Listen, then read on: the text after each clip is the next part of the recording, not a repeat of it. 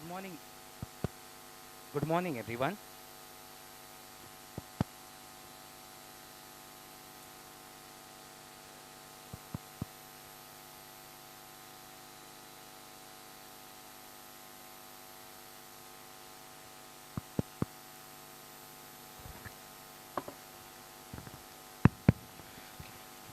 Good morning, everyone.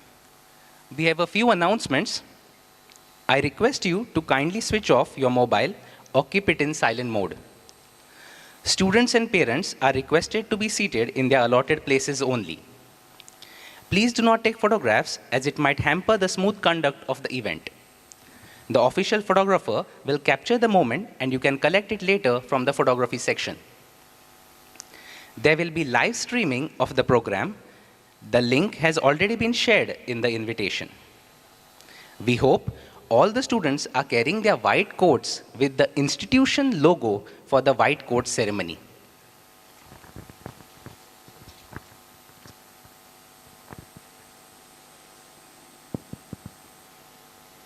Good morning, everyone. A warm welcome to all the newly joined medical students to the portals of Kasturba Medical College, Mangalore, a constituent unit of Manipal Academy of Higher Education, Manipal. My colleagues, Dr. Pramila, Dr. Saish, and myself, Dr. Pratikuma Chatterjee, will be the MCs for today's event.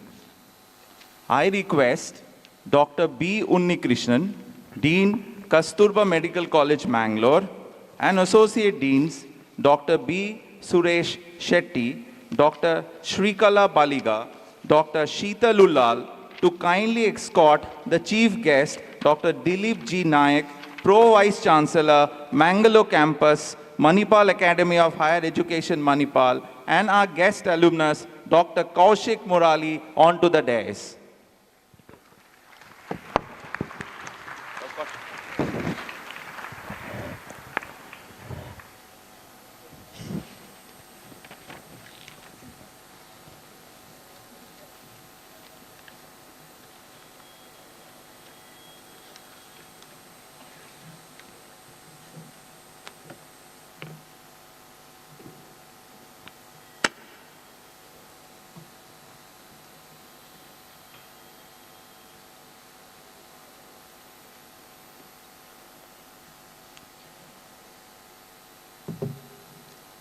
praying is a great way to remind us that God is with us.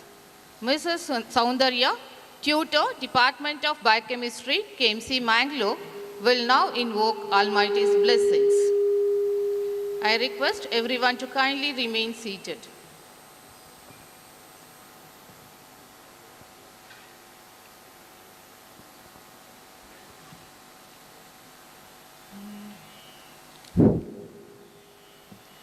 Saraswati नमोस्तुते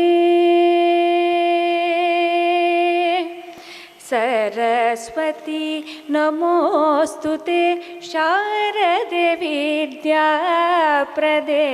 सरस्वती नमोस्तुते शारदे विद्याप्रदे सरस्वती नमोस्तुते शारदे विद्याप्रदे सरस्वती नमोस्तुते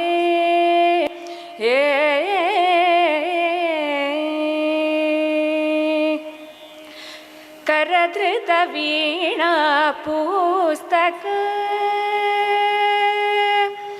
करधृत वीणा पुस्तक वरमणिमालालङ्कृत करधृत वीणा पुस्तक वरमणिमालालङ्कृत करधृत वीणा पुस्तक वरमणिमालालङ्कृत सरस्वती नमोस्तुते शारदे विद्याप्रदे सरस्वती नमोस्तुते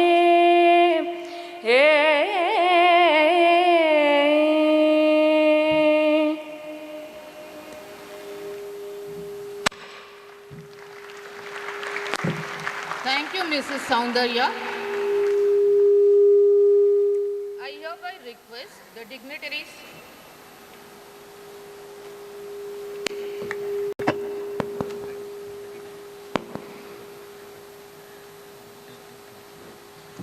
I hereby request the dignitaries on the dais to commence today's event by lighting the lamp and offering floral tribute to our founder, Padma Shri awardee, the late Dr. T.M.A. Pai.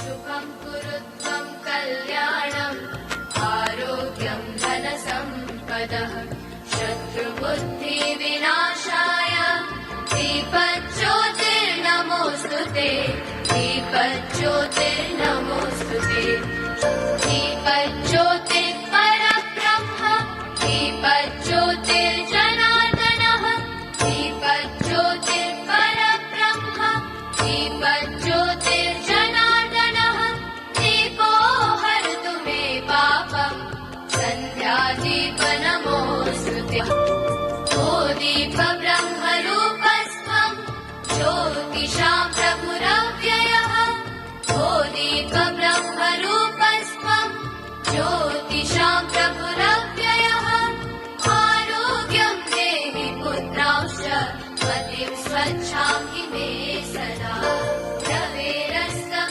समारभ्य यावत् सूर्योदयो भवेत्.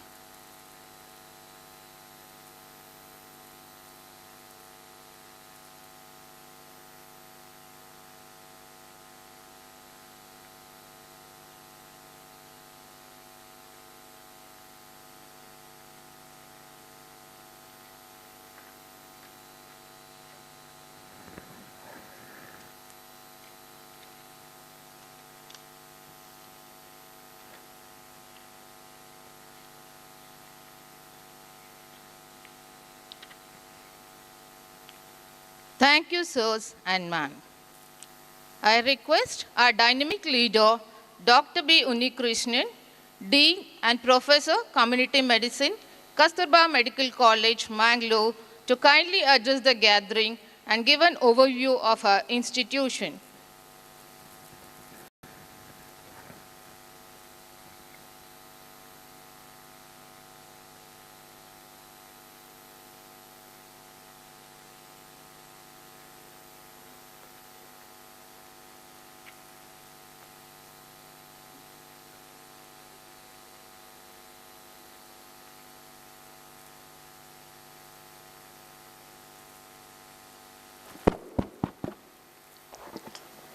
Distinguished guests, family members, staff, faculty, and most importantly, our newly joined first-year MBBS students of 24-25 batch and their parents. Good morning and warm greetings to all of you from Kasturba Medical College, Mangalore.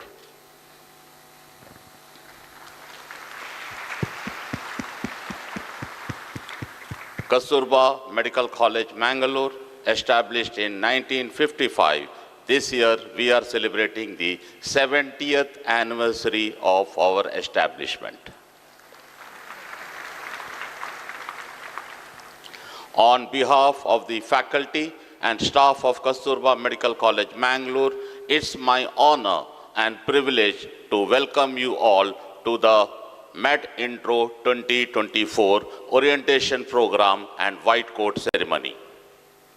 Today marks the beginning of an incredible journey, one that will shape your life and define your careers as healthcare professionals.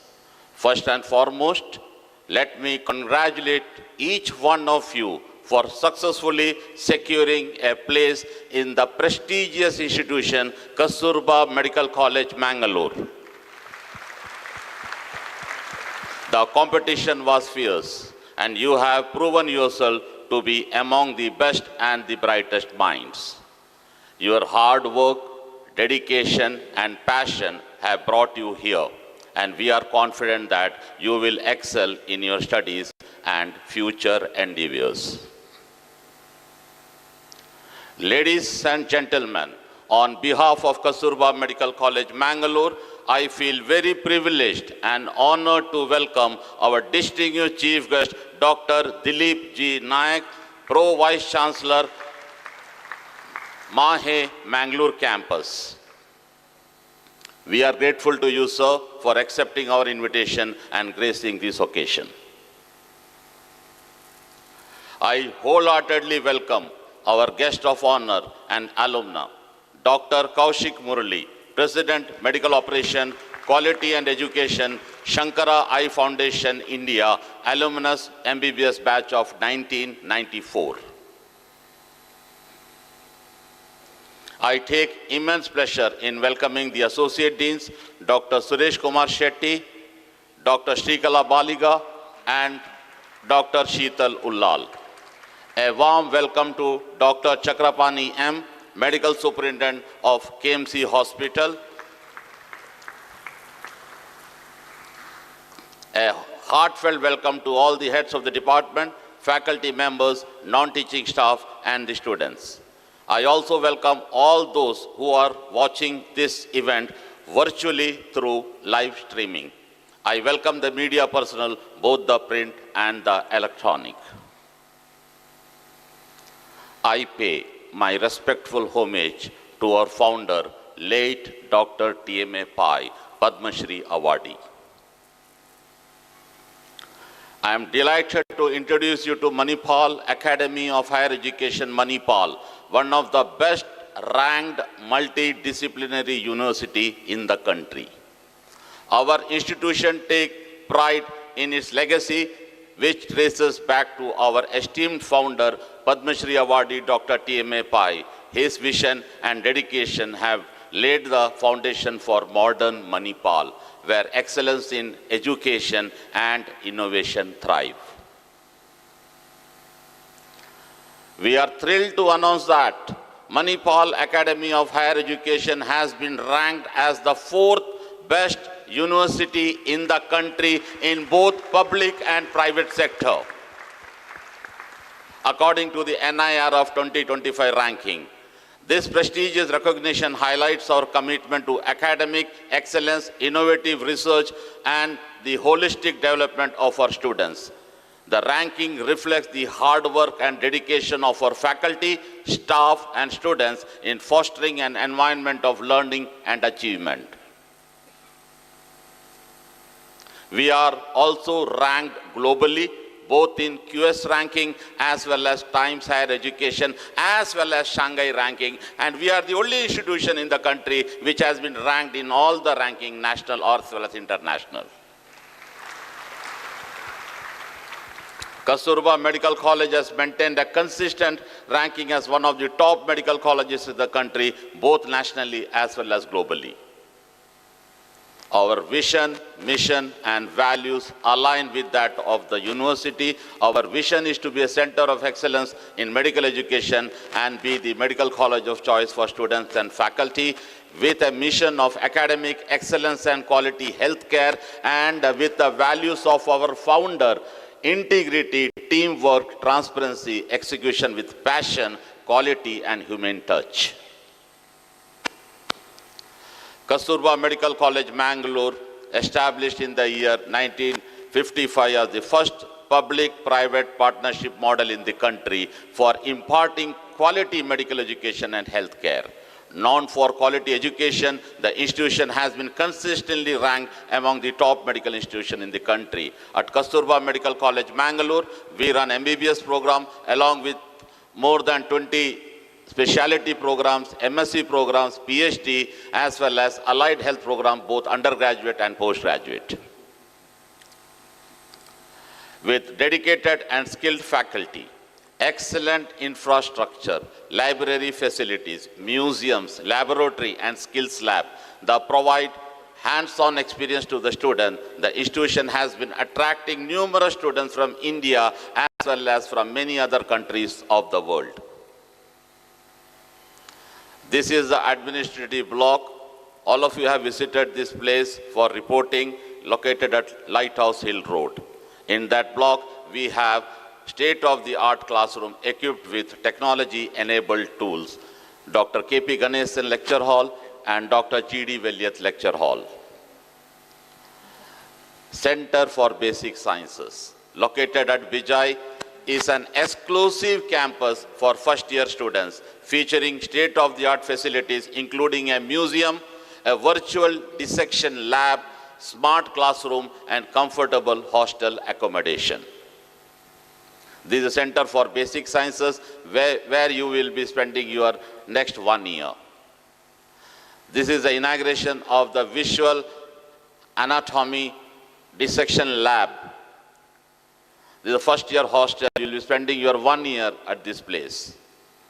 And we are also excited to announce that a new knowledge block will be completed shortly on Vijay campus, further enhancing the learning environment for our students. Our commitment to excellence is reflected in our state-of-the-art facilities, including the 5-storied, fully integrated central lab, which is among the best in India. This is the 5-storied central lab located at a tower where we have a central facility where departments of microbiology, pathology, and clinical biochemistry are located. KMC Mangalore has been recognized as the regional center for antimicrobial resistance by Government of India.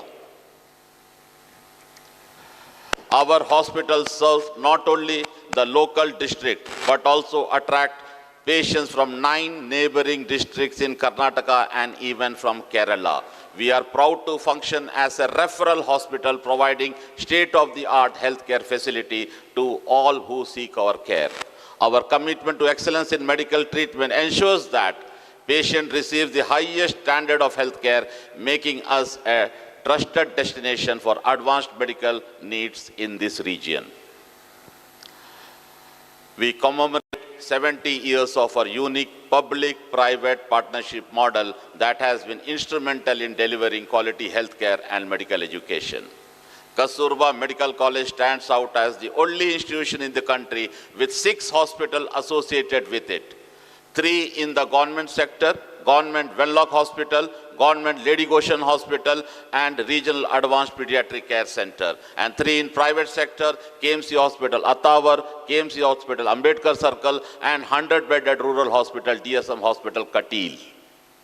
And this model is known as Manipal model, and this model is published, and this model is published in a peer-reviewed journal. And henceforth, this model will be known as Manipal model of public-private partnership. We have our own hospital, KMC Hospital Atawar, which has more than 500 beds. KMC Hospital Ambedkar Circle also has more than 500 beds. We have a huge Venlock Hospital having more than 1,000 beds. And recently we inaugurated the surgical super specialty block at Government Venlock Hospital. Seeing is believing. Please go and see this hospital. It is better than a corporate hospital. And we have already started functioning in this setup, the emergency medicine unit. This is a regional advanced pediatric care center. Regional means it will attract patients from throughout the state as well as the neighboring Kerala also. This is for exclusively pediatric care facility. Government Lady Goshen Hospital, one of the best OBG hospital, government-run hospital. The building was done by ONGC. Clinical services are provided by Kasturba Medical College, Mangalore, which is more than 400-bedded hospital. And this is the rural hospital, one of the model rural hospital, 100-bedded hospital, located around 30 kilometers from this place at a temple town known as Katil, where we have all the modern healthcare facilities, including CT scan and other things. Student achievement. Our students have consistently demonstrated exceptional performance in various national and international exams, showcasing their hard work, dedication, and academic excellence. We are proud to announce that many of our students have excelled in the NEET Postgraduate 2024 examination. A special congratulations to Shreya Bhatt, who achieved an impressive All India rank of 11. These are the other students who secured good ranks in NEET PG 2024. Our students performed outstandingly in the institution of national importance CET examination in the year 2024, and all of them are doing their postgraduate either in JIPMER or in AIMS. USMLE. In 2024, 18 students from KMC Mangalore were successfully matched for the USMLE residency program. In particular, we are thrilled that our students have achieved a remarkable success rate in the USMLE, PLAB for UK, and NEET PG entrance examination. These exams are a testament for the rigorous training and mentorship that our students receive, and we are delighted to see our students achieving their goals. Our success rate in this exam is a reflection of our commitment to providing high-quality education and training to our students. We are proud to say that our students are well prepared to face the challenges of the medical profession and are equipped to excel in their careers. So these are the students, snapshot of the students who got matched in the USMLE residency program of 2024.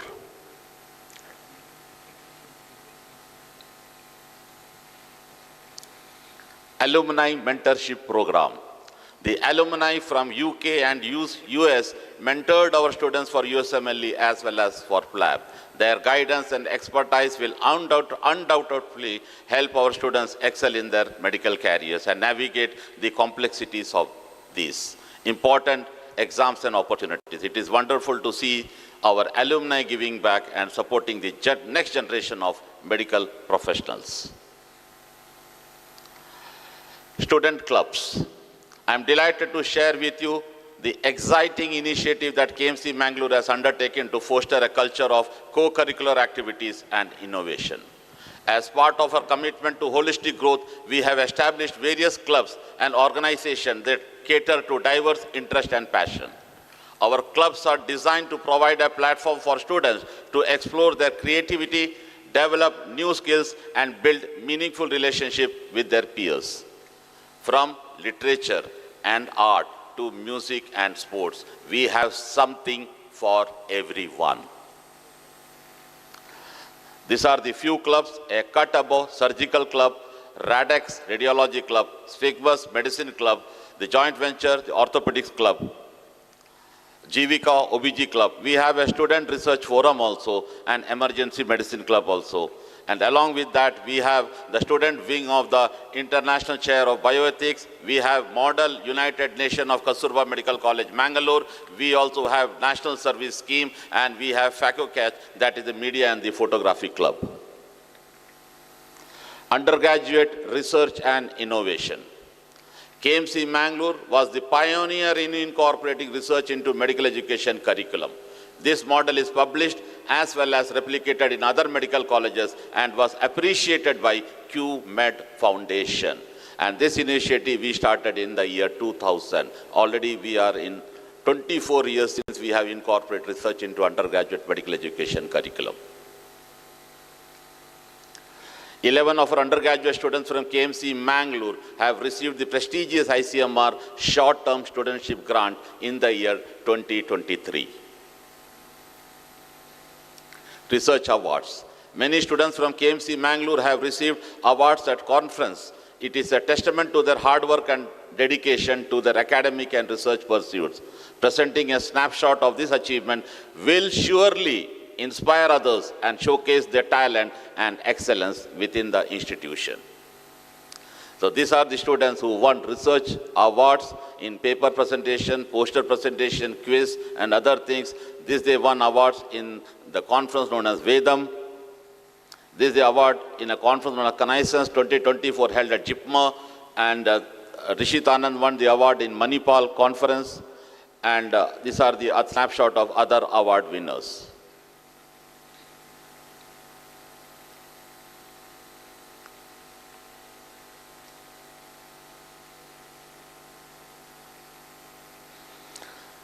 KMC Mangalore boasts a vibrant student research forum that actively engages students in various academic and professional activities. The forum organizes workshops, guest lectures, and conferences, providing valuable opportunities for students to enhance their research skills and connect with experts in their fields.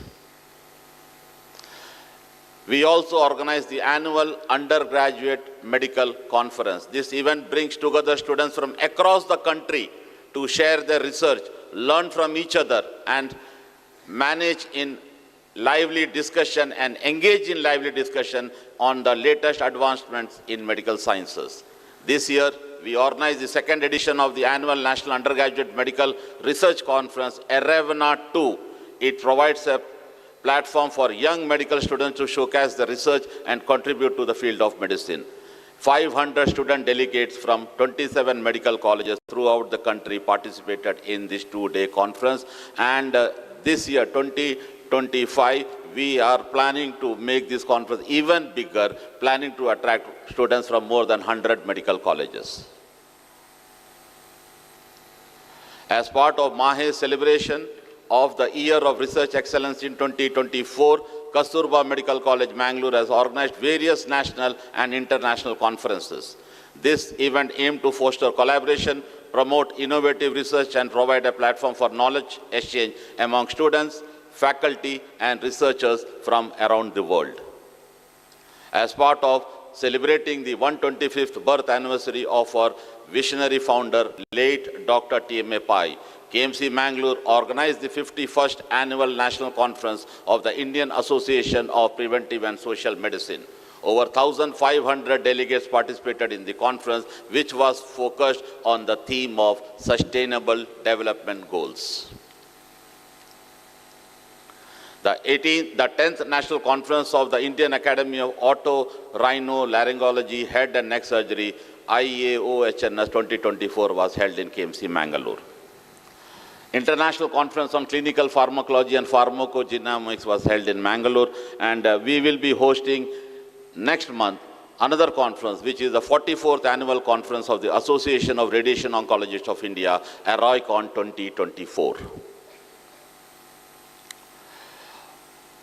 We had published 401 research papers in the year 2023. And 2024, I am pretty sure that we will increase by 30%. I am very happy to share with you, out of the total publication, 40% were authored by undergraduate students.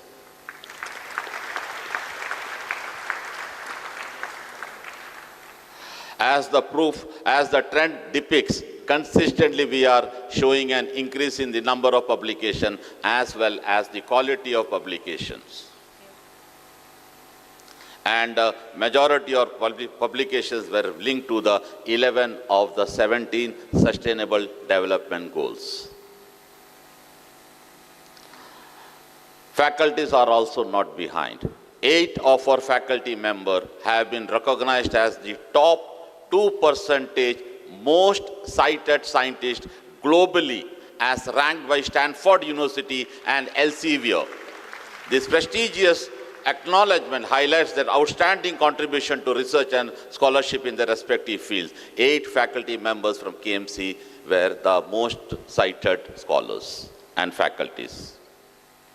Innovation. Furthermore, we have also introduced a unique blend of ideation and hackathon events where students can showcase their entrepreneurial spirit, creativity, and problem-solving skills. These events will provide a platform for students to come up with innovative solutions to real-world problems and to learn from industry experts and mentors. An innovation hub was inaugurated at KMC Mangalore, where students and faculty members collaborate on innovation. Many ideas generated from the hub are currently in the pipeline for patenting. The Innovation Hub is closely collaborating with National Institute of Technology, Suratgal, as well as the Wadhwani Foundation, New Delhi. And this hub was inaugurated by our Honorable Vice Chancellor, Lieutenant General Dr. M.D. Venkatesh, and Dr. Ravi, the Director of NITK, Suratgal. The students of the 2021 batch of MBBS, now they are in final year, have published their patent, biodegradable plastic-like polymer. And shortly they will be going for the patent grant also. Another student published his patent, that is the device for medical wound dressing. In the year 2023, 12 textbooks were authored by your faculty, with many of these books being popular among students and some even considered as textbook throughout the country as well as some other parts of the world also. These are the snapshots of books which were published by your faculty.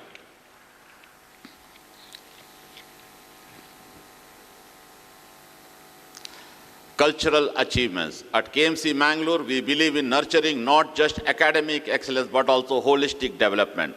Our campus offers a range of facilities from the cutting-edge indoor sports complex Marina to the serene ground for outdoor activities. The Dr. TMA Pai International Convention Center, where this program is now being held, serves as a hub for extracurricular events, while our Student Support Center is dedicated to addressing your psychological well-being.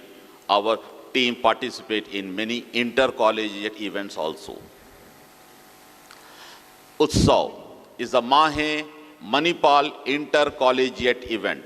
Winning the Utsav, MAHE Intercollegiate Cultural Festival 2023, and being second runner-up in 2024, Utsav had participants from 24 colleges within the Manipal group, including from Dubai campus, Jaipur campus, Jamshedpur campus, Sikkim campus, Bangalore campus, as well as from Manipal and Mangalore campus. And we were winners in 2023, second runner-up in 2024. The snapshot of those who have won in various events in Utsav 2024.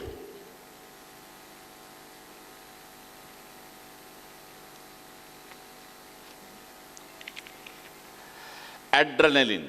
Last week, this event was conducted by one of the medical colleges and our team came second in Adrenaline 2024.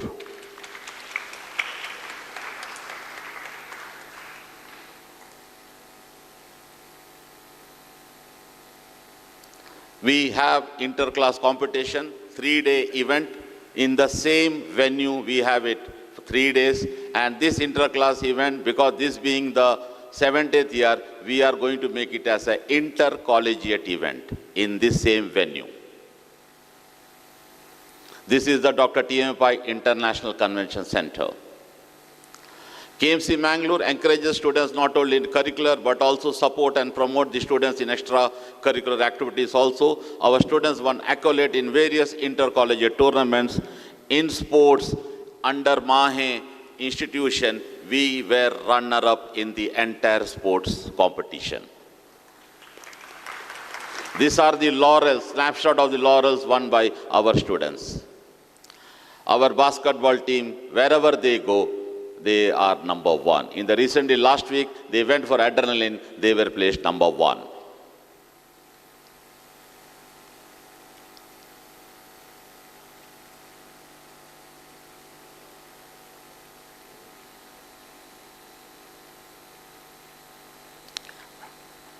Our postgraduate student, she is a tennis player and she participated in the international worldwide doctor tennis tournament where she reached quarterfinals. She is a postgraduate in ENT. We organize annual athletic meet every year. This is a Marina Sports Complex that is 70,000 square feet sporting facility having indoor basketball, we have futsal, we have indoor cricket, we have badminton, we have table tennis, we have squash, we have very good gym. I request the students to please make use of this sporting facility. And we will be providing you vehicles so that you can commute from Bijay to the sporting facility located at Caprigutta. We have a synthetic tennis court at Marina and a beautiful green top ground also for outdoor activities like cricket, hockey and football. Student Council 24-25. The Student Council plays a pivotal role in our college community, acting as a crucial bridge between the administration and the student body.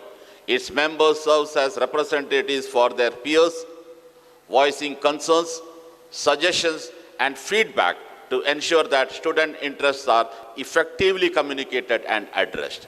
In addition to facilitating communication, the Student Council is responsible for organizing various student activities throughout the year. These events enhance campus life and foster a sense of community among students. From cultural programs and sports events to workshops and seminars, the Student Council plays an integral part in creating a vibrant and engaging atmosphere on the campus. And this was the investiture ceremony of the Student Council for the year 24-25. You have witnessed the participation of the Student Council during the admission process in the last 2 to 3 days. Student Support Center, a completely confidential service devoted to supporting the emotional well-being of students, is located at Bijay also, located in the main college campus also, and located in the hospital as well as in hostels also. Alumni. KMC Mangalore has a very strong alumni network, both national as well as international, and we very effectively engage with our alumni. Our alumnus are doing well in their respective fields. Dr. Anupam Agarwal, our alumni, appointed as the Dean of the University of Alabama, School of Medicine, USA, and Dr. K. Harit Prasad was the President of Apollo Group Hospital, and Dr. KAUSHIK is the President of Sankara Foundation. Our alumnus, Raghuram Pilarisetti, is a Padma Shri awardee as well as a BC Roy awardee, and another alumnus, the Hasmukh Jain, he dedicated to the nation the first indigenous CAR T-cell therapy to fight cancer, and he led this initiative.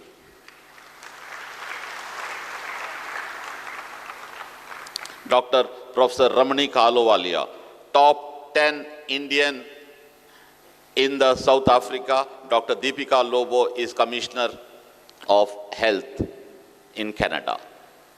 Alumni meet. We organize numerous alumni meetings both on campus and across the country to foster connection with our alumni community.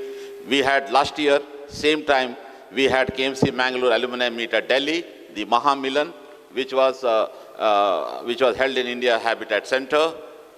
We went to eastern part of the country and we had an alumni meet at Jamshedpur, where we got all the alumni from the eastern part of the country. We had the alumni meet of 1982 batch, alumni meet of 1995 batch. We had the alumni meet of 1990. All these alumni, they came to their alma mater. We had the silver reunion of 1998 batch, and this December we will have a silver reunion of 1999 batch. Diamond Jubilee celebration of Department of Pediatrics, Golden Jubilee celebration of Department of Ophthalmology, Golden Jubilee celebration of Department of Dermatology, and now on 17th November we will be having KMC Mega Maha Milan at Delhi, that is organized by the KMC Mangalore Doctors Alumni Association, a grand Mahamilan in Delhi on November 17th with approximately 1,000 alumni expected to participate both nationally as well as globally. Every year we have College Day. We ought to honor and recognize the exceptional achievement of our students and faculty members in academics, research, and various other activities. This special event serves as a platform to celebrate their hard work, dedication, and commitment to excellence. And this photo is of our best outgoing student of this year's annual, and she is pursuing their MD General Medicine in Jipper, Pondicherry, Dr. Shreya Rajgopal. Cultural events. We regularly organize cultural events for enriching our students. This was by flute fusion concert by Pandit Dr. Praveen Garkhandi, organized by the Cultural Coordination Committee MAHE in collaboration with SPIC MAHE. We celebrate International Yoga Day every year at KMC Mangalore. Ganesh Chaturthi celebration with fun and frolic.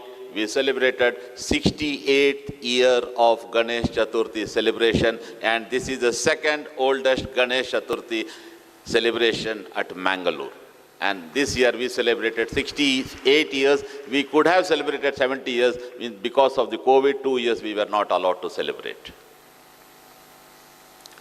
Swachhata Hi Seva. Our students participate in the cleanliness drive, and this was the activity happened 15 days back at Vijay campus itself.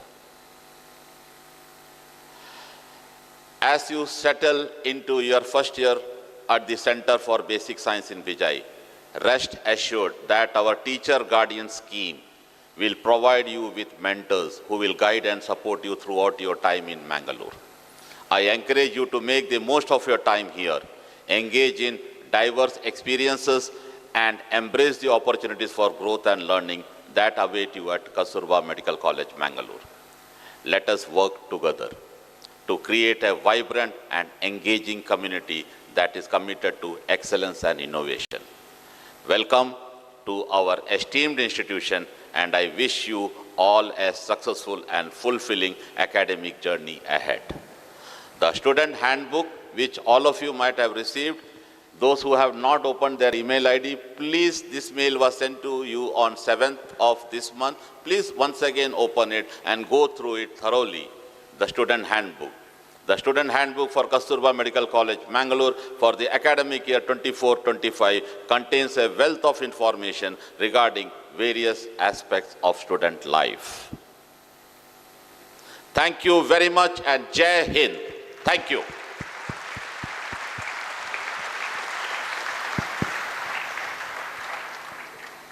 Thank you, sir.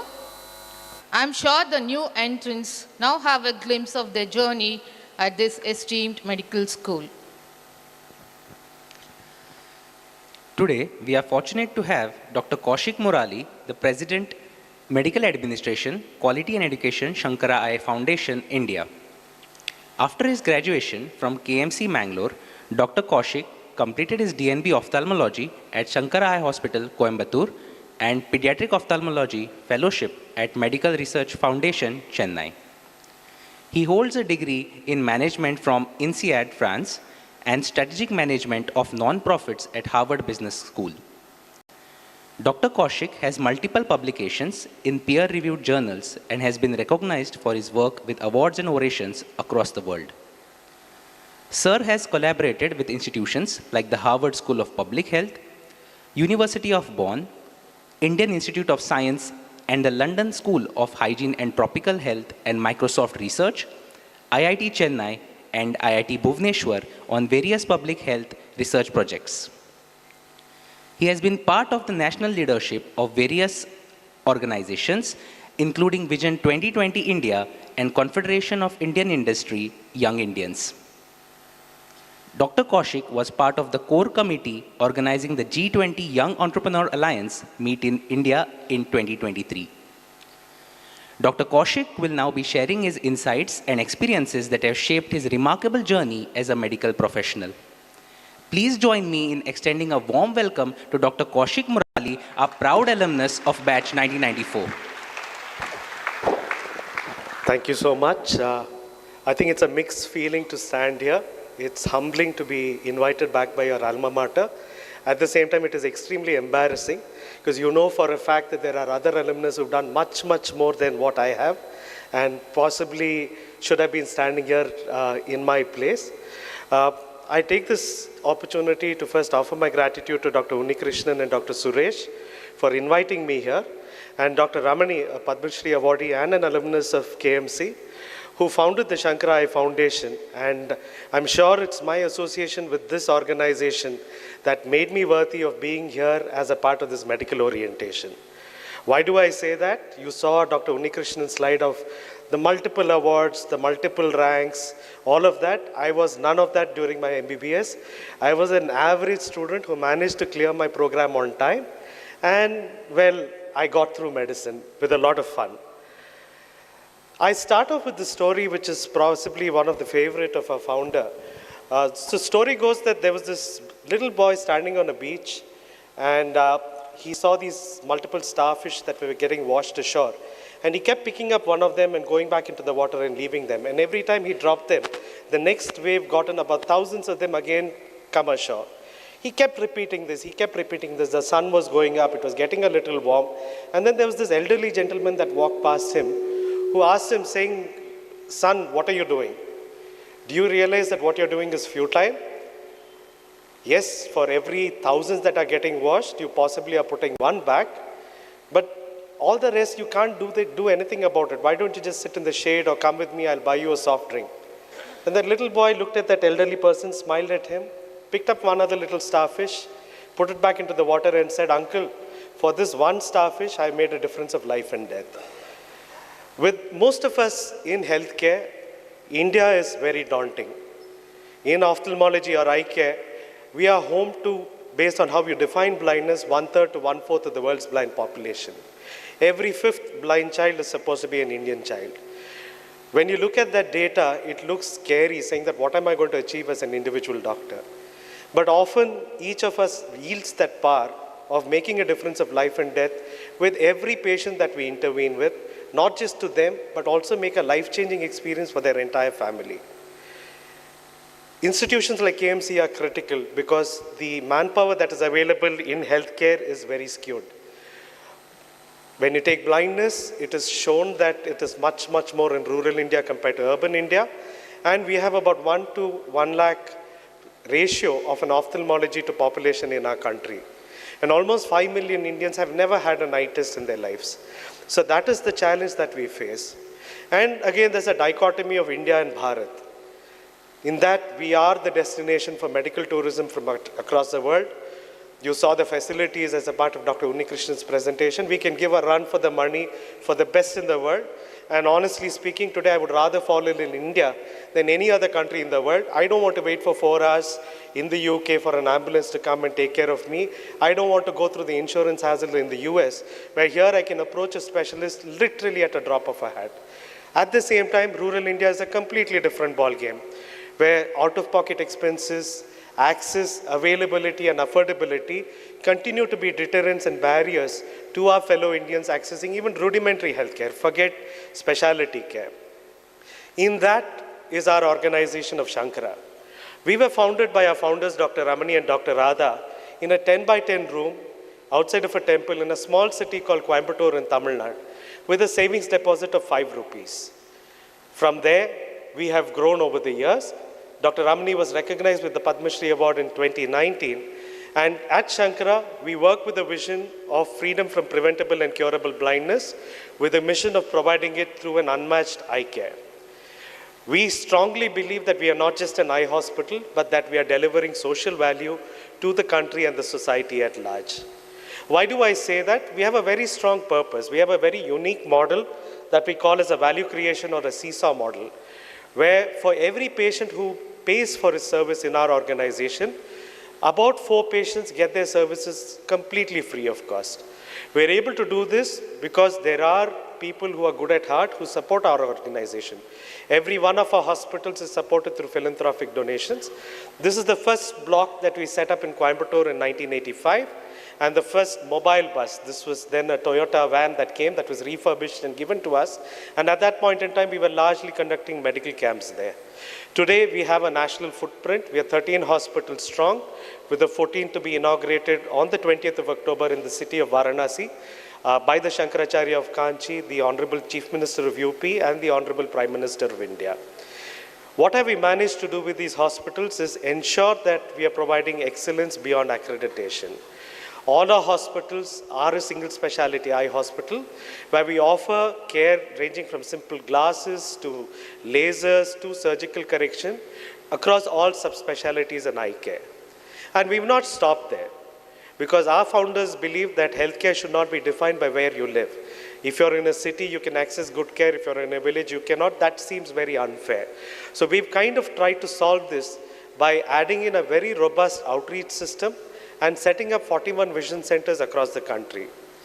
This little video encapsulates what we do as a part of our outreach camp, where week on week, this has been an ongoing program from 1990.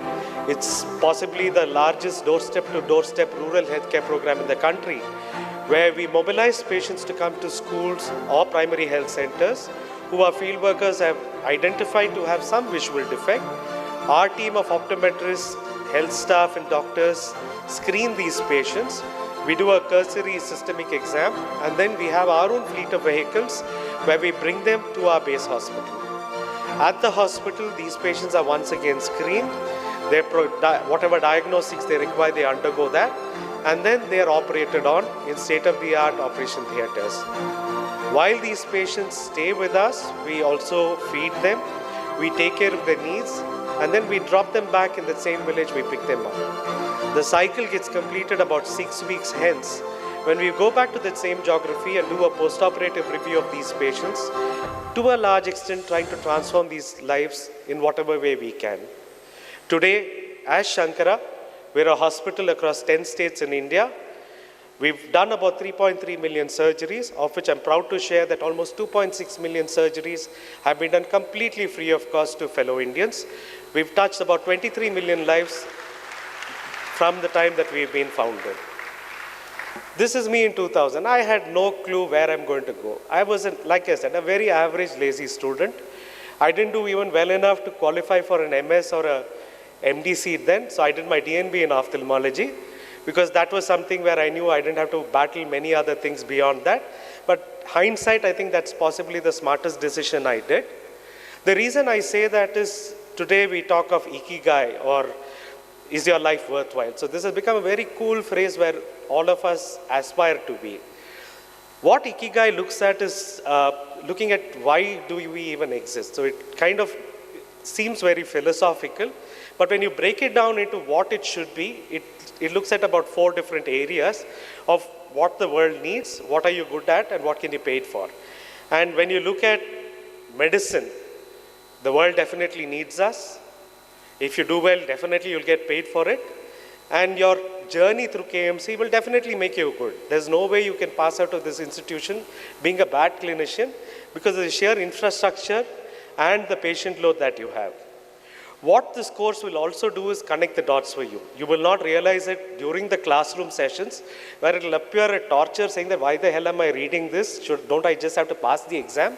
But eventually when you're in the bedside clinic, that physiology class or the biochemistry class will come back and haunt you in terms of the knowledge when you are trying to make a decision that can change life and death literally there.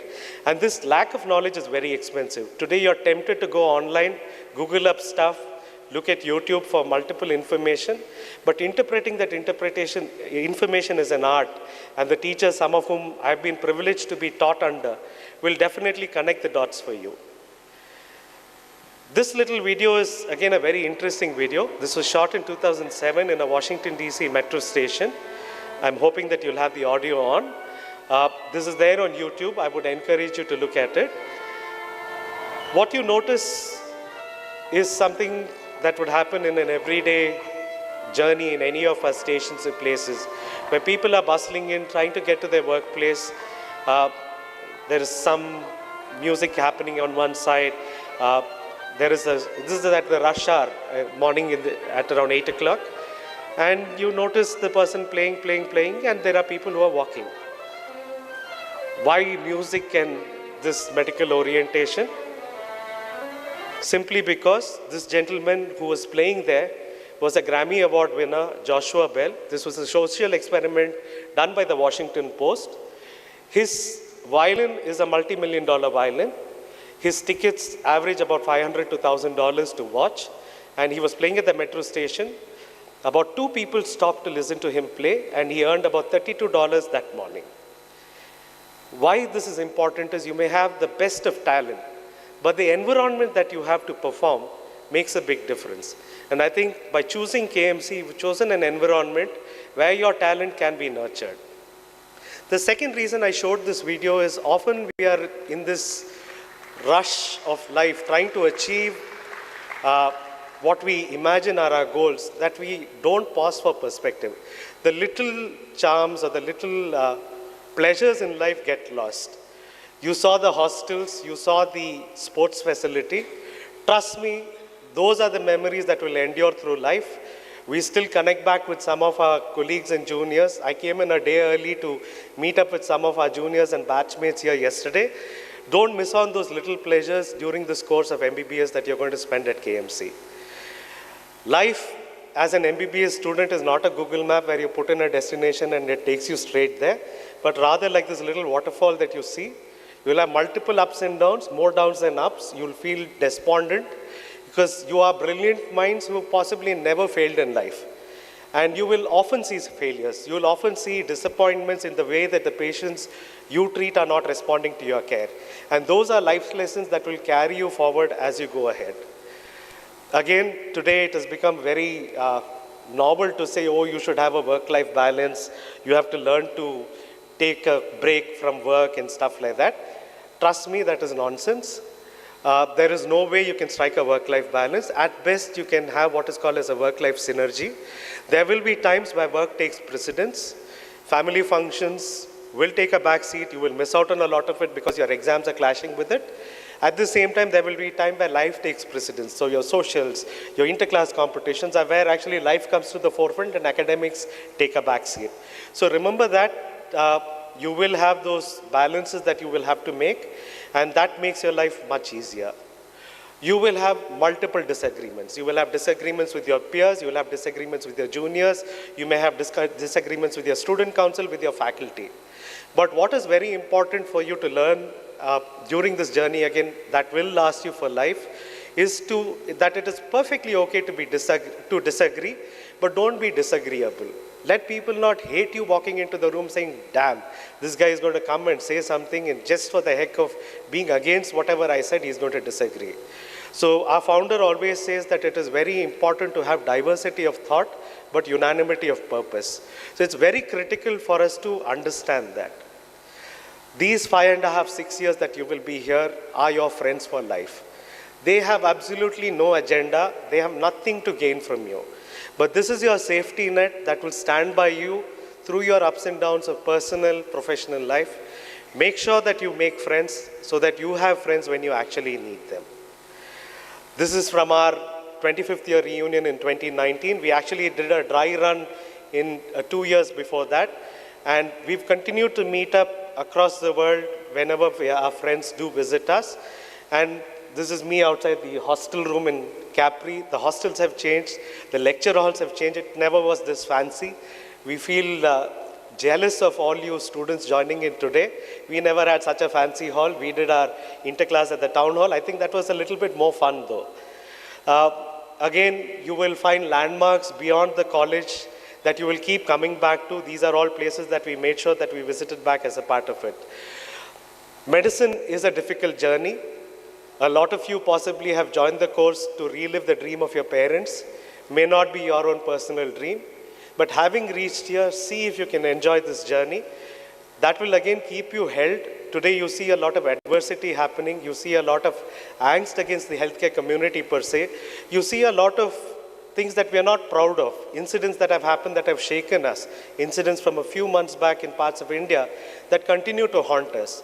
At that point in time, what keeps us going is the fact that we are doing what we want to do, not what you have to do. And that is a very subtle difference. Once you enjoy doing what you are, life is a ball. You will enjoy the challenges that come your way. And as medical professionals, remember Spider-Man, with great power comes great responsibility. The minute you don your white coat, your persona changes, you will be judged. You will be judged where you are, how you are, what you do, both inside and outside the hospital, on your social media networks. So be very, very careful about being responsible citizens of this wonderful country, India. So I come back to the starfish saying, I hope that each one of you, I'm sure each one of you, will definitely make a difference to more than one life. Not after you've graduated, but during your journey as a medical professional. And I hope that that keeps you going and makes this journey completely worth it. Once again, I thank my alma mater for inviting me back here.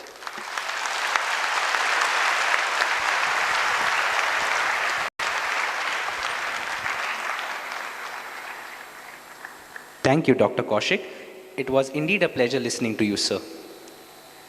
I now request Pro Vice Chancellor, Mangalore Campus, Dr. Dilip G. Naik, to kindly hand over a memento to Dr. Kaushik as a token of our appreciation.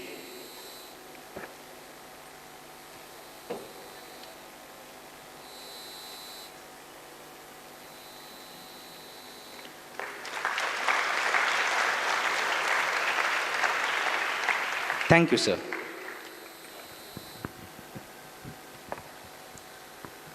He is a remarkable individual and a true inspiration for many. We are honored to have him grace us with his presence today. May I request Dr. Dilip G. Naik, Pro Vice Chancellor, Mangalore Campus, to kindly address the gathering. At the outset, a very good morning. Guest of today, Dr. KAUSHIK Murali, a distinguished alumnus, Dean of KMC, Mangalore, Dr. UNNIKRISHNAN, Associate Deans, Dr. SURESH SHETTY, Dr. SHRIKALA BALIGA, Dr. SHEETAL ULLAL, Dr. Chakrapani, Medical Superintendent of KMC Hospitals, faculty, newly joining students, their parents, ladies and gentlemen. First of all, a hearty congratulations to the 250 enthusiastic students who are waiting to join into the portals of this institution and their parents whose dreams have come true. I would like to thank our distinguished alumnus who said that is average, but I feel this is the true virtue of a KMCite. They are humble. They never show what they are, but their work speaks. Thank you, Dr. Murali, for an exciting address to the. It really inspired the students. When an average person can do so much, how much can you do? You saw the address of Dr. UNNIKRISHNAN.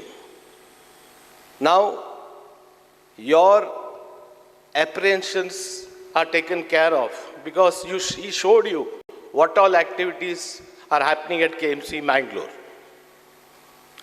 I would like you to go back into history because being the Pro Vice Chancellor of this great institute, I would like to mention about our founder, late Dr. T.M.A. Pai.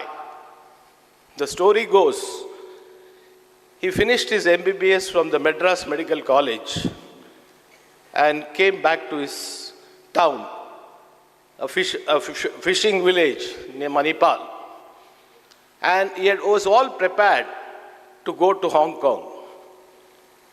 Then his mother told him in his local language, Konkani, "Wo Chunaka, please don't go. You are here to serve the downtrodden people of this coastal town." He listened to his mother, and that's the day Manipal was born. He started practicing in that village. It was a fisherman's village. You know, it was a seasonal income that was there. There was the usual problem of use of alcohol with the fishermen. The ladies were not educated. All these problems were there, and there was no education, no schools, nothing. Then he realized that the three ills that besiege this society: illiteracy, ill health, and poverty. Then, in 1942, he started the Academy of General Education. Today we talk of skill sets, skill-based industry. He started it in 1942 because there was no education. So he brought these uneducated people, taught them bookbinding, electrical courses, spinning courses, handloom making courses, and made vocation for them.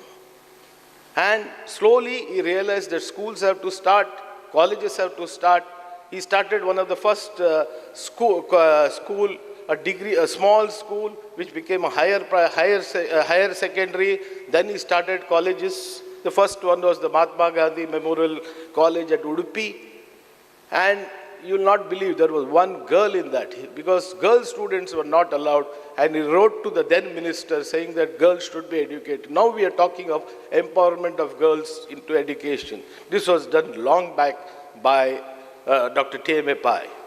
What transformed this Manipal was the idea which was laughed at by each and everyone regarding starting of a medical college in a rural place. That was in 1953, Kasturba Medical College. And he took a lot of pains, constructed those things there, got permission, there was no college. 1955, he came to Mangalore, taught to the Madras state, and started the public-private partnership, which we talk of today. Every district should have a medical college. He had thought of it because that is a visionary. His courage, vision, and munificence has made this Manipal possible. And this experiment is now being practiced each and every place. Another thing that recently we started was a private medical college. This is the first of its kind. Manipal has tied up with Tata Steel and started a medical college at Jamshedpur. Dr. T.M.A. Pai dreamed of a university long back. It could not be fulfilled. And his son, Dr. Ramdas Pai, made it possible in 1993. We became first deemed to be university in a medical specialty.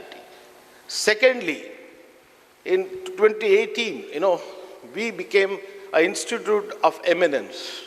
This tag was given only to 3 private universities and 3 government universities. The private universities were BITS Pilani, second was MAHE, Manipal Academy of Higher Education, and the third one was a Greenfield University, which is the Geo University. You, my students, you are going to join this profession. I always say medicine is a calling, not a career. You will be changing lives, you will be saving lives, you will be having late night sessions for reading, early rounds. You will become a professional. And you see there are 700 plus medical colleges, but always a KMC student stands out because of the values you inculcate here. What Unni said, Dr. UNNIKRISHNAN said, is true. Each of our institute, each of our hospital is based on the principles of integrity, transparency, teamwork, execution, passion, a humane touch. When I say humane touch, we talk of empathy and sympathy. Recently, Sir Ratan Tata passed, Mr. Ratan Tata passed away. He was asked, which is the greatest moment in your life? He said, it's not the money that I made, it's not the industries I bought or the companies I bought. There was a small incident. 200 handicapped children were to be given wheelchairs. His friend influenced him and he said, you don't just donate it, please come there. So he donated those 200 chairs personally, and when he was going back, one of the child held his leg and didn't allow him to go. He asked, do you want anything more? He said, I want to see your face, because when we are in heaven, there I would like to thank you. That was the greatest moment of my life. So this is what the doctors can do, with empathy, sympathy should be there. That is the main thing that is going to be there. Treat patients and turn them into people. Don't see patients, see people. And regarding Manipal, I'll tell you, it just, rubs into you. I always tell that whenever you come from different states. You come from Punjab or Kerala or something, but you live as part of our family. You become Manipalites. So I would like to end by saying a line which I always like to quote. You can take a student out of Manipal. You can never take Manipal out of a student. So wish you all a beautiful 5 years here. So you'd let you enjoy here. Thank you very much.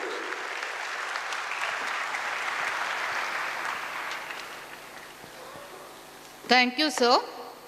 I'm sure your words of wisdom and encouragement will undoubtedly motivate our students. Thank you so much. The white coat ceremony is a rite of passage, welcoming the new medical students into this profession. This ceremony will join the symbol of white coat with the virtues of altruism, responsibility, duty, honor, and compassion. Before the commencement of the white coat ceremony, a few announcements. As we begin from row 1, the students are requested to take their position in front of the dais. Please enter from the left side and exit from the right side of the dais. Faculty row managers are there to guide you. Our student volunteers are also there to assist you. Please occupy your respective places after the donning and kindly do not block the way. Official photographers are capturing these precious moments. Kindly refrain from standing in front of the stage to take photographs. Now I request all the dignitaries on the dais to do the honors of donning the white coat for our students. I also request Dr. Rajnigandha Vadgaonkar, Professor and Head, Department of Anatomy, Dr. Anupama N., Professor and Head, Department of Physiology, Dr. Rukmini M.S., Professor and Head, Department of Biochemistry, and Dr. Rekha T., Professor and Head, Department of Community Medicine, to kindly do the honors. The students who are getting donned are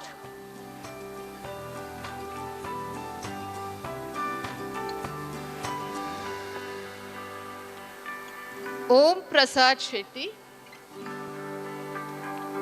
Neha Mary James, Revati Suresh, Geetika Yelamanchili, Akhila Maheshwar, Suryansh Prakash Srivatsava, Karthik Pratik, Lakshmi Niliyat, Stephen C.E., J. Sanjay.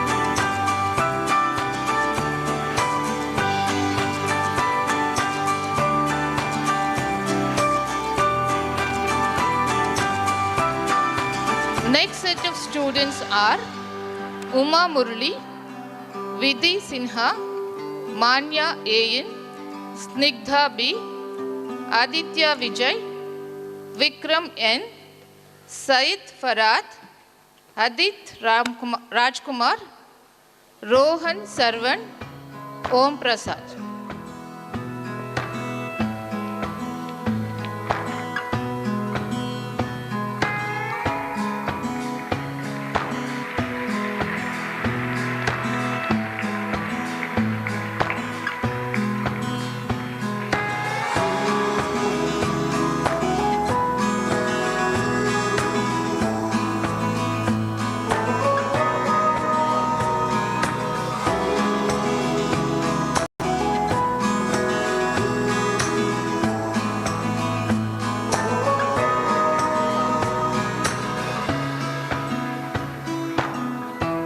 Next set of students are Shalini Kumari, Neelam Parmar, Avisha Shukla, Gauri Bharadwaj, Rakshita Gupta, Ayushi, Shreya Gar, Nevin Saji, Kaustup Srivatsava, Love Pandey.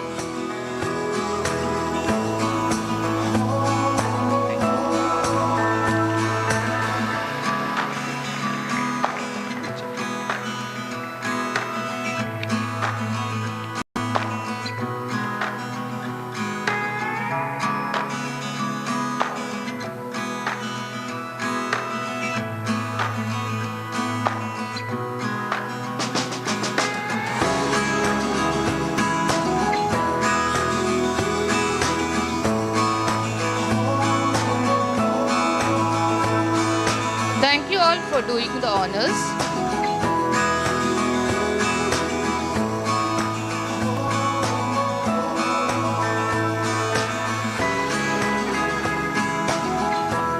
I request Dr. Chakrapani M, Medical Superintendent, KMC Hospital, Attawar, and Professor, Department of Medicine, Dr. Satish Rao, Professor and Head, Department of Medicine, Dr. Anand R, Head, Department of Medical Education and Professor of Pulmonary Medicine, Dr. Z.K. Misri, Professor and Head, Department of Neurology, Dr. Santosh Rai, Professor and Head, Department of Radiodiagnosis, Dr. Shraddha Shetty, Professor and Head, Department of OBG, Dr. Atmananda Hegde, Professor and Head, Department of Orthopedics, Dr. Mayur V. Prabhu, Professor and Head, Department of Nephrology, Dr. M.S. Atyaman, Professor and Head, Department of Radiation Oncology, and Dr. Sorja Banerjee, Associate Professor, Department of Radiation Oncology, to kindly do the honors of donning the white coat for our students.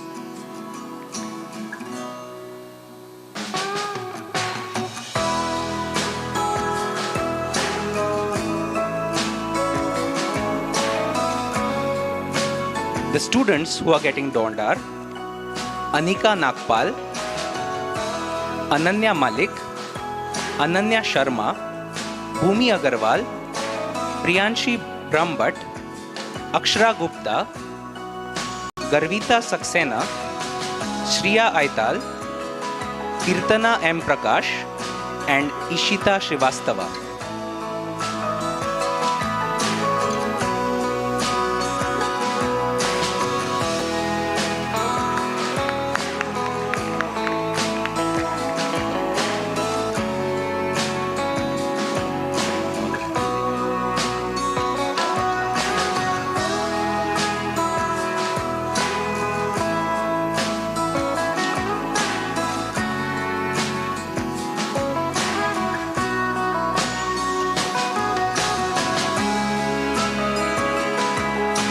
Next we have Kritika Yadav, Nishika Gupta, Kriti Daulakhandi, Aishwarya Sharma, Akanksha Pai, Tanvi Dobda, Nupur Mishra, Kanak Goyal, Manasvi Mishra, and Prirana S.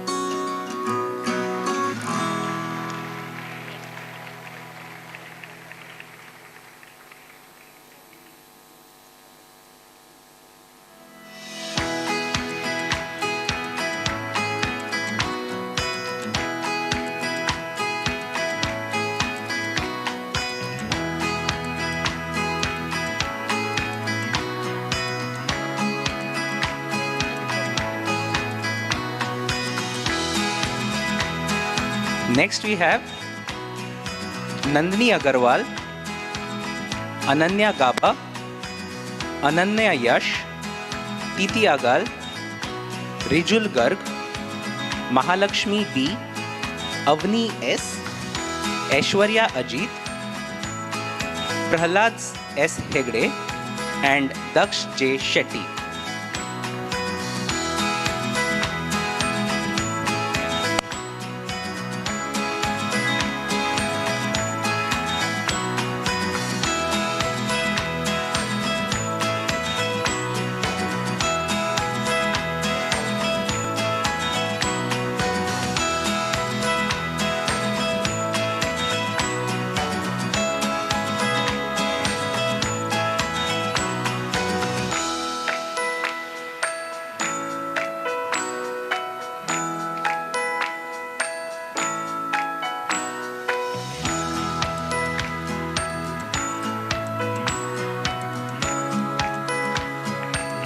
Thank you all for doing the honors.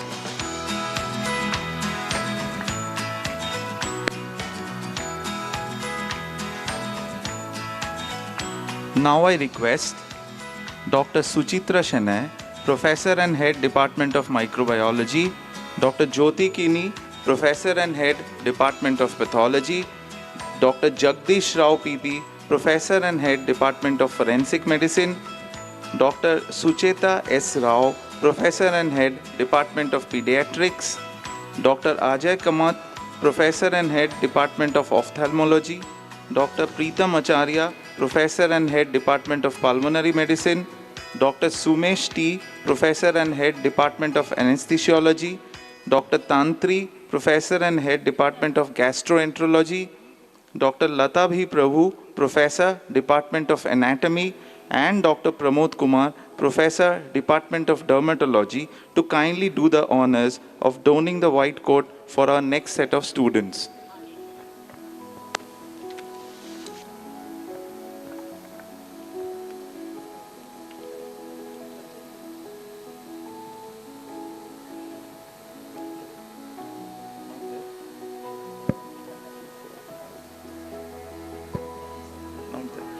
I request Dr. Anupama N, Professor and Head, Department of Physiology, and Dr. Shivananda Prabhu, Professor, Department of Surgery and Chief Administrative Officer, Durga Parameshwari Hospital, Manipal Hospital at Katil, to kindly do the honors.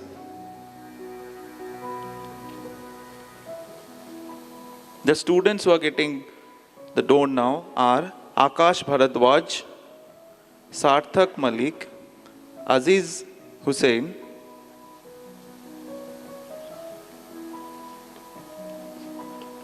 Anirudh Singh Sindhu, Nihal Vadapalli, Ravi Naman, Ayush Sharan, Vineet, Akash, Ayush, Shayan Javed, Devmalya Chakravorty, and Gupil Soni.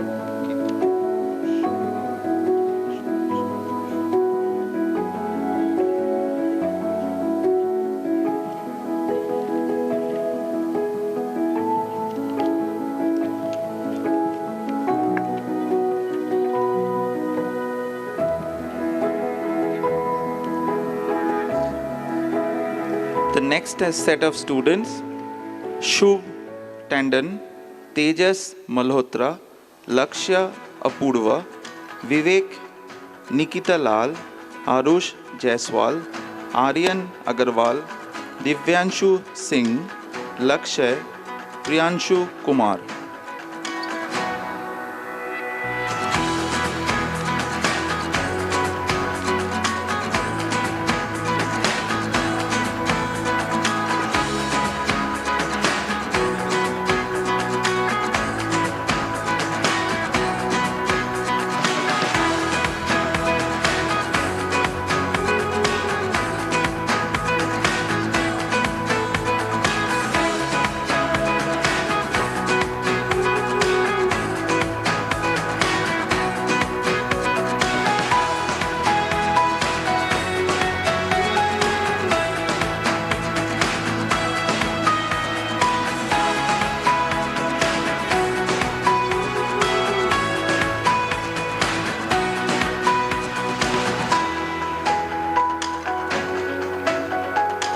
The next set of students, Vaidik Agarwal, Tejasvi Kaushik, Aryan Nanda,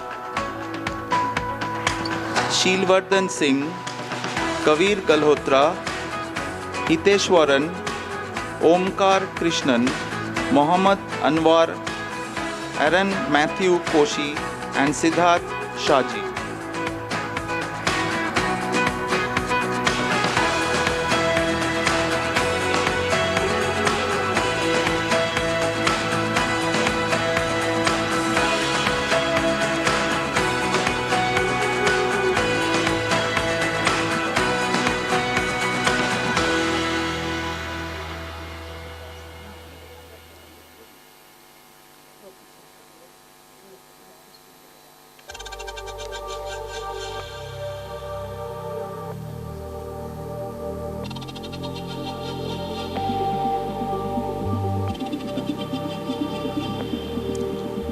Thank you all for doing the honors.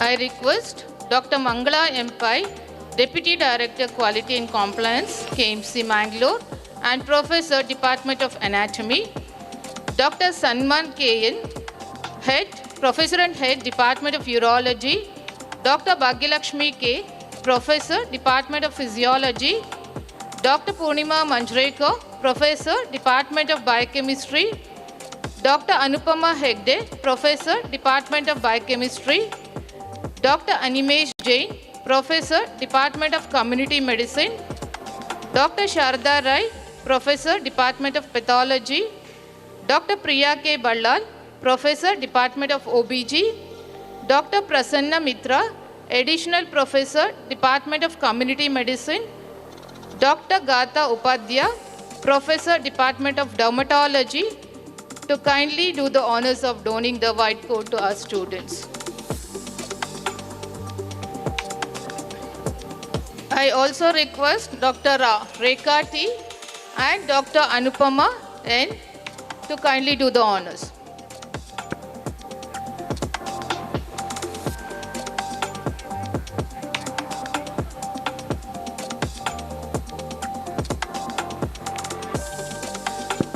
The students who are getting donned are Raghav Gungta, Anish Anand, Kartavya Raj, Archit Kumar, Anurag Raj, Yash Raj, Eksh Goyal, Utkarsh Pandey, Nihar SR, Pranav P. Achar.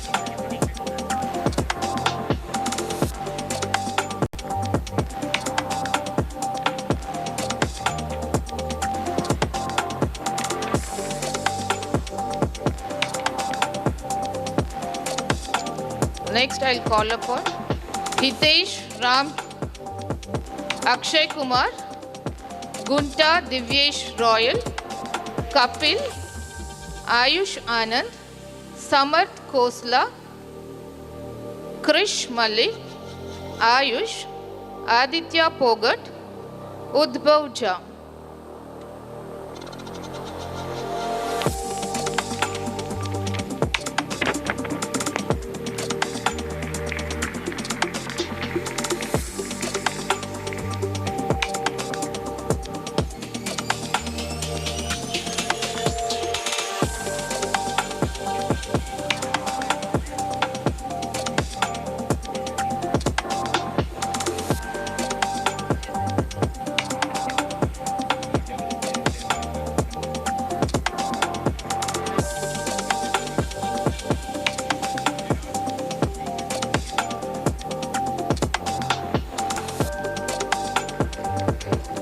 Next set of students are Karen Joan, Soham, Tanish, Suhani Das, Arnav Khabra, Utkarsh Singh, Rubel Goyal, Disha Mittal, Swedel Joshna, Anirudh Venkatesh.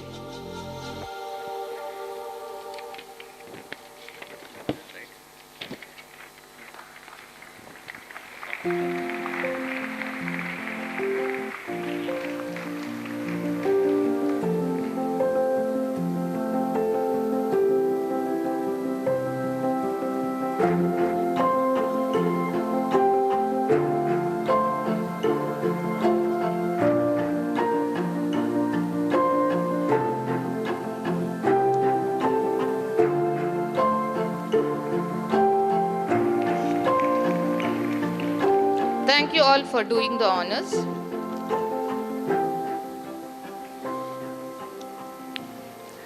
I now request Dr. Keshav Pai, Professor and Head, Department of Psychiatry, Dr. Pratik Rastogi, Professor, Department of Forensic Medicine, Dr. Archit Balur, Additional Professor, Department of Medicine, Dr. Pooja K.S., Additional Professor, Department of Pathology, Dr. Sonal N. Bhatt, Additional Professor, Department of Anesthesiology, Dr. Suprasanna, Professor, Department of Radiodiagnosis, Dr. Nitin Kumar Gatti, Deputy Director, Student Affairs, Mangalore Campus, and Associate Professor, Department of Community Medicine, Dr. Preeti J. Shenoy, Additional Professor, Department of Pharmacology, Dr. Meenakshi Shetty, Associate Professor, Department of Medicine, and Dr. Pawan Chand Shetty, Associate Professor, Department of Forensic Medicine, to kindly do the honors of donning the white coat for our students.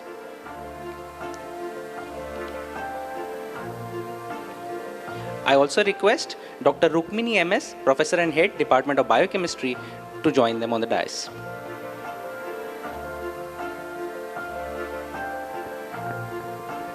The students who are getting donned are Chandan D. Prabhu, Aryan Parida, Rahul Kumar Gupta, Gunpreen Kaur, Ankita Gupta, Janvi Dhawan, Akshita Goyal, Anushka, Samyukta Alva, and Shivdarshini Balakrishnan. Yeah.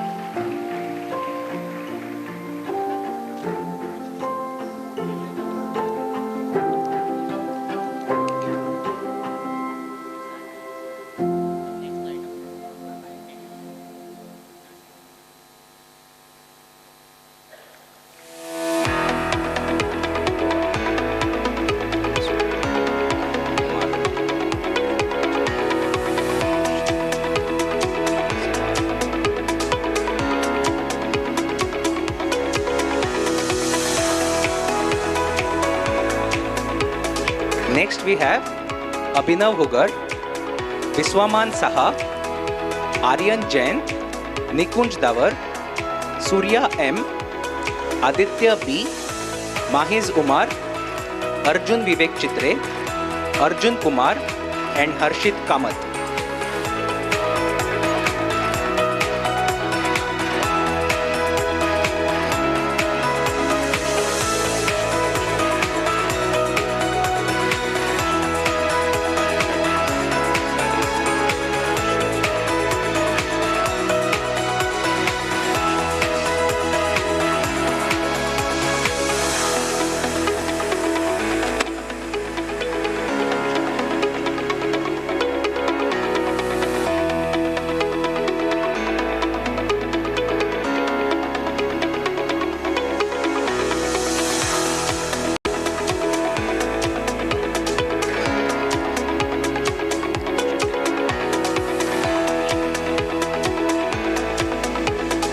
Next we have Advika Ramesh, Chavi, Kirtana Rajesh, Vishal Fatima, Srinivasa Hanchate, Sahesh Sinha, Harshit Gowda BN, Raman Sharma, Dipanshi Singh, and Raksha NS.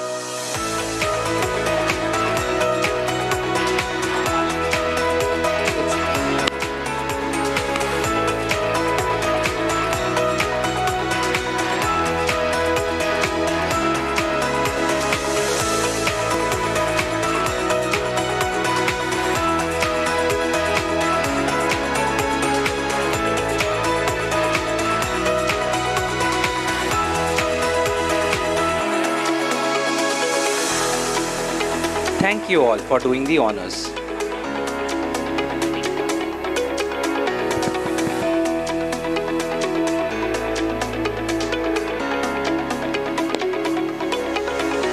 I now request Dr. Saraswati Sriram, Associate Director, Alumni Relations, MAHE, Mangalore and Bangalore campuses, and Associate Professor, Department of Pathology, Dr. Kiran N. Baliga, Associate Professor, Department of Pediatrics, Dr. Nitin Joseph, Associate Professor, Department of Community Medicine, Dr. Aditi S. Shetty, Associate Professor, Department of OBG, Dr. Atyaman, Professor and Head, Department of Radiation Oncology, Dr. Saurjo Banerjee, Associate Professor, Department of Radiation Oncology, Dr. Vinod Chandran, Associate Professor, Department of Biochemistry, Dr. Murli Manju, Associate Professor, Department of Anatomy, Dr. Rahul Bhatt, Associate Professor, Department of Surgery, and Dr. Ganesh, Associate Professor, Department of Anatomy, to kindly do the honors of donning the white coat for this set of students.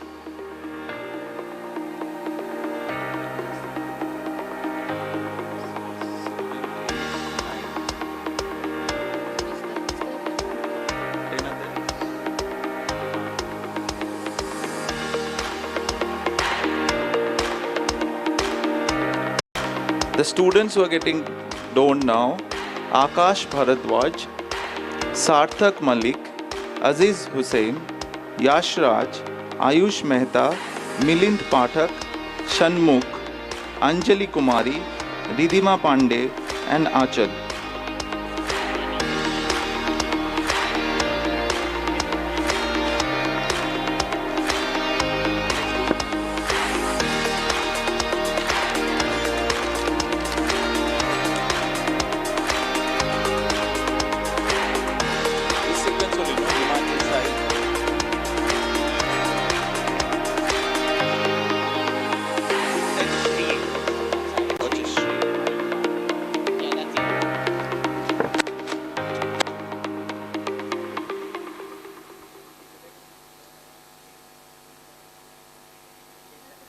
The next set of students: Himani Patil, Shri Vardhan Jami, Arisha, Lida, Ayan, Anish R. Pujari, Vishwa Tej Reddy, Spurti, Adityan, Sonakshi Kothari.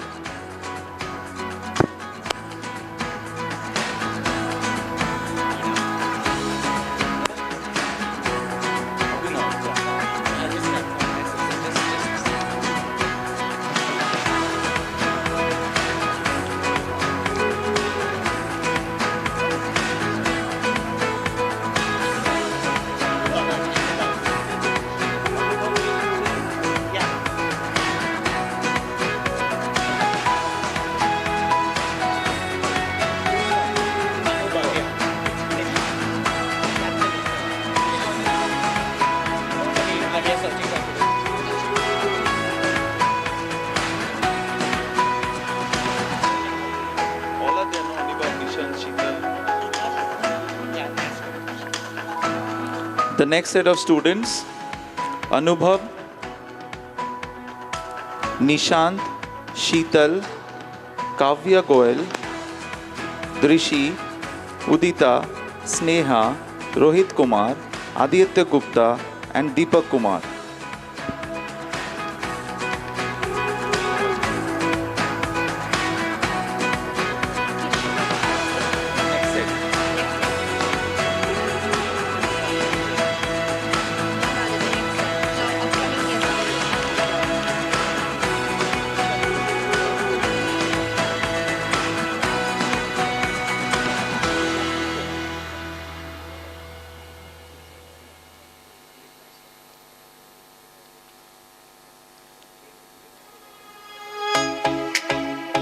Thank you all for doing the honors.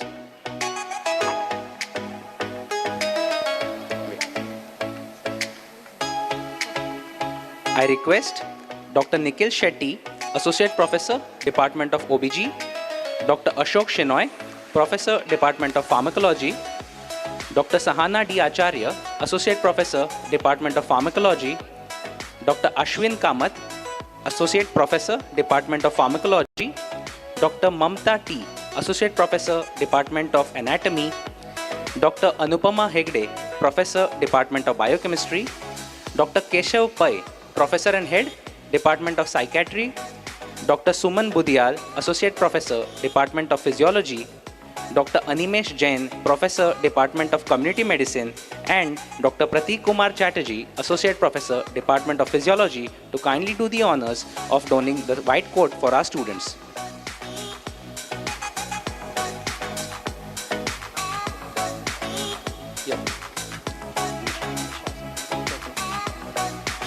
The students who are getting donned are Rishika Prakash, Elena Dubey, Nityashri KS, Sanskriti Kondilia, Nishika Vijay, Kaira Bansal, Khushi Agarwal, Shivakumar B, Siraj Shahid Ansari, and Chitraganda C. Aditya is free first. Yeah. Next set.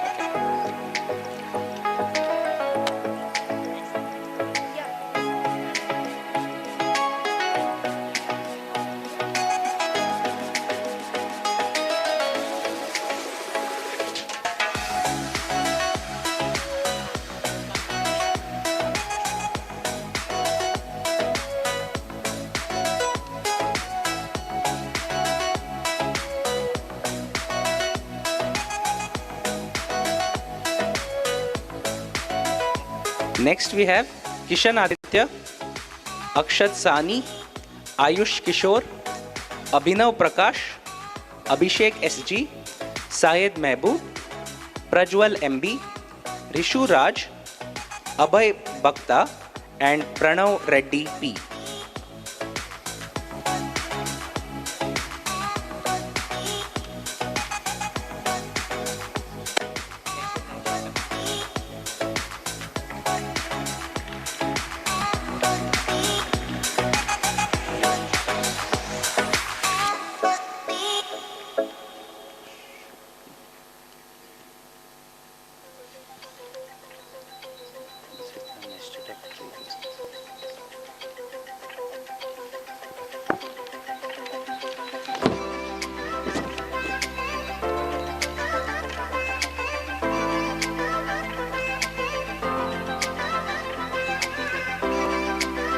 Next we have Nisha Nehra, Simone M, Krish Jindal, Ayan Sadat, Manjunath BM, Parshuram Killi, Sri Ranjani Vinaya Kumar, Rani Priya, Thanvi, and Rishita G. Kulkarni.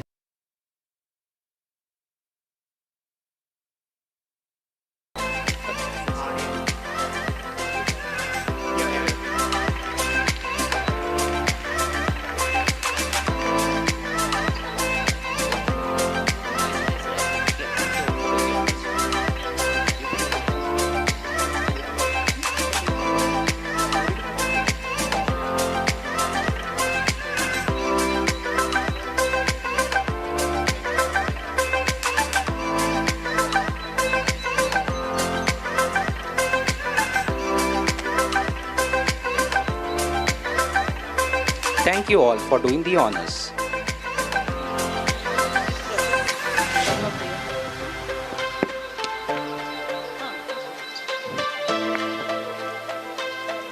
I request Dr. Vatsala KB, Associate Professor, Department of Pathology, Dr. Rajendra Annappa, Associate Professor, Department of Orthopedics, Dr. Rajesh Ballal, Professor, Department of General Surgery, Dr. Purnachandra Tejasvi, Professor, Department of General Surgery, Dr. K.R. Kamath, Professor, Department of Orthopedics, Dr. Ajit Mahale, Professor, Department of Radio Diagnosis, Dr. Sonali Ullal, Associate Professor, Department of Radio Diagnosis, Dr. Mervin Fernandez, Associate Professor, Department of Radio Diagnosis, Dr. Padma Priya, Professor, Department of Pathology, Dr. Alam Nawaz, Associate Professor, Department of General Medicine, to kindly do the honors.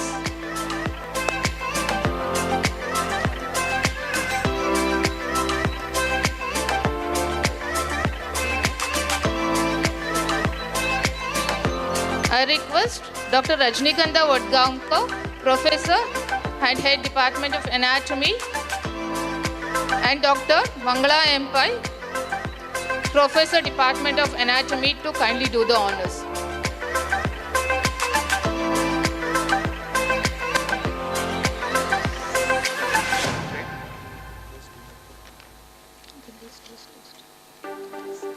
The students are Aryan Kumar, Krish, Sankalp Kumar, Vedant, Ananya, Havish Chandra, Tirtha, Ruchira Rao, Shrikar Talur, Pranav C.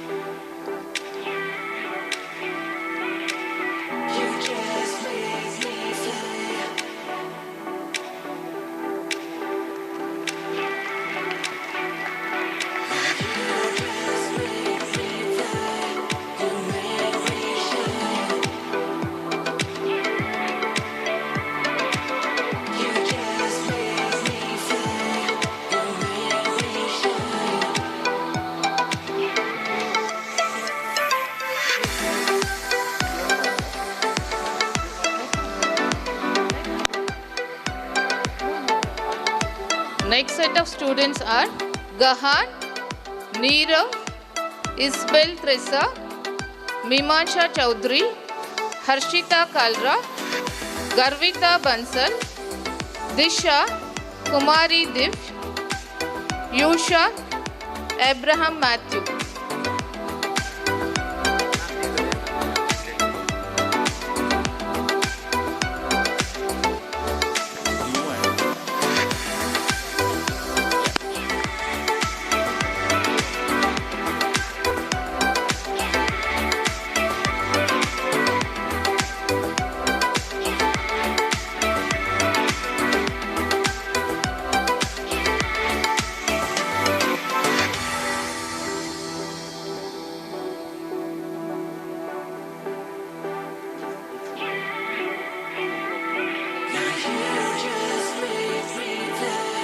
I request Dr. Saraswati Sriram, Associate Director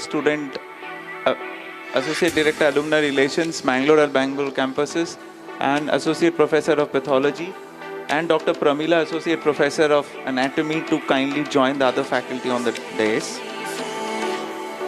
The next set of students are Lakshmi S. Gowda, Anubhuti Mishra, Medha, Avanita, Rida Fatima, Sanvi, Nandini, Atisha Agarwal, Tihu Maithili, Tejas, Vaibhav Kumar, and Narayan.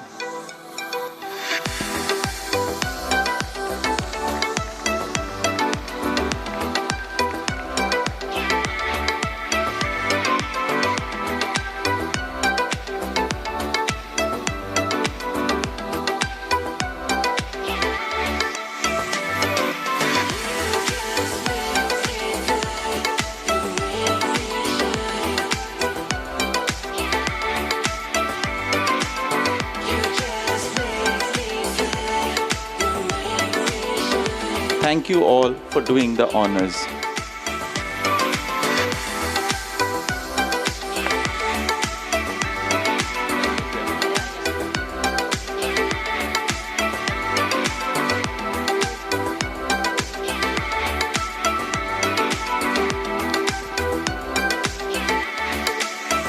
Now I request Dr. Suresh Shetty, Associate Dean, Professor of Forensic Medicine, KMC Mangalore, to administer the oath to our students.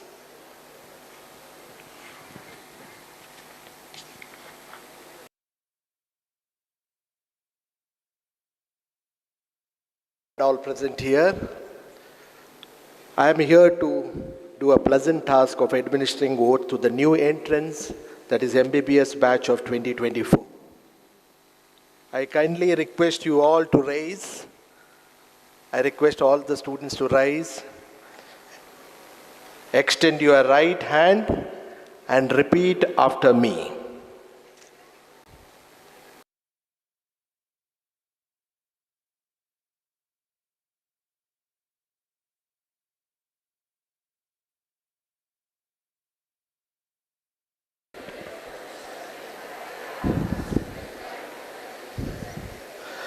My actions shall be guarded, service-oriented, and free from indiscipline and envy.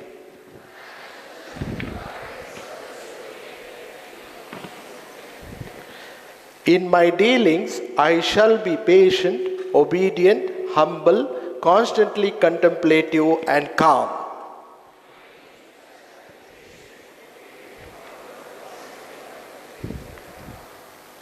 I shall aim my full efforts and abilities towards the desired goal of my profession.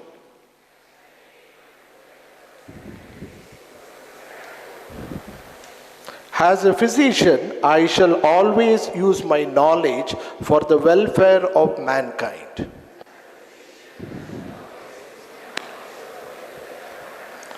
I will always be ready to serve patients.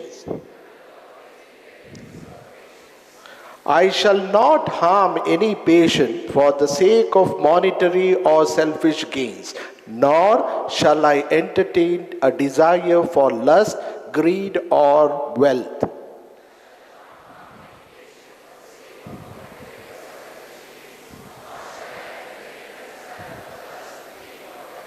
Immorality shall not emerge even in my thoughts. My dressing shall be decent yet impressive and inspiring confidence.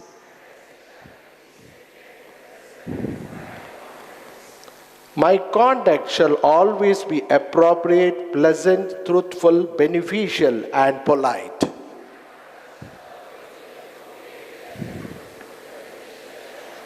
I will use my experience to take actions appropriate for that time and place.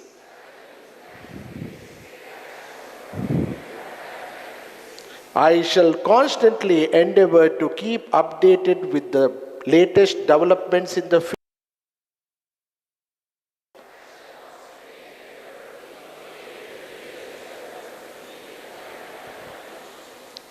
When examining a patient, my discretion, attention, and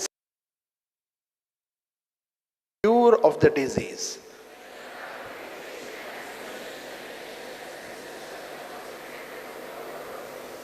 I shall not divulge the confidentiality related to the patient or family inappropriately.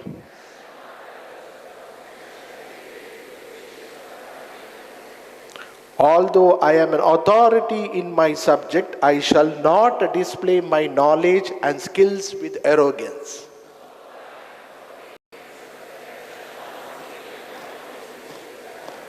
Kindly be seated. Thank you. Thank you, sir. To deliver the vote of thanks, I now Alumni Relations, MAHE, Mangalore and Bangalore campuses, and Associate Professor, Department of Pathology.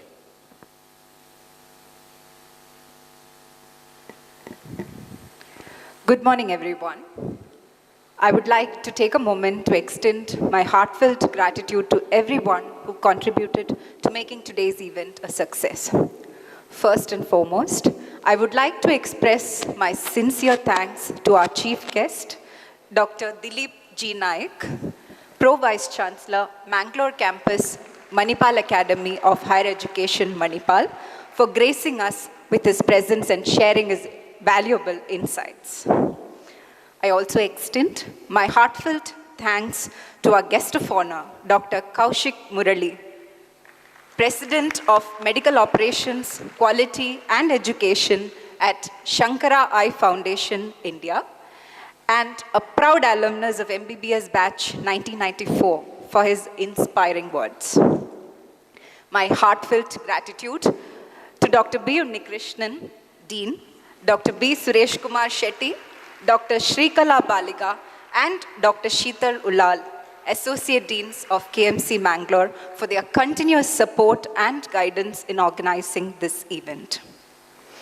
I would also like to thank Dr. Chakrapani M., Medical Superintendent, KMC Hospital, Ostover, Dr. Shivananda Prabhu, Chief Administrative Officer, Durga Sanjeevani Manipal Hospital, Katil, and Dr. Mangalayam Pai, Deputy Director, Quality and Compliance, MAHE Mangalore Campus, and the heads of various departments for their presence today. A big thanks to the heads of departments of Phase 1 MBBS, Dr. Rajnigandha, Dr. Anupama N., Dr.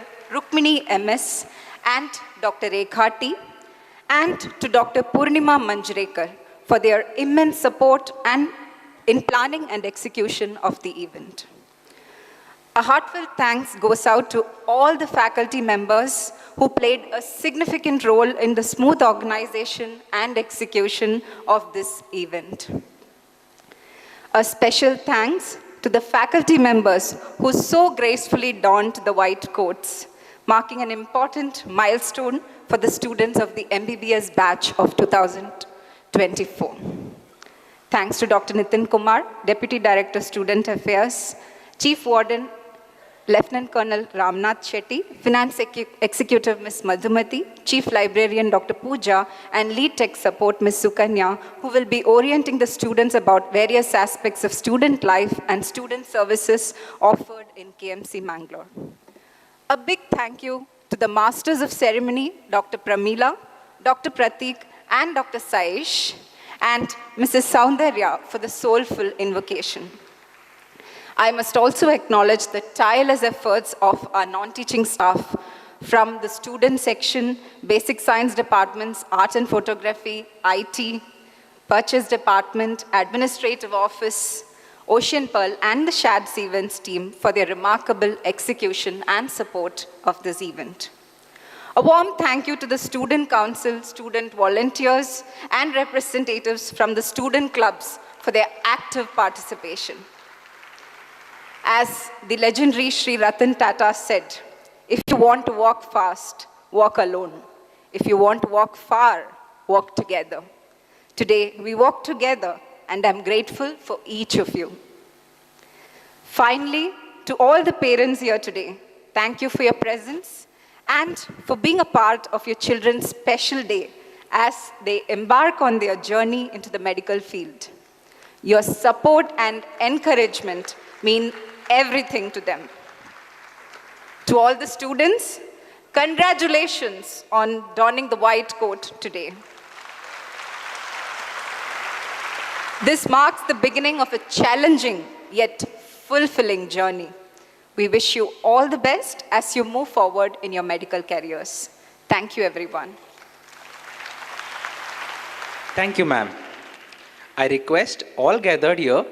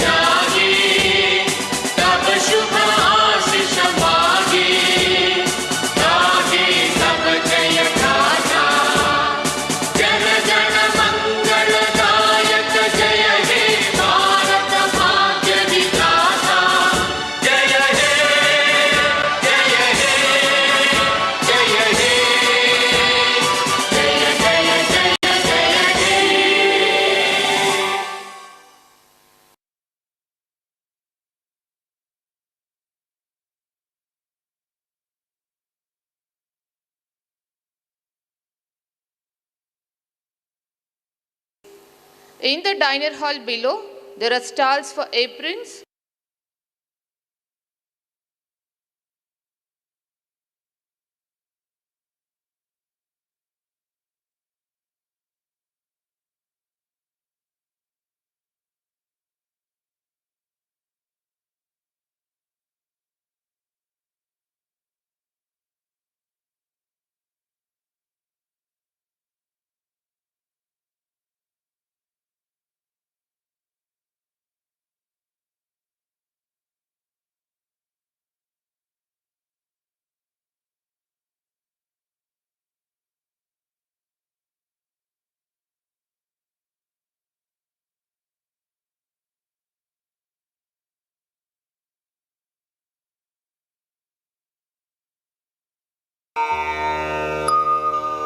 Prajnanam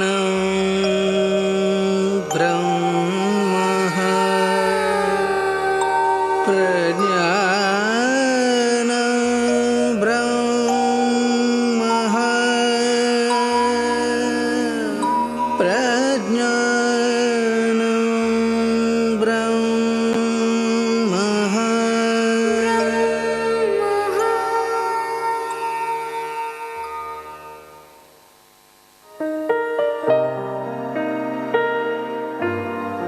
Come the end of April, the roadside trees create a sky-high canopy of red flowers, reminding us of the birthday of Dr. Tonse Madhav Anantapai on the 30th April. Dr. Pai had a vision far beyond the skies of Manipal, setting up quality educational institutions all over the country and beyond. He was really a visionary he was a leader in those times, and today the present leadership have a wonderful platform from where we can take this to the next level. Born on 30th of April in 1898 at Kalyanpur in Udupi district of Karnataka, Dr. Tonse Madhav Anantapai obtained MBBS degree in 1925 from the Madras Medical College. He initially planned to practice medicine in Hong Kong. However, at his mother's urging, he instead opened a clinic in Udupi where his healing touch. Requesting all students to kindly clear the aisle for our guests. Which means okay, mother. Requesting all of you to kindly clear the aisle for our guests. Despite his success, Dr. Pai was deeply troubled by the poverty, ignorance and illiteracy that surrounded him. Dr. Pai has not been bothered about what people say about him, and whatever hurdles that came in the way were opportunities to overcome and go ahead. Around the same time, Dr. Pai's enterprising brother, Sri Upendra Anantapai, proposed starting a bank that catered to small depositors with the motto, "No man is too small for a bank account."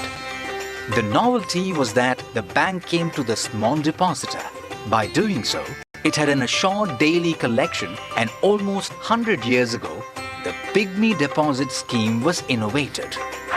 The small savings scheme, which he devised in 1927 called the Pygmy Scheme, was directly as a result of what he observed among the poor people in the country.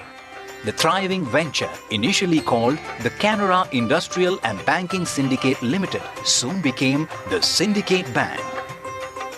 Syndicate Bank has got a new philosophy. It is a small man that ultimately contributes to the greatness of an institution. There must be an institution to collect a small savings to the people who are in millions in our country. It is for that purpose that we started the Syndicate Bank. Manipal purpose is started about it, my father about it. It is the enough for the Syndicate Bank because. Hello, mic check, check. Hello, check. Hello, check, check, check. Hello, mic check. Hello, hello, check, check. Hello, check. Hello, check. Hello, check. Hello. Mic check, mic check. Hello, hello, hello. To a hub for education.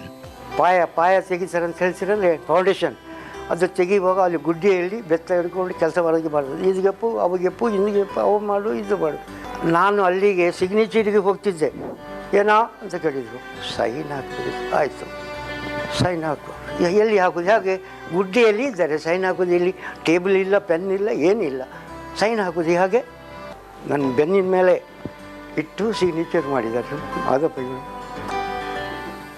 The place then called Mannapalla, meaning mud pond in the local Tulu language, became Manipal. 1942 was a momentous year for Manipal.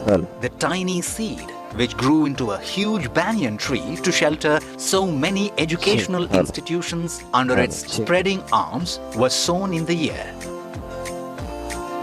Believing that education is the country's greatest wealth, he started the Academy of General Education. He was always thinking about what he can do.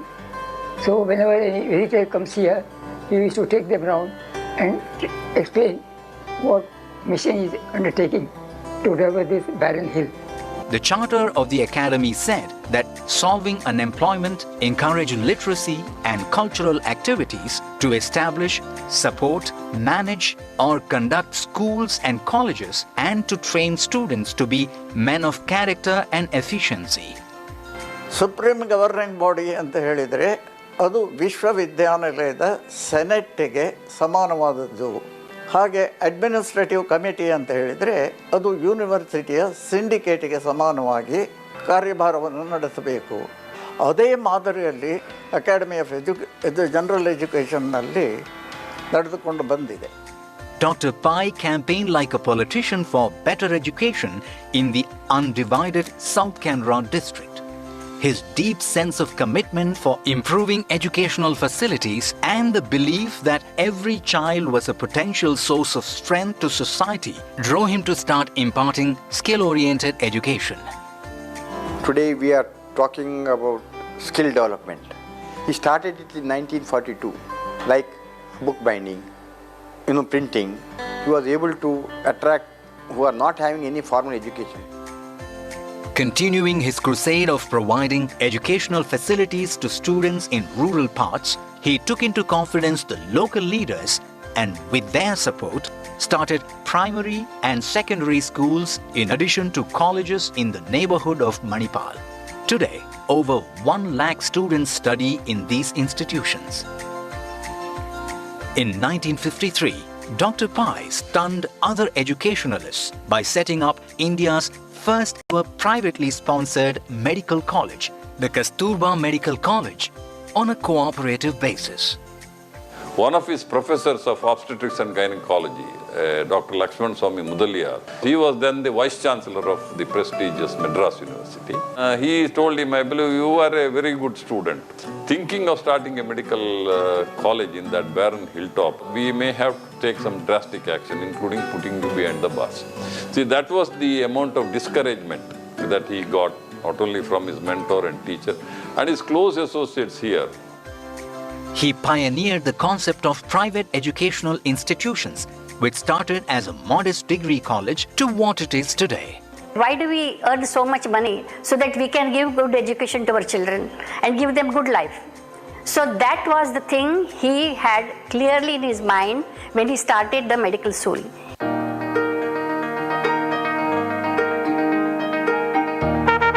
Manipal Academy of Higher Education, MAHE, that started its operations in 1953 by establishing the first self-financing medical college as public-private collaboration model. Over the years, various institutions have been added, and in June 1993, this group of institutions have been declared as a deemed to be university by the Government of India. Its excellent track record in academics, infrastructure and research contributions and its standing in the national and international rankings culminated in it being declared as an institution of eminence by the Ministry of Education, Government of India in October 2020. Today, Manipal is synonymous with world-class educational institutions across the world and is openly emulated by many. We at MAHE rededicate ourselves to follow his values of integrity, quality, transparency, execution with passion, human touch, and teamwork in our relentless journey towards excellence. Manipal is still growing at an incredible speed. With the innovation coupled with dynamic entrepreneurship, Brand Manipal is today a major global player in education, healthcare and research. Dr. Ramdas Pai continued the legacy started by the founder Dr. TMA Pai, and I am now carrying it into the third generation. I wish all of you will support me to continue the legacy of Dr. TMA Pai. A journey of 1,000 miles begins with a single step. Walking together, we've come this far. Inspired by life.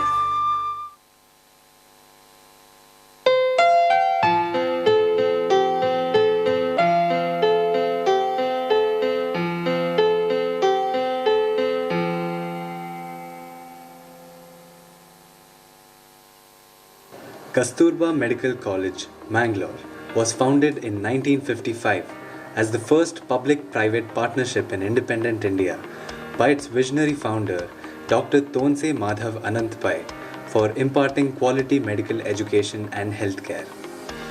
Mangalore is located on the western coast of India in Karnataka, a city that boasts of abundant greenery, great location, as well as offers an excellent connectivity with an airport, a port, a railway junction, and via road transit. The city has a rich history, indigenous traditions, and vibrant dynamics with cultural pluralism, lip-smacking cuisine, as well as numerous serene places to visit.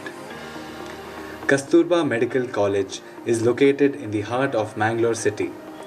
Teaching is imparted in the NABH accredited KMC Hospital at Attawar, the Government Wenlock District Hospital, the Government Lady Goshen Hospital that provides maternity care, and a specialized unit for pediatric care, the Regional Advanced Pediatric Care Center. The college boasts of an NABL accredited centralized lab facility with the most advanced core lab system for quality laboratory services. In addition to excellent clinical exposure, the students are taught the fundamentals of medicine by reputed faculty members. Kasturba Medical College, Mangalore offers an atmosphere conducive for practical as well as theoretical learning, research and innovation. The simulation lab provides a hands-on training to students using various mannequins. The competency-based medical education has been implemented effectively in the college with emphasis on small group teaching and skill assessment. Various methods of teaching and learning, from traditional to innovative ones, are routinely employed in undergraduate teaching so as to make the learning process more interactive, engaging and efficient. Students are also assigned staff mentors and guardians whom they can approach with any concern, course-related and otherwise. The central library spans over a large area, containing over 10,000 books and subscription to over 350 journals.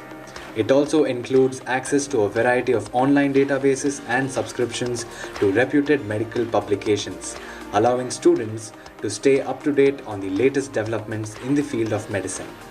One thing I love about the college is that the emphasis is not only on the studies, it's also on the extracurricular activities like arts, sports, and even research. Kasturba Medical College, Mangalore provides excellent hostel facilities for the students that ensure a comfortable stay with good food and recreational facilities. Kasturba Medical College, Mangalore takes pride in offering students with opportunities to engage in physical and recreational activities, in addition to the main curriculum to ensure holistic development. It's amazing that a single institute can provide such diverse opportunities, be it academic or co-curricular. The atmosphere, the beaches, the food, it's truly all unbeatable. Marina, a 70,000 square feet state-of-the-art sports complex of KMC Mangalore, has facilities for both indoor and outdoor sports. It houses a well-equipped gymnasium with qualified trainers, badminton courts, squash courts, football arena, basketball court, lawn tennis court, and cricket field. As our founder, Dr. TMA Pai had said, university education must make your outlook and vision universal. Kasturba Medical College, Mangalore has indeed continued to follow these golden words of wisdom and will continue to follow his legacy in the years to come.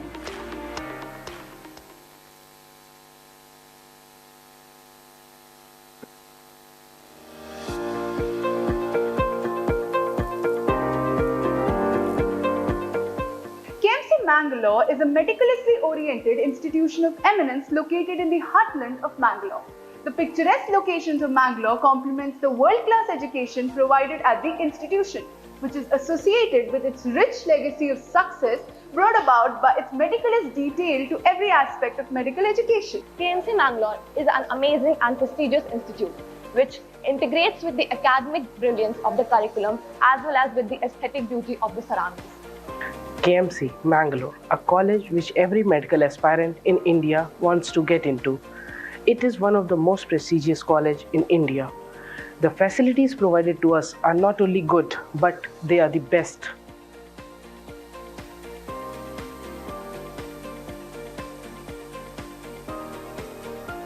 Actually, I didn't expect to get into KMC Mangalore. So when me and my family found out that I was going here, we were so excited. We were jumping and screaming in our house because KMC Mangalore is one of the best medical colleges in India and one of the most prestigious institutions to be at. So coming here to KMC Mangalore was a dream come true for me. So my first reaction was a big relief. KMC was the only college I was considering from day one. And since I'm a Mangalorean, it's like an add-on to me. I still have the comfort of home while I'm attending one of the best medical colleges of the country. And yeah, I was really excited to start my journey here. Honestly, I can't say I was surprised. It was more like profound relief. It was 12 years of hard work and pressure coming to fruition, and no better place than KMC Mangalore, right?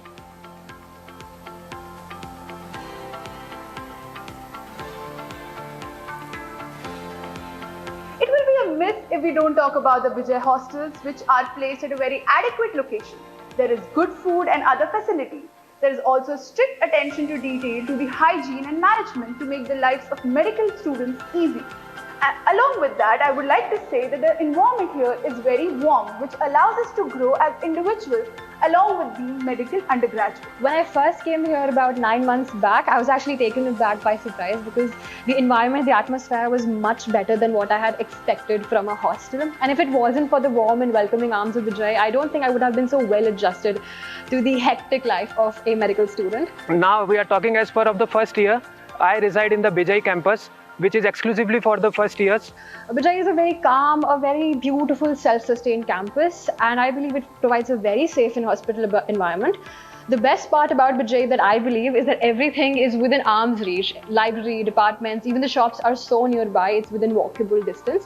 But I believe the best part of that my friends believe is the mess food, which is top notch, and it is very balanced. It has everything from every food group. And now that I'm leaving Vijay, I leave with a very heavy heart, and this place will always hold a very, very special place in my heart. Won't it be unfair of talking about KMC Mangalore and not talking about the Vijay life, which is exclusively for the first years, wonderfully managed hostels, hygienic and nutritional food served in the mess, and a conducive environment which helps you to learn, grow and prosper.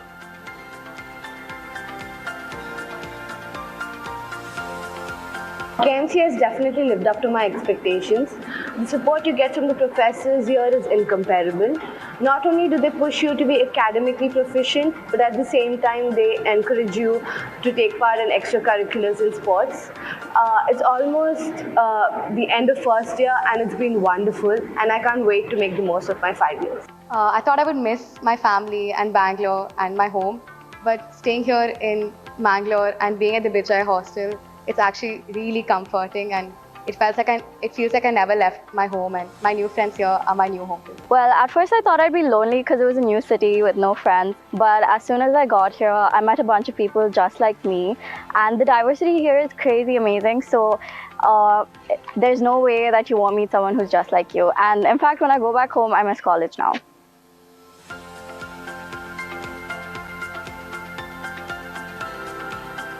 I would really want to say, since you have enrolled in a professional course, be ready for a high academic pressure, guys.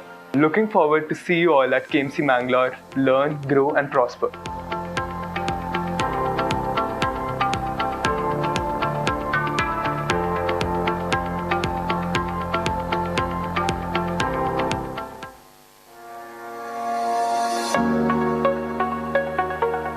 The new Central Lab facility of Kasturba Medical College at ОСТОВER, Mangalore, started its operations in 2022.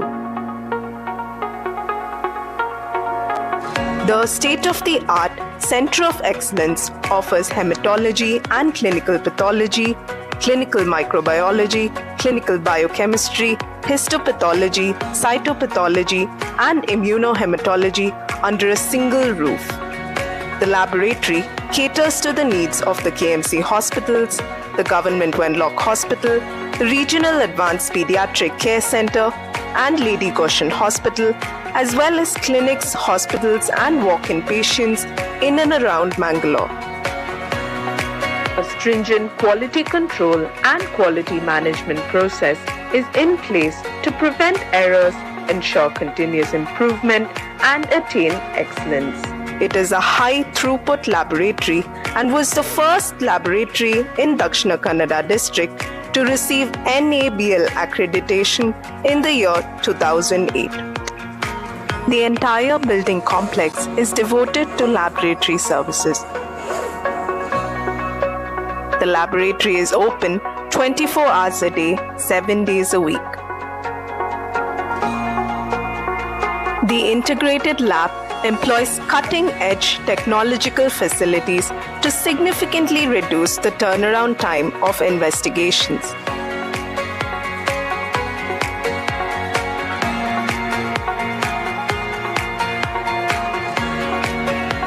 the groundbreaking Roche system that automates the pre-analytical operations ensures excellent precision in data and findings.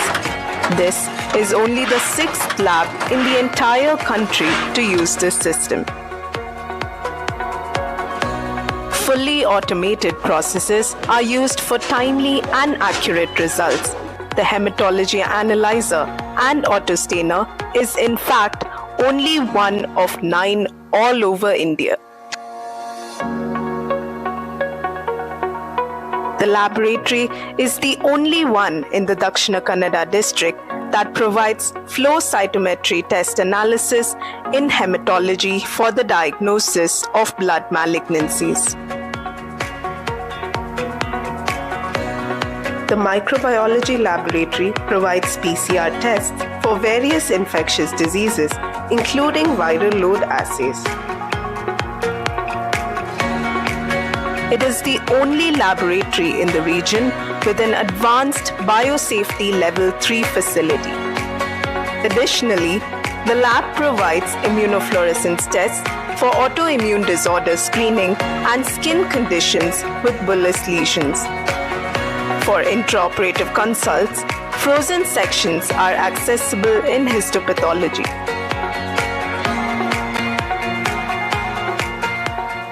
KMC Laboratory Services, Mangalore, is a state-of-art diagnostic laboratory which is one of its kind in Karnataka.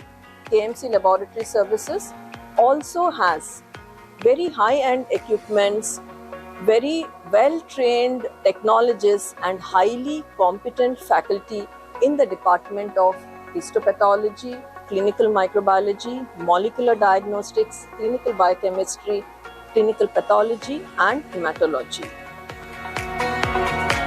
The central lab at KMC Mangalore is poised to adopt higher standards and newer technologies in the future to set a new standard for laboratory medicine in the area with the help of a committed team of professionals.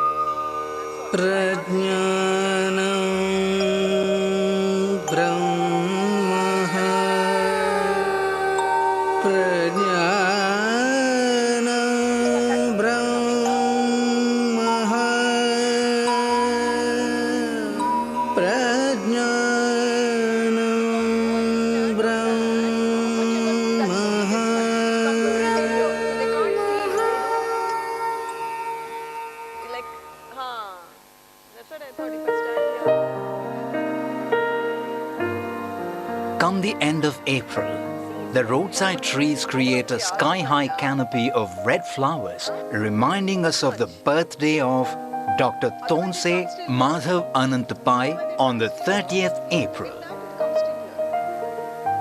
Dr. Pai had a vision far beyond the skies of Manipal, setting up quality educational institutions all over the country and beyond. He was really a visionary.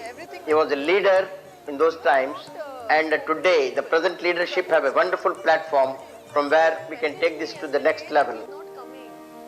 Born on 30th of April in 1898 at Kalyanpur in Udupi district of Karnataka, Dr. Tonse Madhav Anantapai obtained MBBS degree in 1925 from the Madras Medical College. He initially planned to practice medicine in Hong Kong. However, at his mother's urging, he instead opened a clinic in Udupi, where his healing touch drew many patients. The moment he told his mother, Zaidko Ama, it means okay mother, Manipal was born. Despite his success, Dr. Pai was deeply troubled by the poverty, ignorance and illiteracy that surrounded him. Dr. Pai has not been bothered about what people say about him, and whatever hurdles that came in the way were opportunities to overcome and go ahead.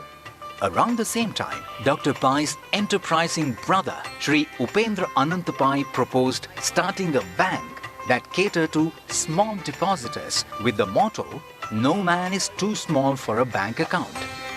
The novelty was that the bank came to the small depositor.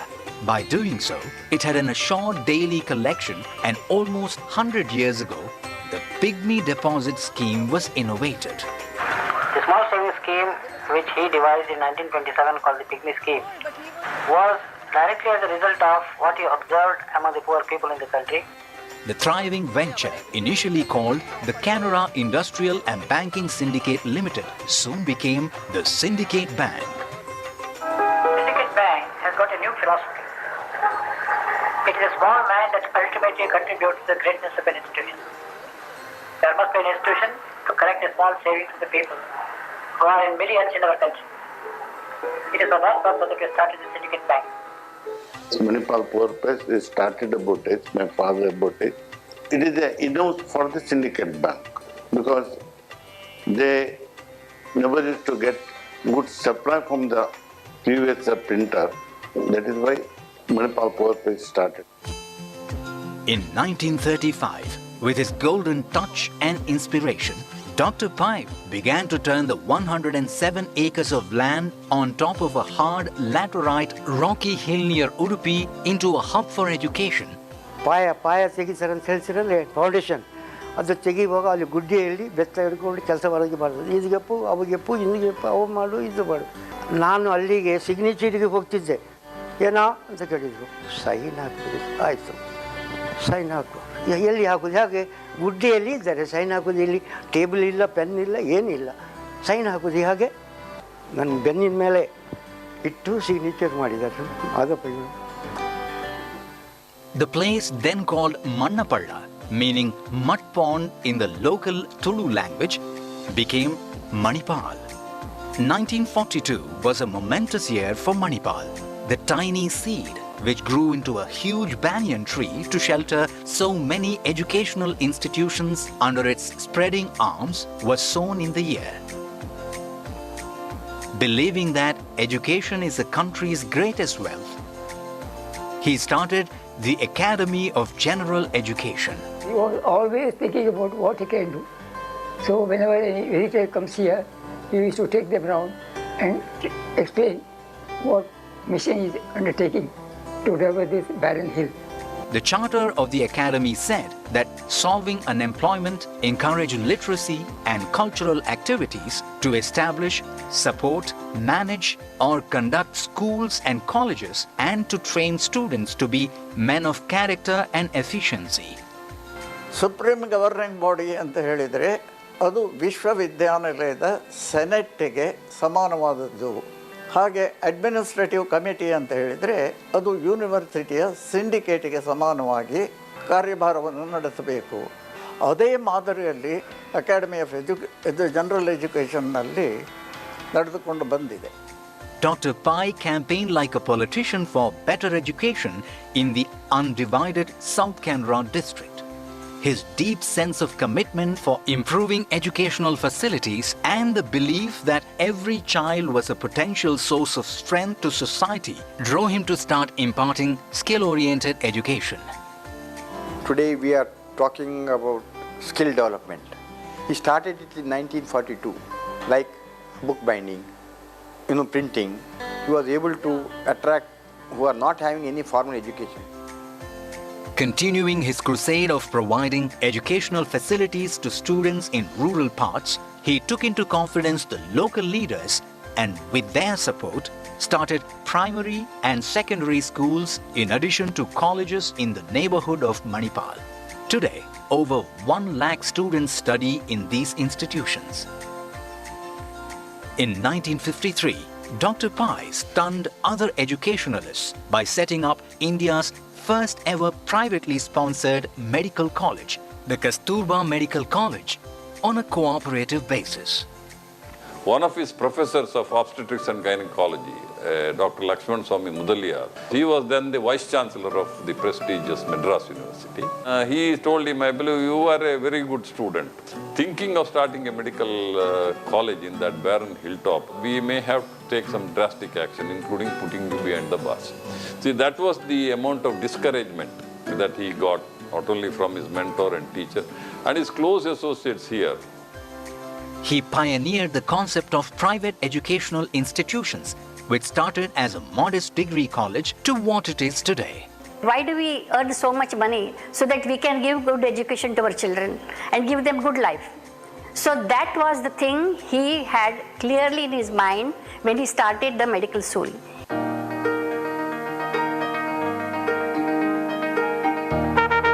Manipal Academy of Higher Education, MAHE, that started its operations in 1953 by establishing the first self-financing medical college as public-private collaboration model.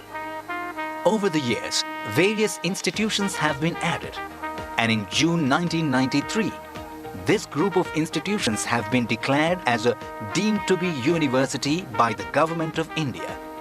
Its excellent track record in academics, infrastructure and research contributions and its standing in the national and international rankings culminated in it being declared as an institution of eminence by the Ministry of Education, Government of India in October 2020. Today, Manipal is synonymous with world-class educational institutions across the world and is openly emulated by many. We at MAHE rededicate ourselves to follow his values of integrity, quality, transparency, execution with passion, human touch, and teamwork in our relentless journey towards excellence. Manipal is still growing at an incredible speed. With the innovation coupled with dynamic entrepreneurship, brand Manipal is today a major global player in education, healthcare and research. Dr. Ramdas Pai continued the legacy started by the founder Dr. TMA Pai, and I am now carrying it into the third generation. I wish all of you will support me to continue the legacy of Dr. TMA Pai. A journey of 1,000 miles begins with a single step. I request all students and parents to kindly occupy their allotted seats. We will start the session soon.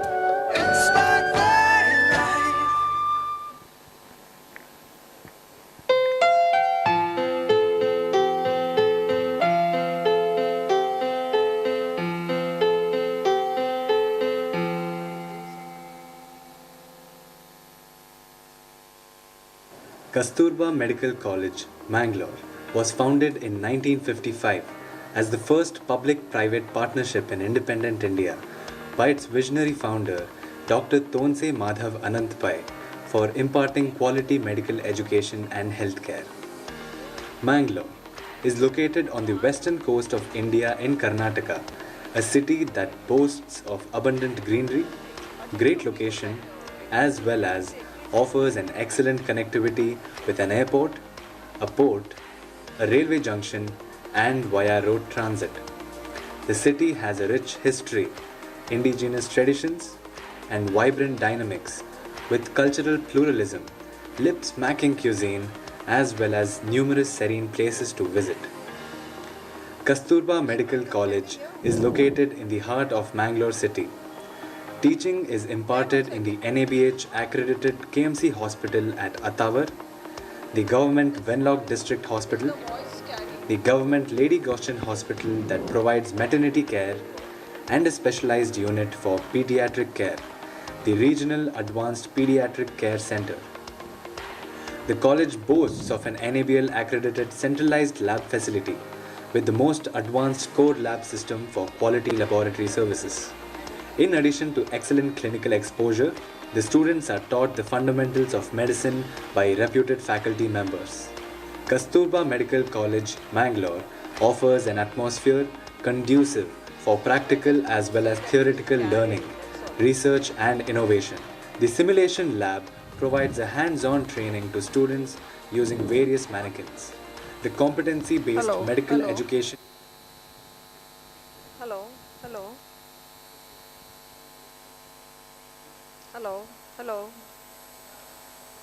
Check. Yeah. Check. Yeah. Check. As to make the learn. Check.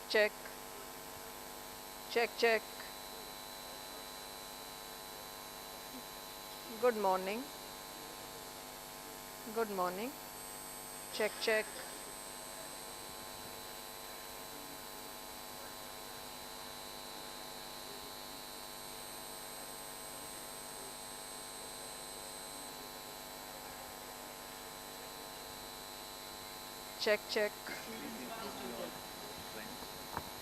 Request all students and parents to kindly occupy their allotted seats. We shall start the session soon. Sure. They should make something.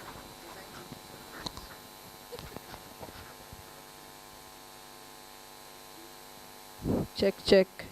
But I can't keep it like this. Check. Check.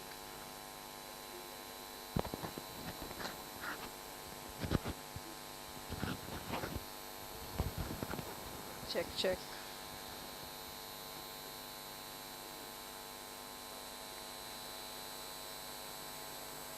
Check.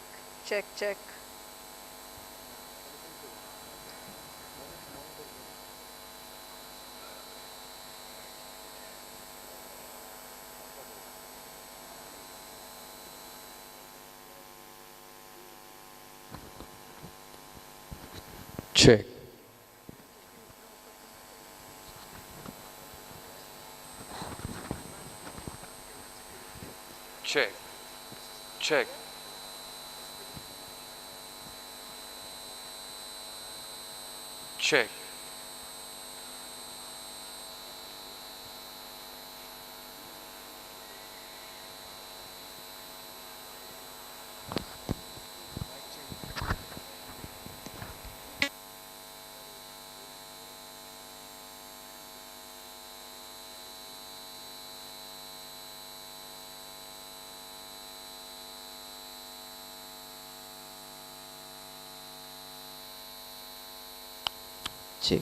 Check. Hello. Check.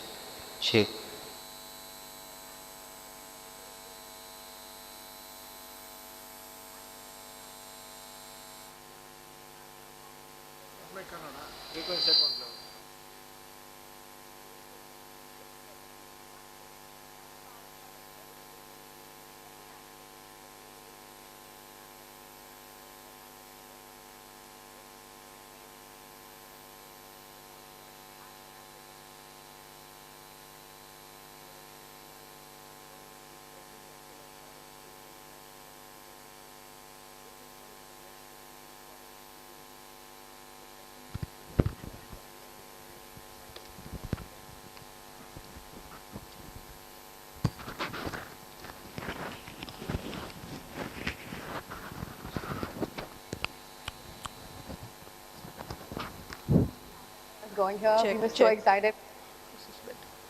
Check, check. Can you hear? Check, check. First reaction was a Check, big check. relief, Check, check. considering from day one. And since I'm a Mangalorean, it's like an add-on to me. I still have the comfort of home while I'm attending one of the best medical colleges of the country. And yeah, I was really excited to start my journey here. Honestly, I can't say I was surprised. It was more like profound relief. It was 12 years of hard work and pressure coming to fruition. And no better place than KMC Mangalore, right?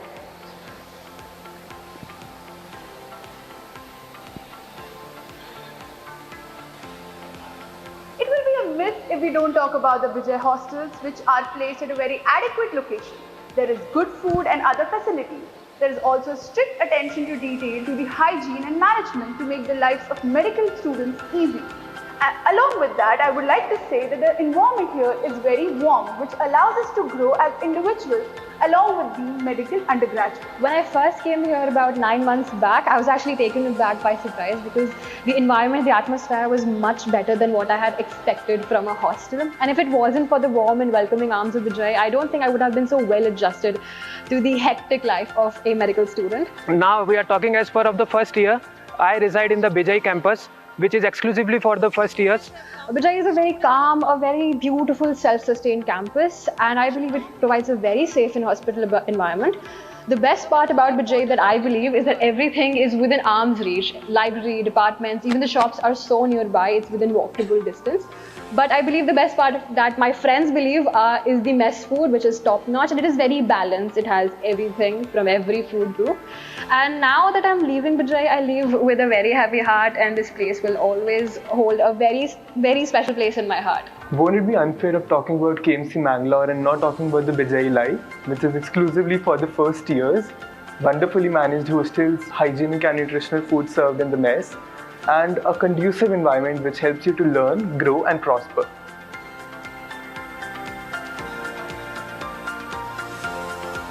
KMC has definitely lived up to my expectations.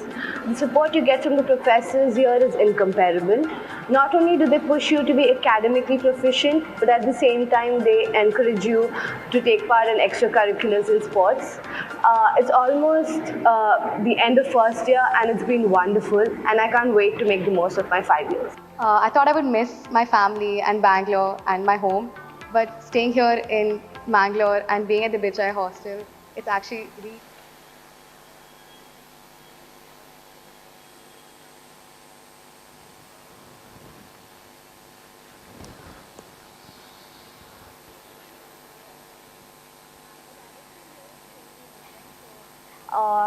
there's no way that you won't meet someone who's just like you. And in fact, when I go back home, I miss college now. Let's start. Welcome back, everyone. I request Dr. SHRIKALA BALIGA, Associate Dean, Academics and International Collaborations, and Professor Microbiology, KMC Mangalore, to give an insight into the academic matters. A very good morning to everybody. Good morning. Thank you so much. So, dear students, parents, my dear teachers, colleagues, and the august audience in this beautiful convention center, we are extremely excited to have the new batch of students, the batch of 2024, and we are extremely glad that you all have had the informed choice and have chosen Kasturba Medical College, Mangalore as your preferred destination for your career progression. So the next 4.5 plus 1 year, you will be with us, and we are here to take care of all of you and all your concerns. And myself, Dr. SHRIKALA BALIGA, as the Associate Dean of Academics, will be just running you through, just like through the looking glass, giving you a brief overview of what is in store for you for the next 4.5 years.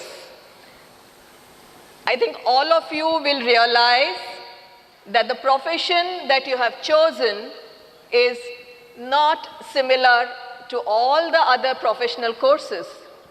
This is a course in which you have to have not only a good intellectual quotient, but you have to deal and have a very high emotional quotient.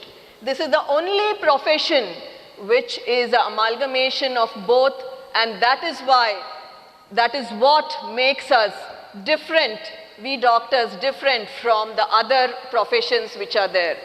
And I'm sure this is a calling that most of you all had, and that's why we have joined for this profession. So I shall be taking you through what you're going to go through in the next 4.5 years, how the course evolves over the next few years for you, and what are the important rules and regulations that you need to abide by so that you're clear when you're stepping into your first day in college. So at KMC Mangalore, we follow the national regulations done by the National Medical Commission, and these GMER, that is Graduate Medical Education Regulations 2024, which came out just a few months before, we have incorporated this into our curriculum, and I must thank the teachers of Kasturba Medical College, especially the professional year 1, who have modified their curriculum to meet the expectations of the GMER 2024. So this curriculum is learner-centric, based on new learners, patient-centric, gender-sensitive, outcome-oriented, and also takes care of the environment. So this is the main objective of the GMER 2024, and it satisfies the goal of producing an Indian medical graduate at the end of his internship. So the batch of 2024 will be going through this particular course. The first professional year, which you all will be joining, also called as professional year 1, will be from October 2024 to September 2025. You will have 12 months. This includes the period of your exams. Second professional year will be from October 2025 to September 2026, another 12 months. Similarly, the third professional is divided into 2 parts. Third professional part 1, okay, what we call as TP part 1, and third professional part 2, that is TP part 2. TP part 1 is for 12 months, and the third professional part 2 will extend for 18 months. Please remember, in the GMER 2024, they have proposed a next exam which will be conducted in March 2028. So this is total 4.5 years, but to be called a graduate, you have to complete your compulsory rotatory medical internship, which is of 1 year duration. Only after that you will be getting your degree certificates. And as per the new GMER, they have proposed the next step 2 in March 2029. So this is briefly the course overview. What are the subjects you are going to learn in each of these years? The first professional year, the basic subjects would be anatomy, physiology, and biochemistry. This is the foundation on which all the other subjects are built. So you have to, unless you master anatomy, physiology, or biochemistry, I think our alumni also mentioned to you, without mastering these subjects, you cannot master complex subjects like surgery or medicine or even pathology or microbiology. So this is the foundation of your whole basis of understanding the medical curriculum. So these are your basic subjects. Along with that, you have to build a relationship with community medicine, because community medicine begins from the first year, continues to your second year, and you finally have the exam in third professional part 1. So you have to continuously learn this. Your teachers in community medicine will be together with you for almost 3 years. Okay, so community medicine goes over 3 different phases of your course. Along with that, we also have something called as a foundation course and early clinical exposure in your first year. We also begin with ATCOM, which is a very important module called as Attitude, Ethics and Communications, which begins from your first year and continues throughout the course from first professional year 1 up to your third professional part 2. This particular ATCOM module is extremely important because the National Medical Education believed that things like communication, ethics and attitude need to be incorporated at a very early stage to prevent or to build up a doctor-patient relationship. Besides this, we have another very important aspect called as the family adoption scheme. This is handled by the Department of Community Medicine. Every student from the first professional year will be taken to the field and will be introduced to a minimum of 3 families whom they have to follow up to their third professional part 1. They will be talking to them about basic and preventive health measures. Also, they will be helping them understand the basic things about the diseases and helping them trying to see what all things they can do. So this helps you to be with the community and be a community doctor at the end of your phase. The second professional begins with pathology, microbiology and pharmacology, and as I mentioned, continuation of community medicine. Then we have another subject that is introduced, that is forensic medicine and toxicology. So, and this is the phase in which all of you who have joined medicine begin what you have been waiting for, that is the beginning of your actual clinical postings. Okay?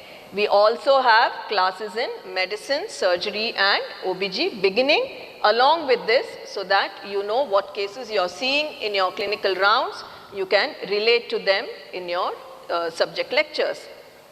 The third professional part 1, you have the important subjects, that is community medicine, which is going to end there. You're going to have your exams there. Forensic medicine, which began in second professional, you have your exam in third professional part 1.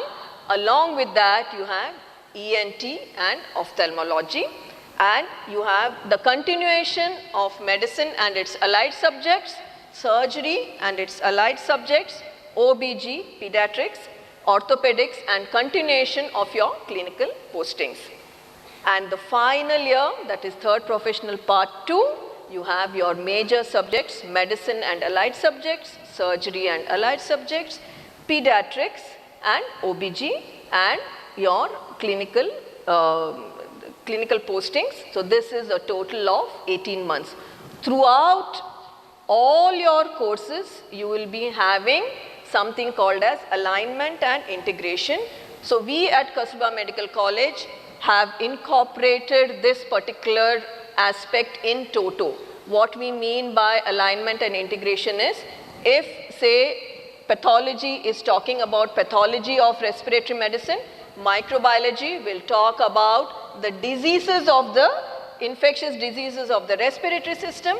Pharmacology will talk about the pharmacological agents which are used to treat or which are used for the respiratory system. So this is totally horizontal alignment.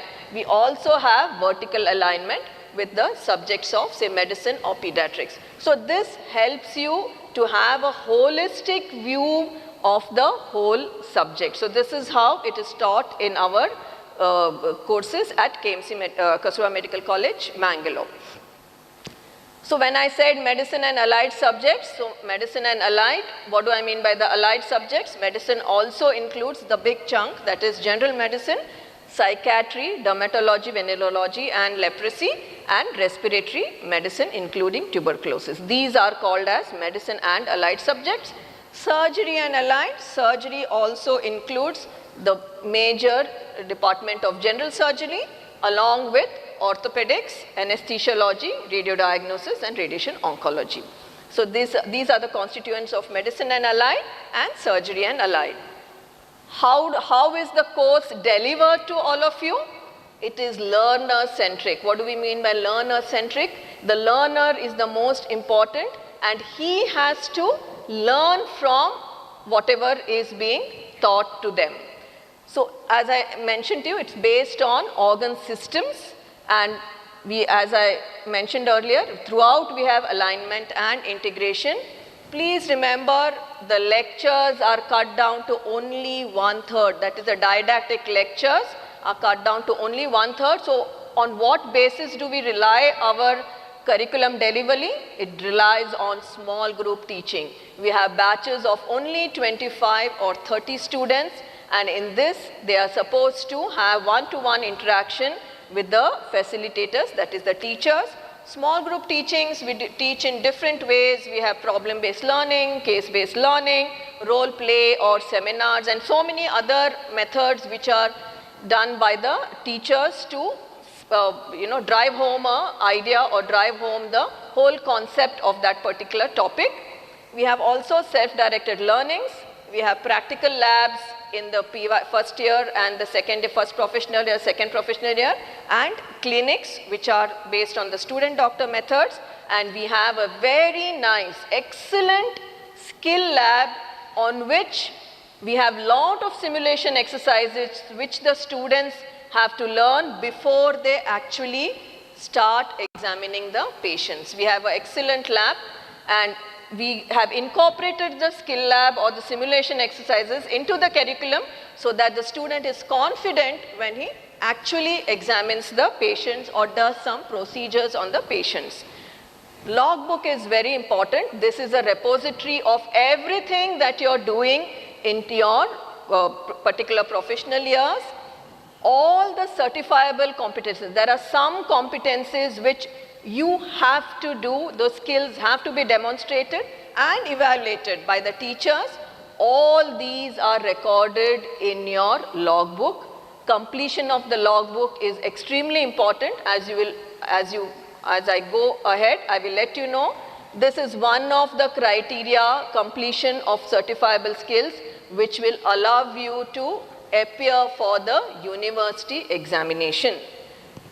So next, very, very important thing, assessment or examinations. What are the different kinds of assessments we have?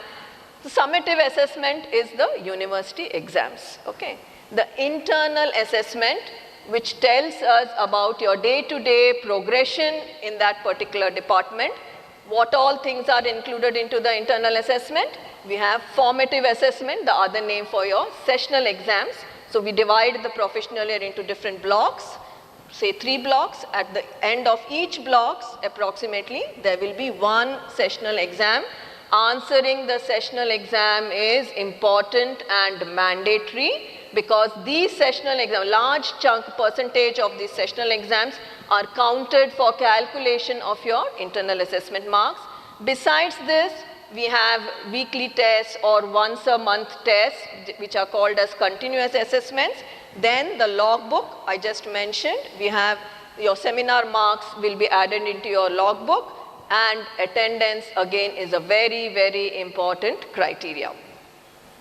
So the university exams, if you remember my earlier slide, whatever I had marked in red font, those are the subjects in which you will be giving the exams in that particular year. So the first professional, your exams will be in anatomy, physiology, biochemistry. Second professional, pathology, microbiology, pharmacology. Third professional, part 1, community medicine, forensic medicine, ENT and ophthalmology. Third professional, part 2, medicine and allied, surgery and allied, OBG and pediatrics, and probably you all will be having next. Okay. So now the criteria for being eligible, okay, eligible to appear for the university exam. Only 3 things. You should have eligibility in your internal assessment, you should have completed all the certifiable skills, and thirdly, you should have the attendance criteria. That is, at least 75% in your theory and 80% in your practicals, family adoption program, and your clinicals, and some other things which I have very clearly displayed so that we are on the same page as we go through the course. Okay. So first thing is internal assessment. Please remember, in the GMER, in the new curriculum from which was introduced to us in 2019, the internal assessment is not added to your exam, university exam marks. It is only a eligibility criteria, okay? So in your marks card, you will have a separate column which comes with the internal assessment marks. So what is the eligibility criteria? The eligibility criteria is the student should score at least 50% combined in the theory and practical bar clinical, or minimum of 40% in either the theory or in your practical. So if you have scored 40% in your theory, you have to get 60% in your practicals and clinicals to make that up as 50%. Remember again, this is not added to your university exam. It is an eligibility criteria to appear for the exam, and I have already told you what are the components that go into the internal assessment: your formative assessment marks, your attendance, your continuous assessment, your logbook. These are the components which go into your internal assessment, and each subject has a way of putting the exact percentage that will be told to you as you go to the department specific HODs, and they will take the department specific orientation on that. Now what happens if a student has shortage of internal assessment?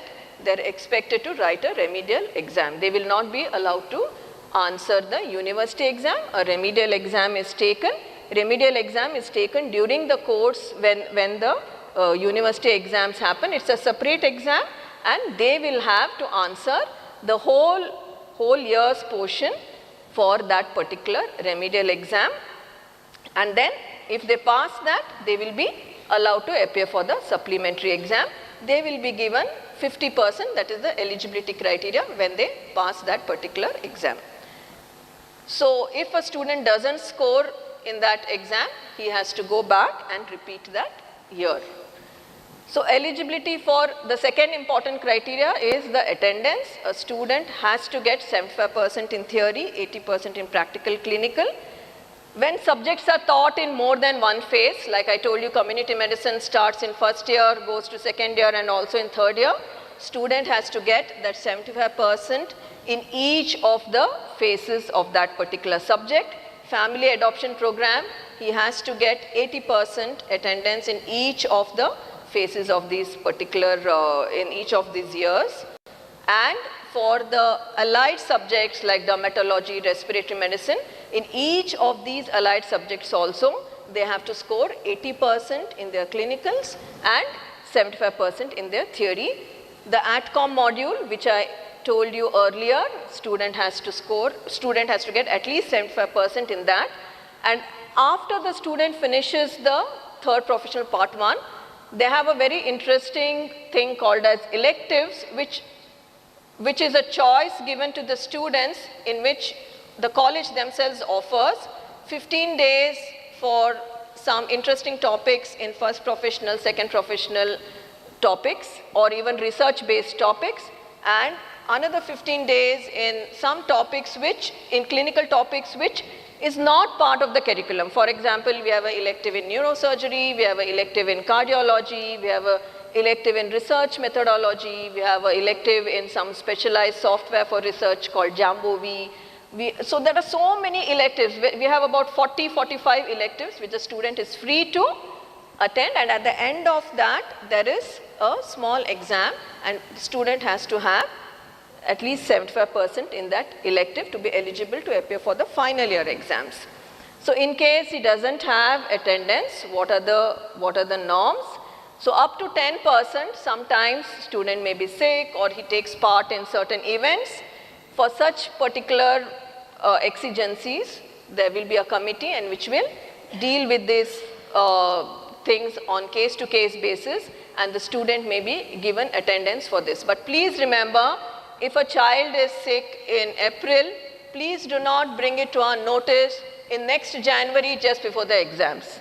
If a child is sick, please bring it to our notice so that we keep this in mind and we as a committee can discuss and decide how we can help this child in getting there. But please remember, this is for 10% extra. 75% when we say, 25% is actually the time actually given for all these kind of activities, or in case a child falls sick.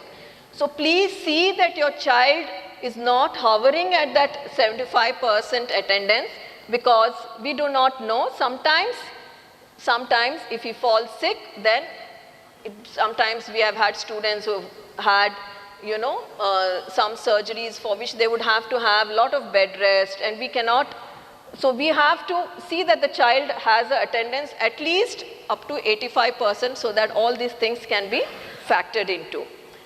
So students who do not have attendance or who have attendance between 60 to 75% will be allowed to answer the supplementary exam provided they attend the remedial sessions. So what are these remedial sessions? Each department will decide what kind of remedial sessions they want. And when are these remedial sessions conducted? They are conducted during study holidays, between some gap periods, during the regular university examinations, because such students will not be allowed to answer the university exams. So they will be, if they complete the remedial exams and build their attendance up to 75%, they will be allowed to answer the supplementary exams. Students below 60% attendance will not be allowed to answer even the supplementary exam, and they will have to repeat the year. These are all guidelines given by the GM year 2024. So summative exams, I told you, we have theory, we have practical. Most subjects have 2 papers. Some subject has a single paper. In the practical and clinical, we have a viva. Viva marks are added to the practical and clinical. And if a student fails, we have a supplementary exam which is conducted within 3 to 4 weeks of the declaration of the result of the final exam. Even the ATCOM module will have a question in each of the theory question papers, and it is also assessed during your practical and clinical exams. So the pass criteria, as I mentioned before, a combined of 50% in your theory and practical or clinical, or individually 40% in either the theory or practical, but it has to be made up by your marks. If there are 2 papers in theory, combined you have to get to pass at least 40% marks in that, but your practical will have to lift you up and you have to get a combined marks of 50% in your theory and in your practicals. Please remember, in the new GMER, there is no grace marks allotted.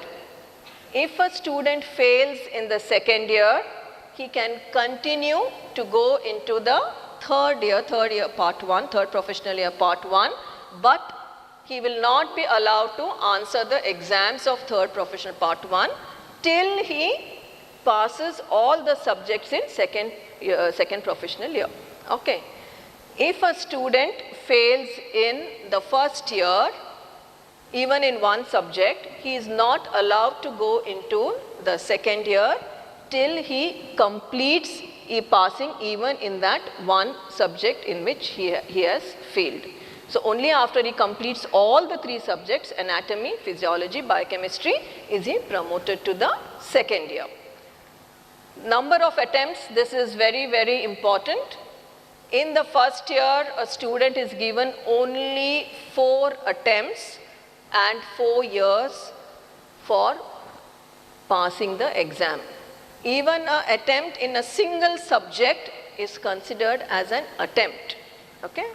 And for the completion of the whole course, a student is given 10 years, including internship. By 10 years, the student has to complete his or her internship. Okay.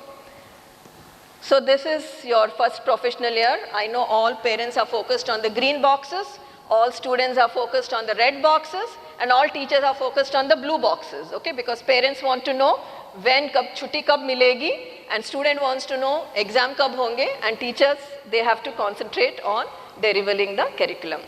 So please remember, these are the vacation times.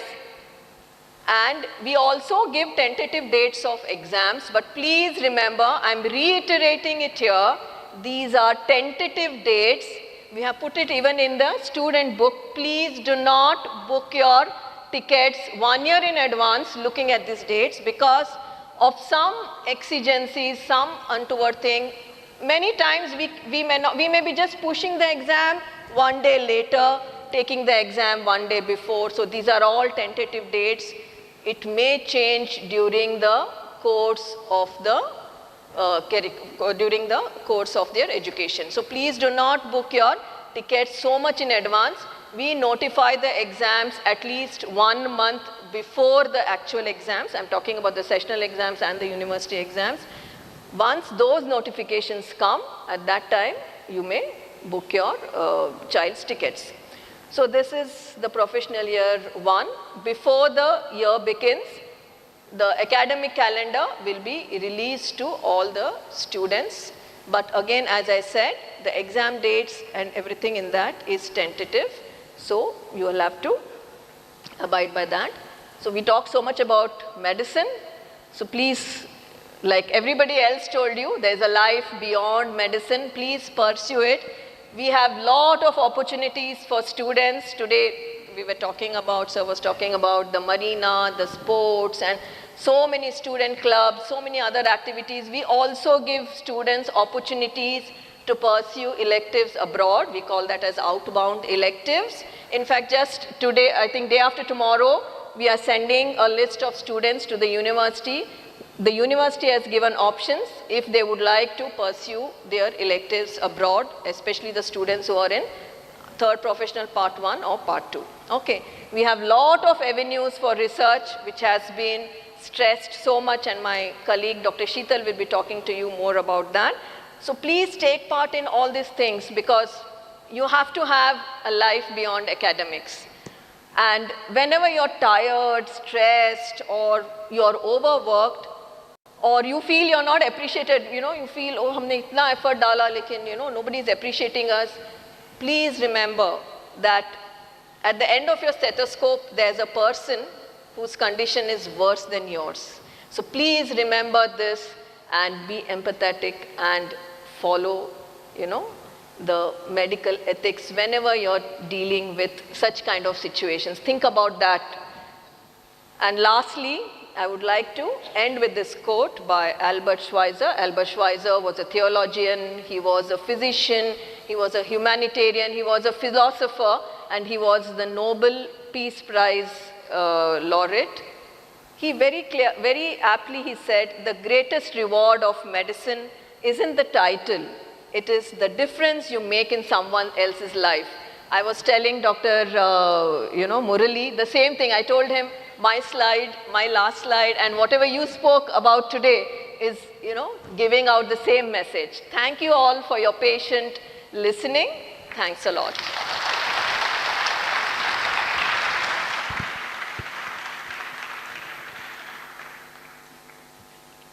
Thank you, ma'am.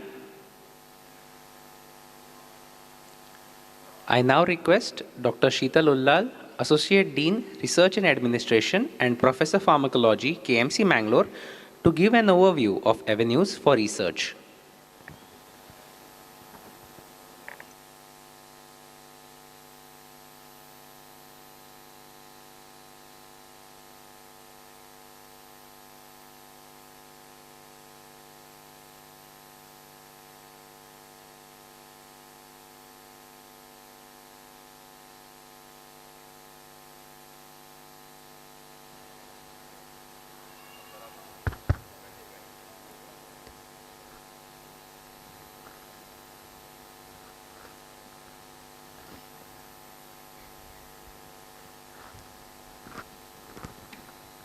Good afternoon, all of you. A very warm welcome to the world of medicine and to KMC in particular. So after the talk on academics, let us make it a little more, should I say, extracurricular in the form of research. This won't be extracurricular, because what is research? We all are curious, and I hope that because you all have been curious, you all have reached here. So formalizing that curiosity and finding answers to what we do not know would form the very basic research. Because there has been research in the world, we all are here to study science. Science has developed so much because someone has found out more about this world, and hence we have developed science to this extent. It's now our duty to continue doing that, and when best to learn about research than when you start off in your career. And hence we have this impetus on research in KMC Mangalore. When you poke yourself to find more about what you see is what research is. When you see something that everybody else is seeing, but then you infer something else, that is when you are opening your eyes to science and to research.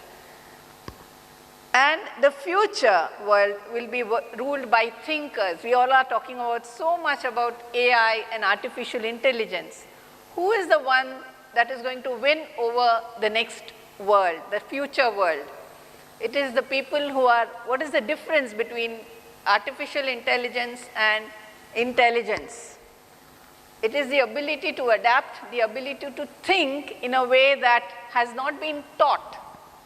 You think naturally, and that is going to be the difference, and that is going to be what needs to be nurtured when you do research. You may have to go much beyond your job as a clinician, where you analyze the patients that you've seen, you analyze the findings that you've found, you make sense of it, and you tell others, you publish it in the form of research articles, in the form of review papers, or case reports. So when you publish it is when you become a true researcher.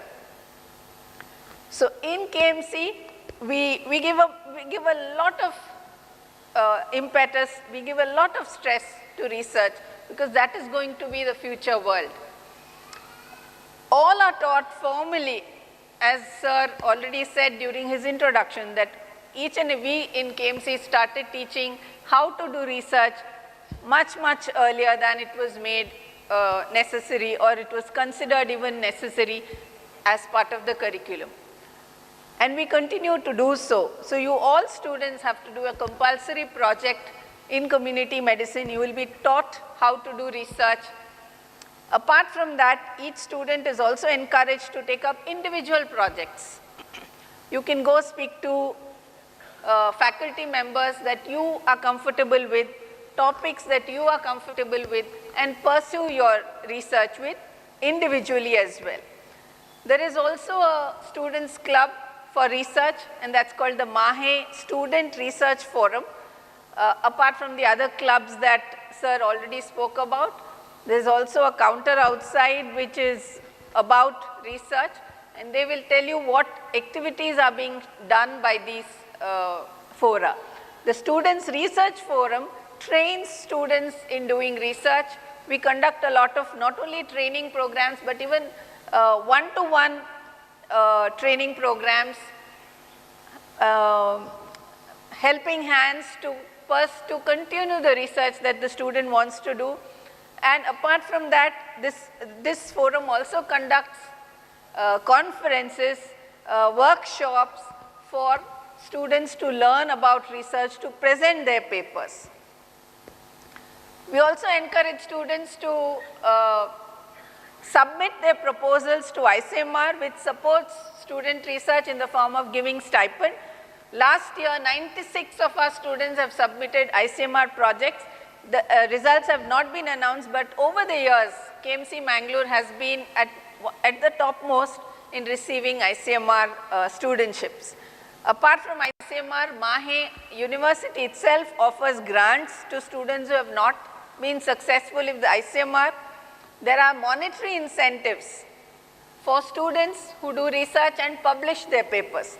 If the student is part of a publication, then there are monetary incentives that our university gives, and approximately 50 to 60, and the numbers are rising, students, undergraduate students have published research papers annually. Apart from that, we have a lot of, we have an innovation hub which conducts ideathons, hackathons, even patents. As sir showed you 2 photographs of students, undergraduate students who already have patents in their name. So the avenue is vast. There's a lot you can do, and it is important that you bring research as part of the academics. Of course, academics is extremely important, and it's a must that you study, you pay attention in the class, you appear for exams, but along with it, if you can be a part of research that goes on in a institution, that will be wonderful. Thank you so much. Wishing you all the very best for the next 5.5 years. Thank you. Thank you, ma'am.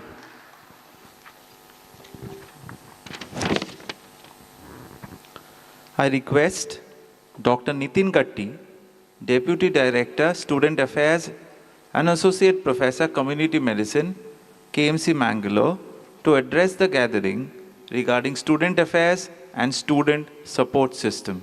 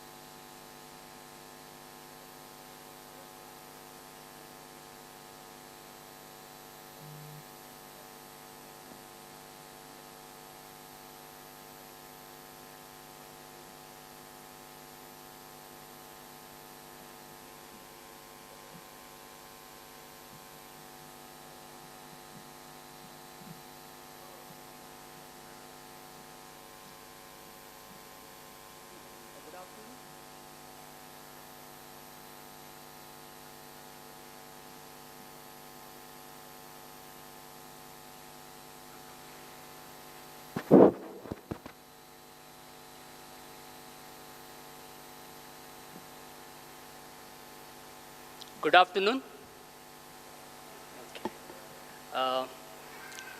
We heard about academic and research. Now we will listen more about, a little bit about rules and regulation, do's and don'ts, and to be followed by students in the campus of KMC Mangalore. So before moving on, congratulations to all of you who have secured a seat in this prestigious institution. And a hearty welcome to all of you from the Department of Student Affairs. The Department of Student Affairs is situated in MAHE, Manipal, which basically takes care of the welfare of the student, with counseling being the main activity or the main services provided by the department. Here in Mangalore, I have a team of 3 counselors who will be manning the Student Support Center both in Vijay campus as well as the Lighthouse campus. So the main Student Support Center is located in Vijay, with the psychologist and a student counselor available at your disposal throughout the day, as well as from Monday to Saturday. Now what does these counselors or these psychologists do? You know that all of you have come to a very new place. Most of you have just left your home for the very first time, staying far away from parents, staying in the hostel for the very first time. A shift from a curriculum of plus 12 to a huge curriculum which has a lot of responsibilities in terms of what you can say, volumes. I would say responsibility, volumes. When you look at your anatomy textbook, the physiology textbook, the bag which is given by the Elsevier, the package of books, I think it is overwhelming. So it becomes very difficult for a student. A student will feel alienated. He might find adjustment issues. He might not cope up with the stress. So we are at the disposal. We make sure that if you need to talk to someone, we are there to support you, listen to your problems, and counsel you. Of course, psychologists and student counselors come later. You have your parents to discuss this. You have your peer support, as in your friends. If that doesn't help, we can always approach Student Support Center. We have the counselors to help you. So all matters discussed in the Student Support Center will be kept confidential. Even parents can meet the counselors, and whatever issues are there with your ward can be discussed, and it will be kept strictly confidential. One more important student support, I would say, is the mentor-mentee program, which has been in our institution for a very long time. Now NNC has mandated that we need to have this particular program. So every student is assigned one faculty as a mentor, who will provide care, support, and guidance throughout the academic journey of the student. That means once the mentor is assigned to you, he or she will be mentoring you throughout your medical curriculum till the end of your internship. Now, he or she will not only guide you related to academic matters, but also you can discuss personal matters. I request the parents, if at all your ward or your son or daughter has any health problem, or he or she is taking any long-term medication, kindly divulge it to the mentors or the student administration, so that we can take a proper care of the student in the beginning itself, rather than we coming to know about this particular issue at a later date.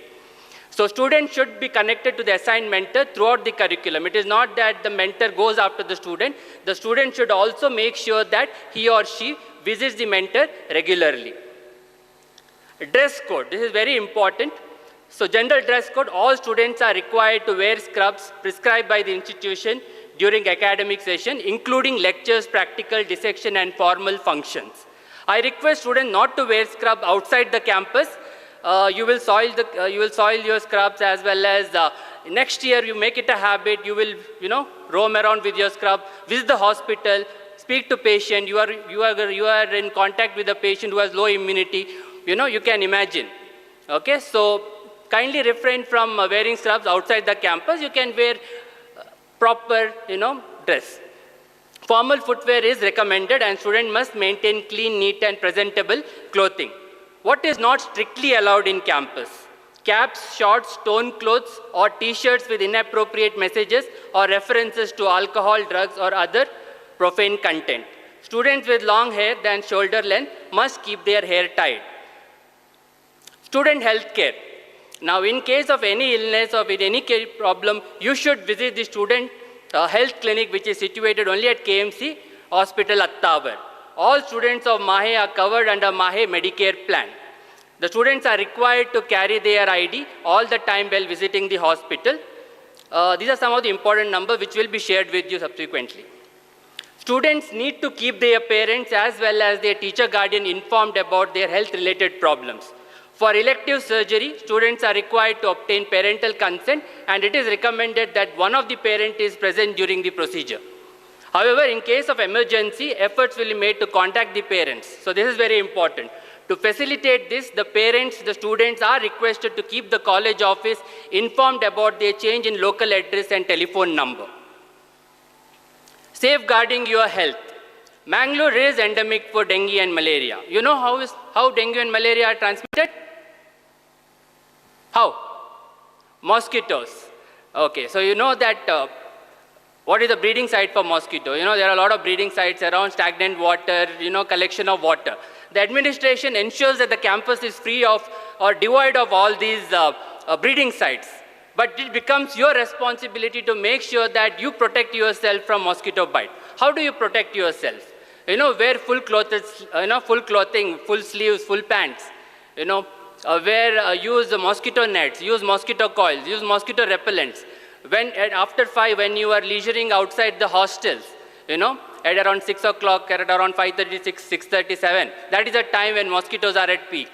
make sure that you protect yourself by wearing full clothed sleeves. Prevention is always better than cure. Avoid street food and unhygienic eateries. Mangalore is a culinary destination. You would want to explore the eateries around, but refrain yourself from eating street food and unhygienic eateries. Visit places where food is prepared and served in a clean environment. All students are recommended to have 3 doses of hepatitis B vaccination. Vehicles on campus. Absolutely no vehicles are permitted within the campus.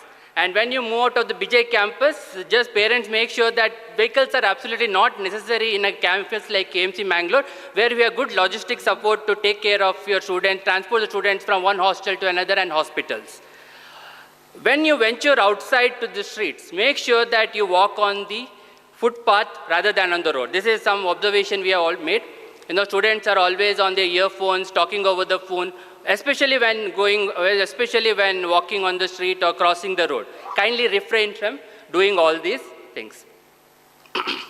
Swimming in Arabian Sea is prohibited. You can visit the Arabian Sea, look at from far, but don't venture out into the way. However qualified, qualified swimmer you may be, it is very difficult to manage the waves. So please refrain yourself from entering the water. Social media and cybercrime.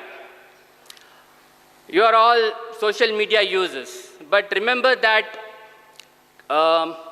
if at all you want to voice your opinion, make sure that you don't post controversial comments. You are no longer an individual. You are the student of KMC Mangalore. So please don't refrain yourself from posting controversial comments in social media, any social media. It might be Facebook, it might be Instagram, it might be WhatsApp. Sending messages in group which is controversial. As well as be careful when you are doing online transactions. Okay, parents, keep a check on your words so that there is no, they make informed choices as far as buying anything online is concerned. Because we have a lot of incidents where student has lost money because of shady transactions. Smoking and substance use.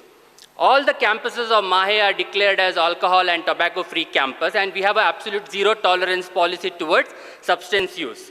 Possession, consumption, and distribution of drugs, including tobacco and alcohol, is punishable, and the student will come under the purview of Narcotic Drugs and Psychotropic Substances Act of 1985 and will be liable to be punished. Now, how do we take this in the campus, take measures in the campus? We have random checks in place where we visit the hostel or the college premises for checking on whether the student has possession of substance, and if we feel that a student has consumed or has possession of a substance, he or she will be expelled, barring inquiry. It will be immediately suspended, and inquiry will be conducted, and based on the report of the inquiry, suitable action will be taken. Ragging. Just like substance use, MAHE also has a zero tolerance policy towards ragging. The Supreme Court of India has also defined ragging as a criminal offense, and Karnataka Education Act of 1983 considers ragging as a criminal offense which is punishable with 1 year imprisonment.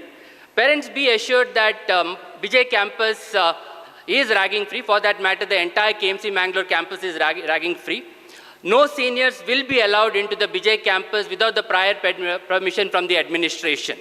Okay, so it's a closed campus, so absolutely there will be no issues related to seniors visiting the hostels or the campus premises and indulging in such activities. They are punishable. Strict action will be taken on those students who break the rules. Anti-ragging squads also conduct regular surprise checks in the campus. An anti-ragging affidavit. I suppose you would have already filled this affidavit and submitted it. At the beginning of every academic year, it is mandatory for all the students to fill and submit an anti-ragging affidavit to ensure compliance with anti-ragging policies. Now, where will you get hold of these anti-ragging affidavits? You can take an undertaking in any of these websites. After completing the registration, students will receive an email with their registration number and a web link. The student must forward this link to the chief warden, the email provided, as part of the affidavit submission process. An anti-ragging committee is being constituted, which will ensure that the suitable policies or the anti-ragging policies are implemented within the campus. Students can approach this committee or use helplines to report any incidents, and confidentiality will be maintained. Sexual and workplace harassment. Any form of harassment, sexual harassment, bullying, discrimination based on gender, race, religion, caste, or disability is strictly prohibited. Institution strictly follows the guidelines laid out in the Sexual Harassment of Women at Workplace, that is Prevention, Prohibition and Redressal Act of 2013. An internal complaints committee is established to handle grievances related to sexual harassment. Students can submit their complaints through email to dean.kmc.mlr@manipal.edu or cis.kmc.mlr@manipal.edu, or in person, or anonymous complaint can also be filed by the students. Hostel rules and regulation. G. Forden will be briefing more about this. However, students need to get a parent's consent letter to go out of the station. And the permission needs to be sent 3 days in advance and to the chief warden with the mail, with the CC to the respective wardens of the hostels. Generation of APAR ID. Now the government of India has mandated that each student needs to have this unique ID called APAR ID, which stands for Automated Permanent Academic Account Registry, or the Academic Bank of Credit, ABC ID. MAHE has asked all the students of, all the students of the institution to generate this particular ID. I will be coming to your class and briefing as to the steps to generate this particular ID in a week's time. So once I have briefed, I request all the students to, generate this ID, but there are certain prerequisites for this. One thing is name in Aadhaar card. The name what you have in your Aadhaar and the name in your institutional record must be the same. Second, the Aadhaar linked mobile number must be available to log in to receive the OTP. So these are the 2 prerequisites you need to fulfill before generating an ID. If there is a mismatch in your name, your institutional record says something and your Aadhaar card name is different, then please refrain from creating an ID, because it will create a lot of problems. This ID is to make sure that it's like a DigiLocker. All your civil records are at one place. So APAR ID ensures that all your certificate, all your credits gained in your institution, whichever institution you take migration to, or when you do your higher studies, all are available at one place. So this is a mandatory thing which has to be done. With a stipulated date will be notified. So before that particular date, kindly generate the data and submit it. We in MAHE believe for the holistic development of the student. So as well as, as how important academic is, curricular and co-curricular, extracurricular activities are equally important. As stressed by the Dean Sir, we have a lot of student clubs will ensure that students are actively involved in whatever subject of their choice. National Service Scheme is a government-led initiative by the Ministry of Youth Affairs and Sports, Government of India, which is aimed at fostering community service among students. The basic objective of this particular scheme is for the development of character and personality, especially through community service, understanding community needs, and developing leadership qualities. We have a coordinator for NSS activities in KMC Mangalore, that is Dr. Ramesh Holla. So the volunteers, the registration for volunteers for this particular service will be open soon. So once it is open, whoever is interested can register themselves for the NSS activities. We have a fully functional sport facility called Marina, which has a state-of-the-art gym as well as amenities like a badminton court, basketball court, squash court. We have an annual intercollegiate fest where students showcase their talent in this very stage, and whoever wins in this particular event goes to Manipal representing KMC Mangalore, where they compete against all the sister institutions of MAHE, which is called as Utsav. We have a student council which acts as a bridge between the students and the administration. So basically they are the integral body that represents the interest of the student community. To conclude, students stay in the hostel in first year is compulsory. Attendance and internal assessment are 2 valuable tools to monitor the academic performance of a student. At all times, students should conduct themselves in a manner befitting their professional education. Observe the dress code of the university. Thank you.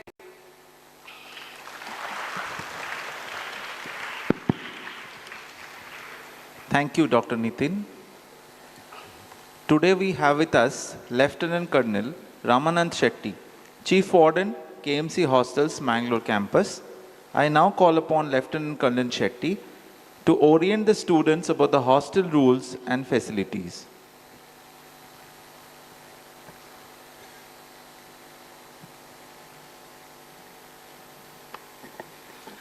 Good morning, ladies and gentlemen. For the uninitiated, yesterday while interacting with you all, a lot of students were asking me, "आप कौन है? आप क्या करते हो और कहाँ का रहने वाले हो?" So I am a retired army officer, reiterated as a chief warden of KMC Mangalore. For next 5 minutes or so, I'll just try to orient you with the hostel rules that you have to abide by for helping me to help you to stay safe and comfortable. For the friends who were slightly perturbed yesterday as to how should we be living in the hostel, whether we'll be able to adjust with the roommate, whether the roommate is a Hindi-speaking person or a Kannada-speaking person, so much of questions and insecurities. So these probably small quote go for them. Hostel life is a indirect education by default. You will be learning the ropes of life being in the hostel, away from the comfort zone of your home. Having said that, again, a very warm welcome to the hostel life for the people who are going to be staying in the hostel for a couple of years.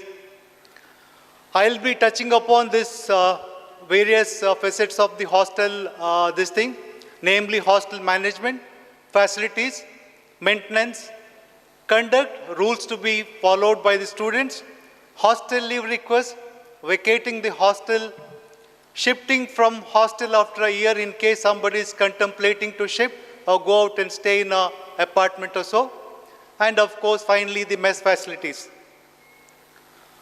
The broad hierarchy of hostel management is Dean KMC, a Pro Vice Chancellor, then Dean, Chief Warden, wardens in each hostel, invariably your professors. They are assisted by a whole lot of other people like hostel manager, matron, so a block supervisor, and a whole lot of other people for ensuring that you stay comfortably in your hostel.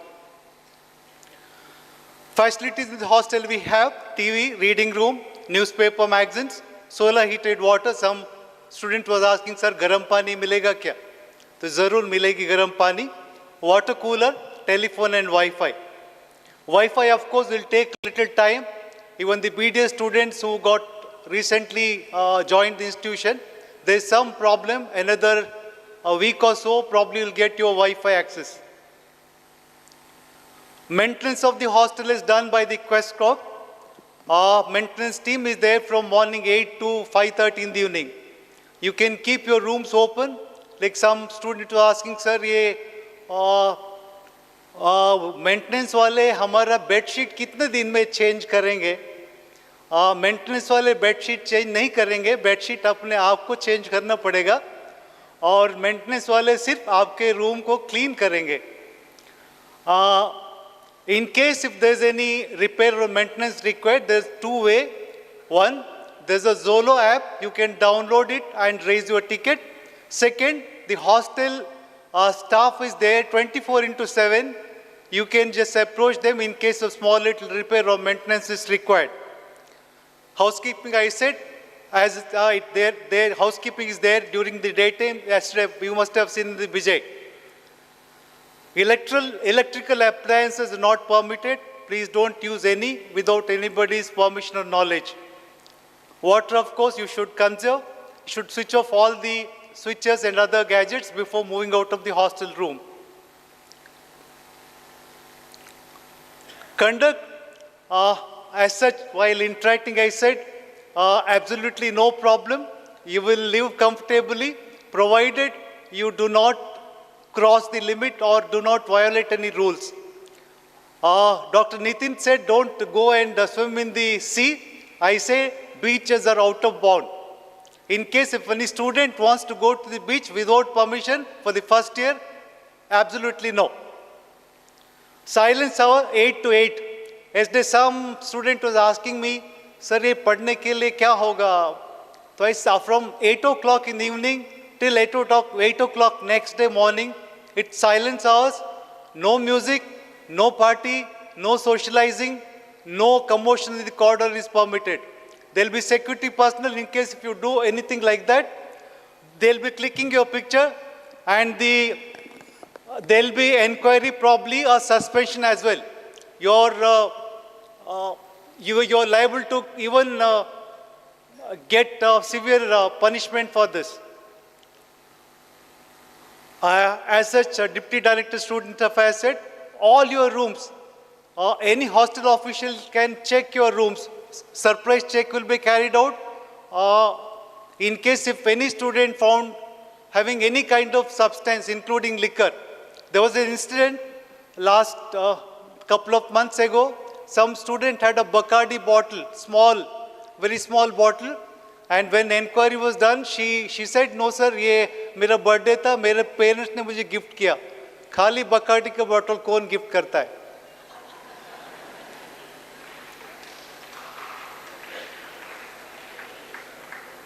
I said this is at the cost of repetition. No cooking, not pet not allowed, no loud music, liquor not allowed, ragging no. Televisions in the rooms are not available and not allowed as well. No smoking, no parties. There's a thing called curfew hour. Yesterday, in fact, while I tried to convey to many my budding doctor friends, there's a curfew hour that is from 8:30 in the first you're supposed to be, in case after class hour, if you go out to the market, you're supposed to get inside the campus by 8:30 in the evening.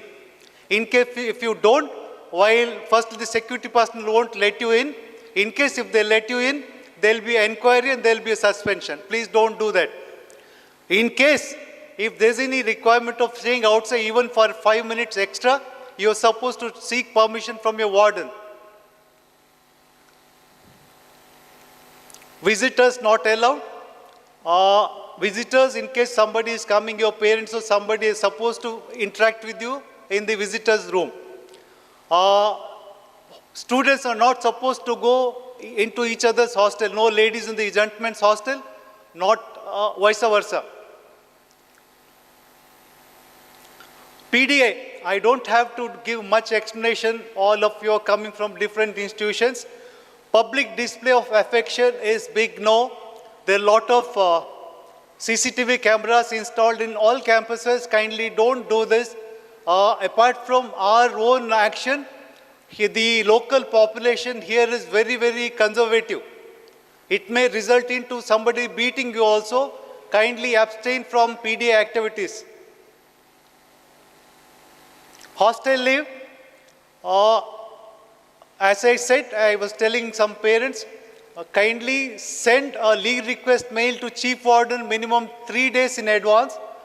Because generally at times, especially when there's a holidays thing, we get around 200 plus emails. So it's difficult for us in case nick of the moment, if you expect to clear your leave mail, it's difficult. So please send the leave request minimum 3 days in advance. The leave request should be mailed to Chief Warden with the details, student's name, hostel, admission number, leave duration, leave destination, mode of travel as well. Because we've come across many cases where a student hailing from UP is requesting for 1 day leave.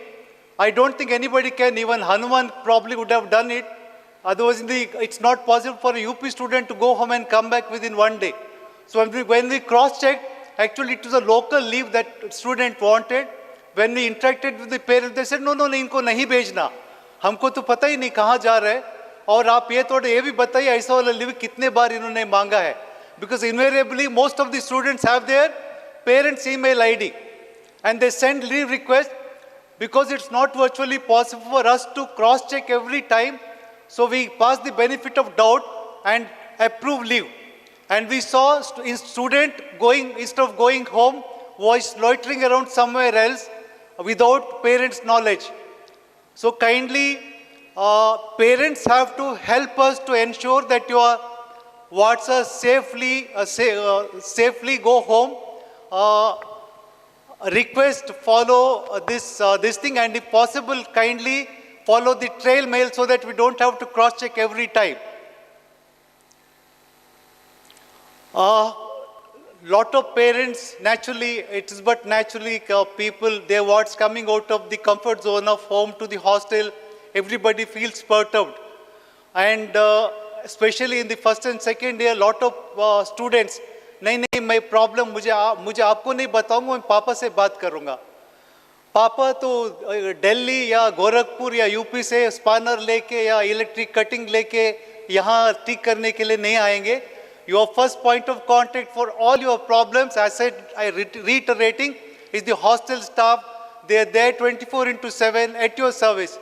Any problem, whatever it may be, they are your first point of contact. You should tell them, it will be rectified. In case if it is not within their limit or reach, they will escalate the matter, the problem will be solved. Kindly don't create a this thing, calling parents, telling some trivial issue, blowing out of proportion. It's not going to help anyone.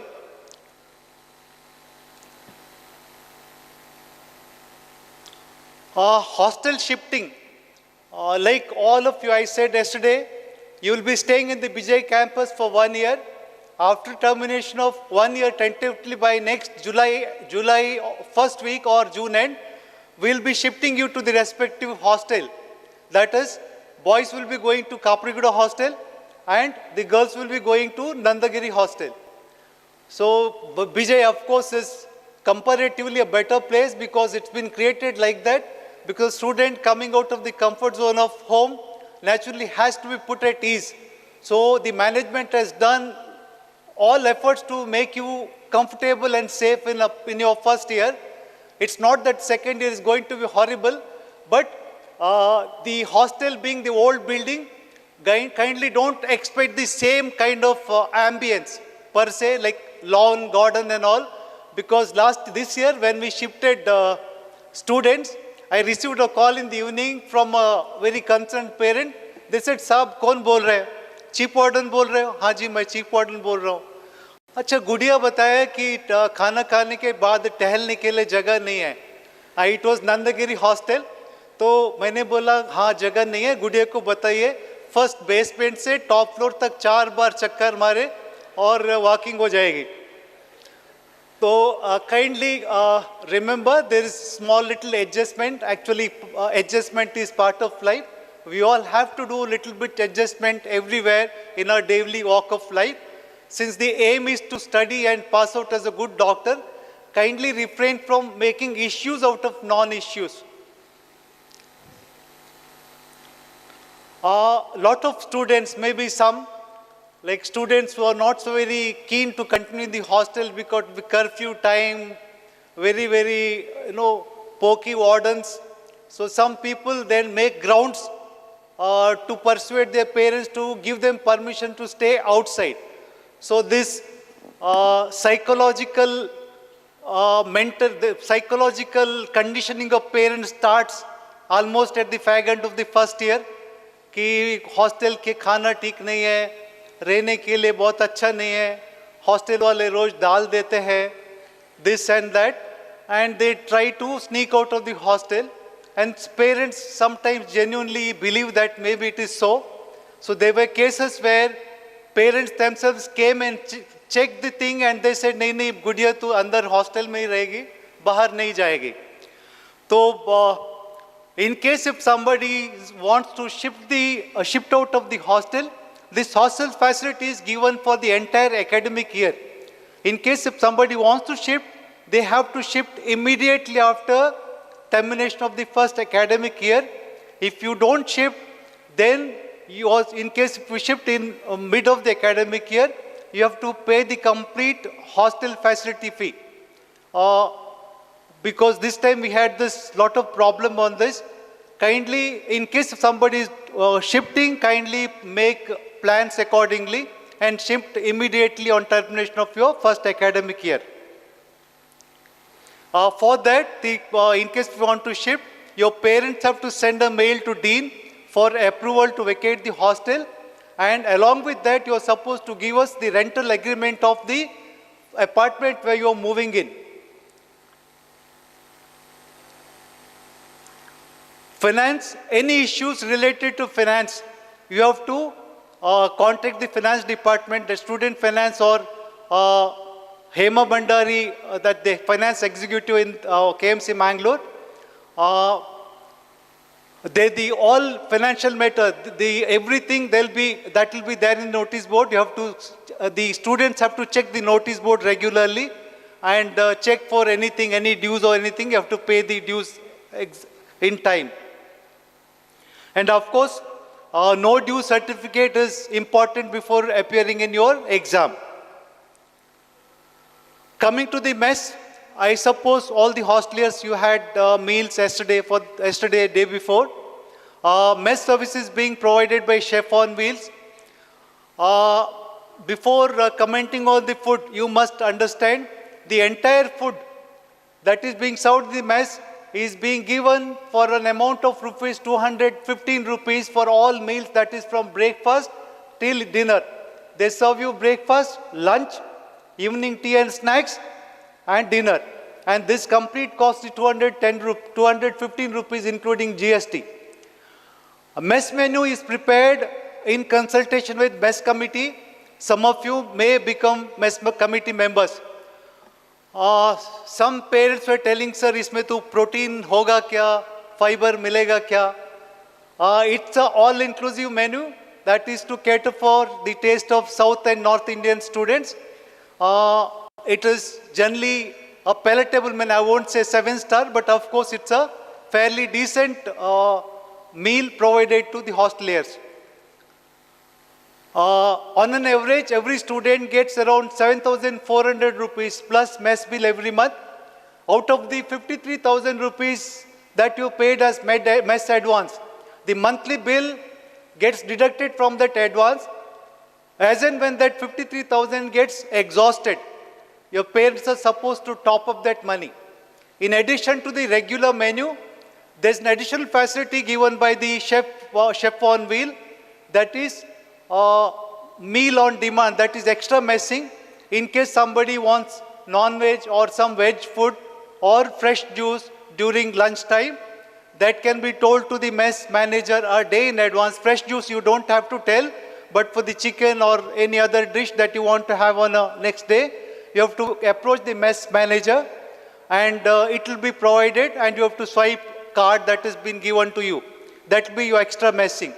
In such case, your mess bill probably will be on the higher side, so the mess advance that you pay probably will get exhausted slightly earlier. Please adhere to the mess timing.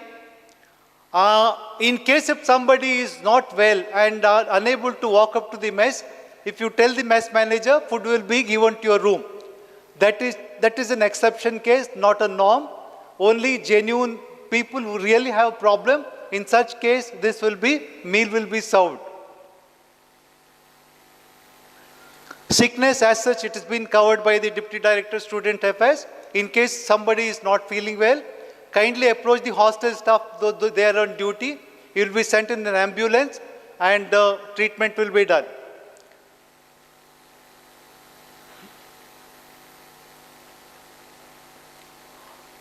Again, at the cost of reiteration, whatever issues that you have in the hostel, please report to the hostel staff. Raise and repair or any other issues either through Zolo app or through the hostel staff. Hostel guidelines you have to follow, then only will be able to help you to stay safe, secure and comfortable. As I said, please don't seek parental intervention for trivial issues that can be tackled here, because all of us are here to help you. In case if there's any kind of issues related to academics, of course, you are at liberty to approach the teacher guardian. Hostel staff, there are a lot of instances where students misbehave with hostel staff. Please understand, they are your guardians. Kindly behave properly and respect them. For the parents, of course, it's very difficult when especially in the nuclear family system, 1 or 2 kids staying away from the home in the hostel. Invariably, all parents are perturbed, little concerned as to how the kid will stay in the hostel out of the comfort zone of home. It's an assurance from our side. We'll certainly look after well-being and welfare for all of your children, not to worry. Regarding this calling, actually there were a couple of instances where I received call in the midnight. One such unique case, one day I received call from a parents at 1:30 in the night, just to say, sir, aap chief warden bol rahe ho. I said, I keep picking up the call because I don't know who is calling and what is the agency. So he said, मैं गुड़िया का father बोल रहा हूँ. गुड़िया कल सुबह का फ्लाइट में घर आना है, वो उनको घर की याद आ रहा है. ऐसा he said, mail has to be sent 3 days in advance. मैंने पूछा, महाशय आपका बच्ची जो घर आना है, आपने कोई टिकट तो किया होगा, इतना दूर आना है. हाँ, वो तो हमने 2 महीना पहले किया था. तो ऐसे अगर 2 महीना पहले किया तो एटलीस्ट आपको तो मेल तो भेजना चाहिए था. वो मैं भूल गया. ऐसे ठीक है, मगर गुड़िया को तो पता था घर जाना है, तो गुड़िया तो बोल सकती थी. तो I mean very this thing, please understand, we too have families and we too need little time. Kindly avoid calling at odd hours, that too for non-existent, very trivial issues, just like that. It's not just one very this thing. There's so many calls I receive like that. Kindly don't do this. We are there in the office hours. You can call and discuss if there's a problem, or drop me a WhatsApp message. It will be answered, or I'll call you back. During office hours, if there's any problem, you can always directly contact the hostel. There'll be people to answer your calls. This is your hostel address. Somebody was asking what will be my hostel address. This is the hostel address for you. And this is the number. You'll get it from the hostel staff. Wishing you all the best. Godspeed. Jai Hind.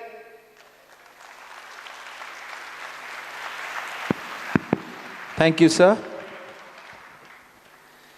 Now I request Mrs. Sukanya Rao from Lead Tech Support to kindly give an overview on Student Life Cycle Management Portal.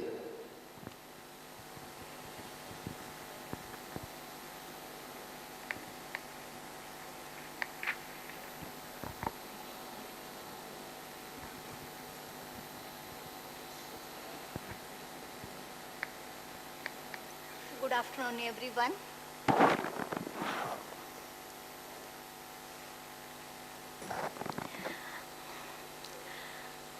I would like to give you a brief introduction about Student Life Cycle Management System, SLCM. The term SLCM will be frequently used from the moment you enter at this prestigious institution until the end of your stay here.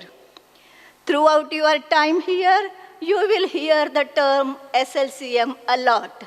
Then the question, what is SLCM, may cross your mind. SLCM is an online platform that serves as a single gateway for students, teachers, parents, and administrators to access student information.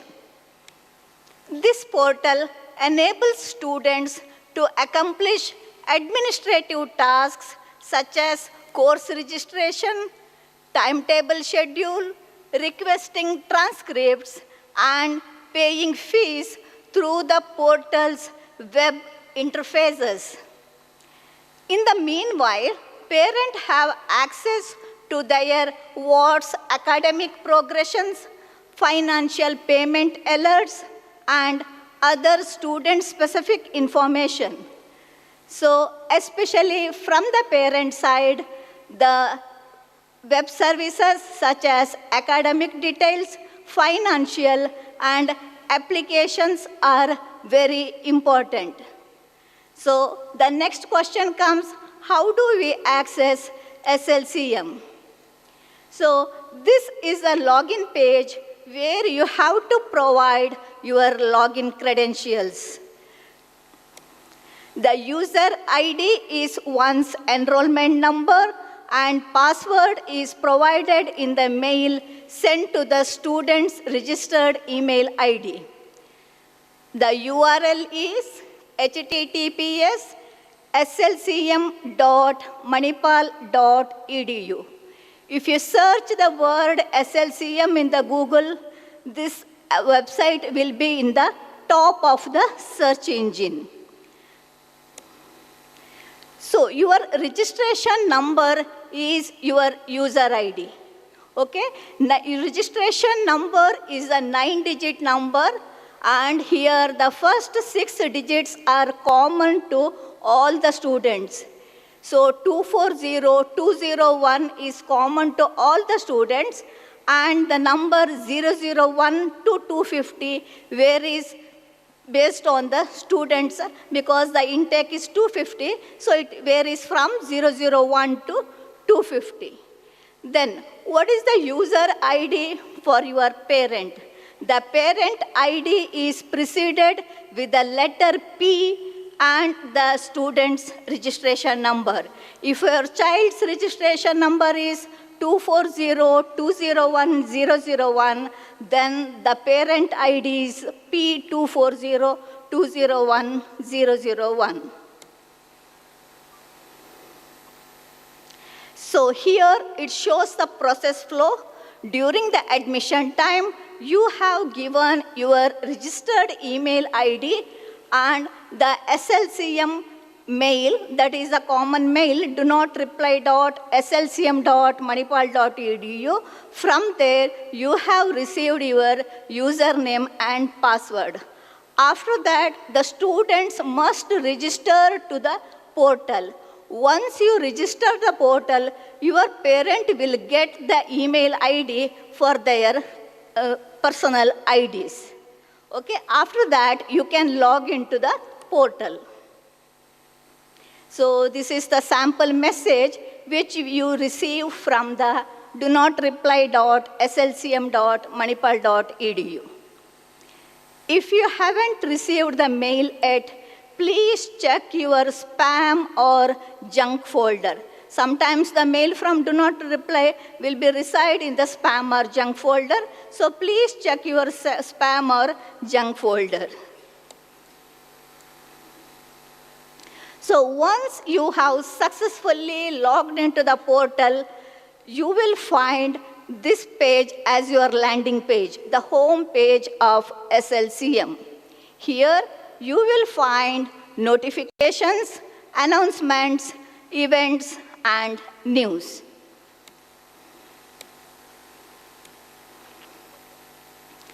Under the heading Academics, parents can monitor their wards, attendance records, timetables, marks, academic progressions within this portal. For example, the course subject option of the portal shows the subjects which will be taught in each year. Here you can see the subject names. For example, anatomy is your subject, then it shows what are the theory subject, anatomy theory, that means it is preceded by the letter TH, suffixed by the letter TH, then practical is PR, clinical is CR, like that. So it shows the entire subjects of that particular year. The timetable option shows the time, the subject, the classroom where the classes will be held.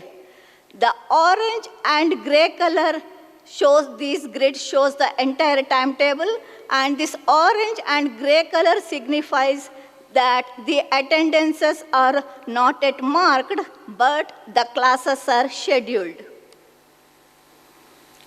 Once the attendances are marked, these gray or orange color grids will be converted into green color.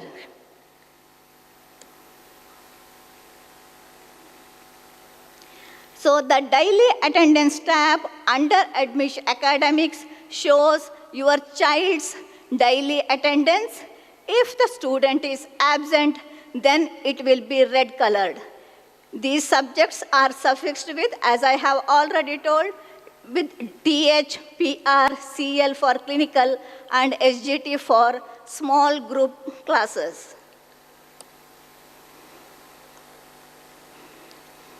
So this is the overall attendance. So this portal, here the attendance shows the total class. Here you can make out total class held, the attendance, the number of classes attended, how many classes the student is present or absent. As already ma'am told, if the attendance is lesser than 75% in theory or lesser than 80% in practical, then it will be colored in red.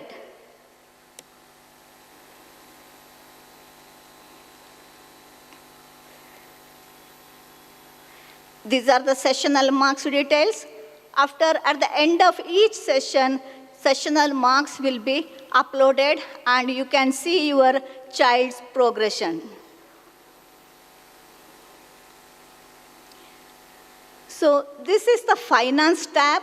Here you can see the fee notifications, either course fees or hostel fees or examination fees, payment history, fee receipts, hostel fee payment modules, and other fee transactions.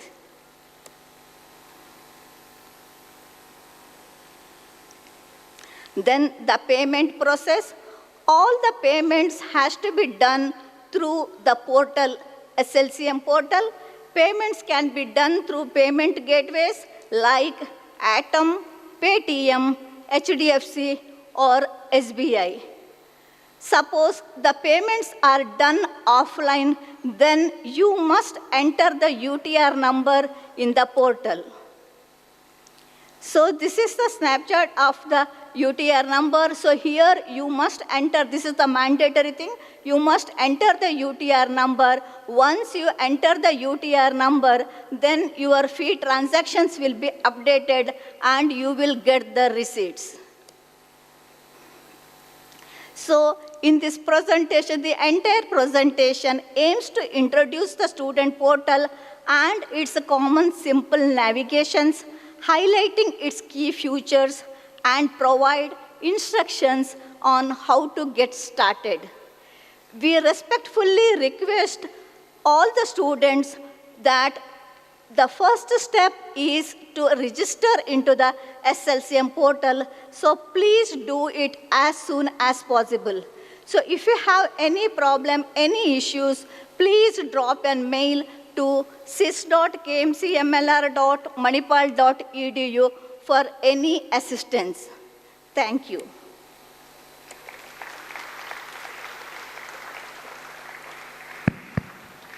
Thank you, ma'am. Now, Ms. Madhumati, Finance Executive, KMC Mangalore, will give an overview of finance matters.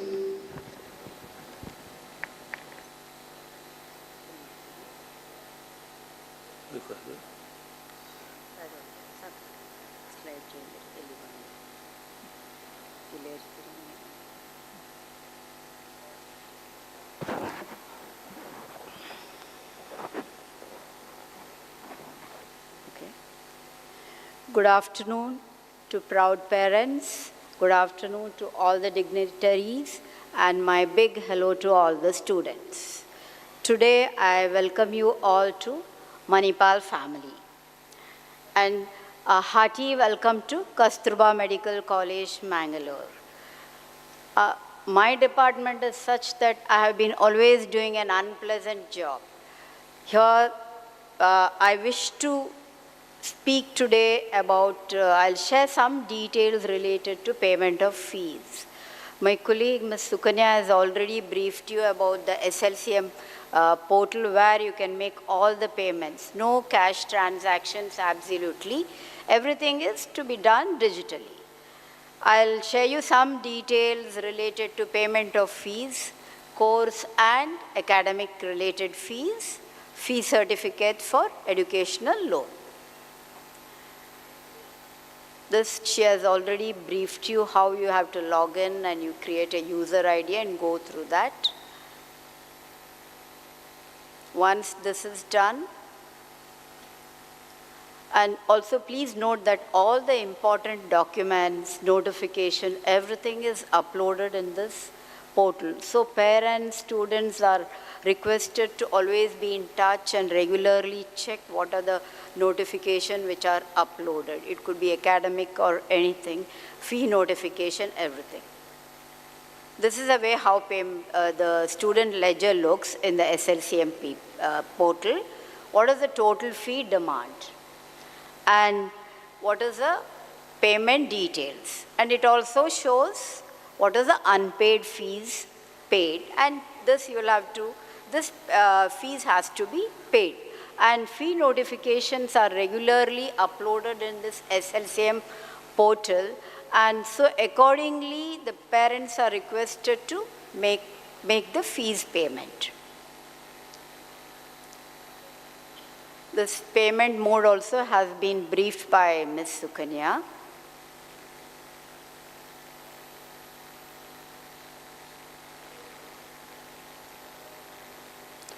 Yeah, some important points. Just you can note down this. When you select Pay Now button for general category students, there are multiple payment gateway options available.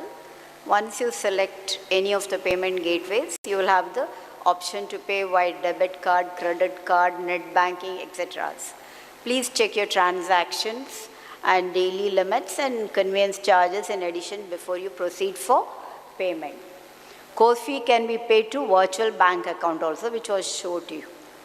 Virtual bank account detail is available in respective student admission profile page, and each student will be having a unique virtual bank account.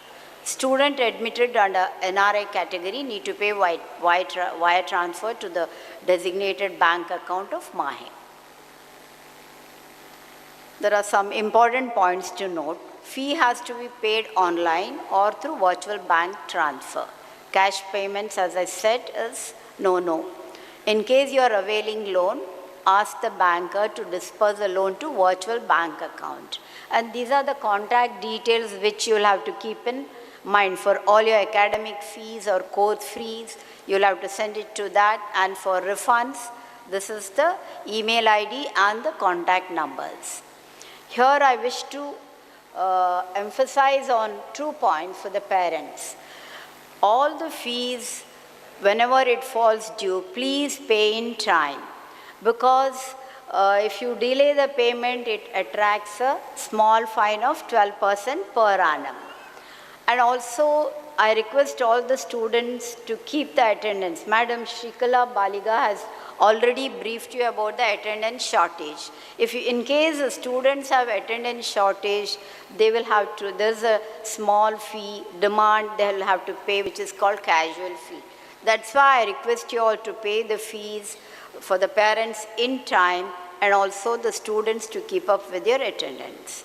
Also, the problem with us is when the students don't pay their fees in time and they come to us to to obtain their no-due certificate for appearing the exams, we have to do an unpleasant job, saying that we will not permit you till you pay your fees.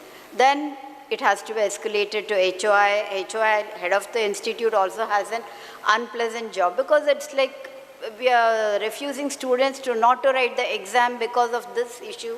It's a very sensitive issue. That's why I request, my humble request to all the parents is to pay the fees in time. All the notice will be sent well in advance, and it is uploaded in the SLCM portal.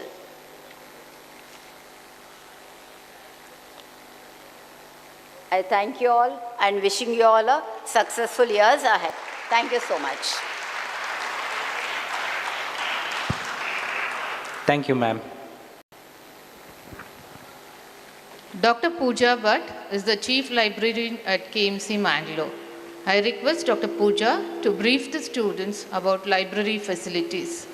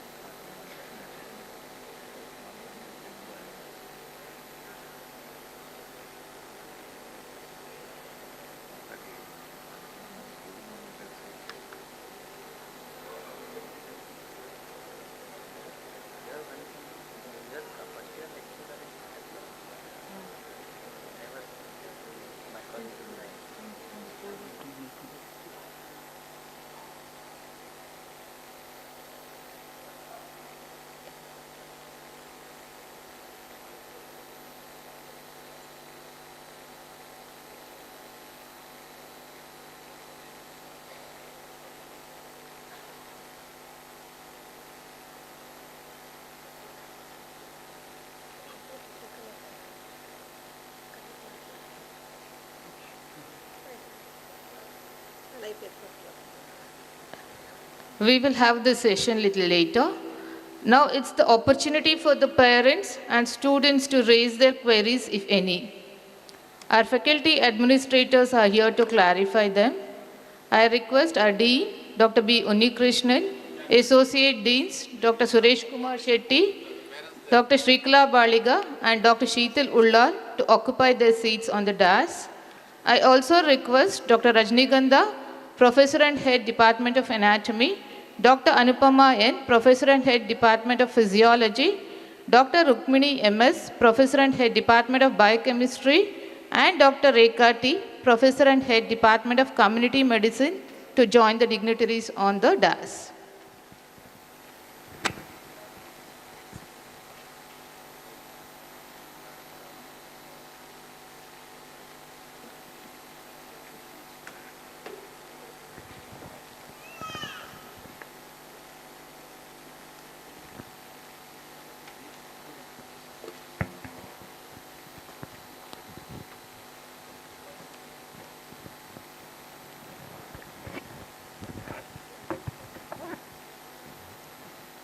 A very good afternoon to all of you.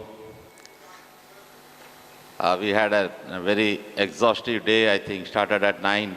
Now we are already at 1:30 with a break of maybe 20 minutes. If any one of you have any doubts or need further clarification, please feel free to ask us.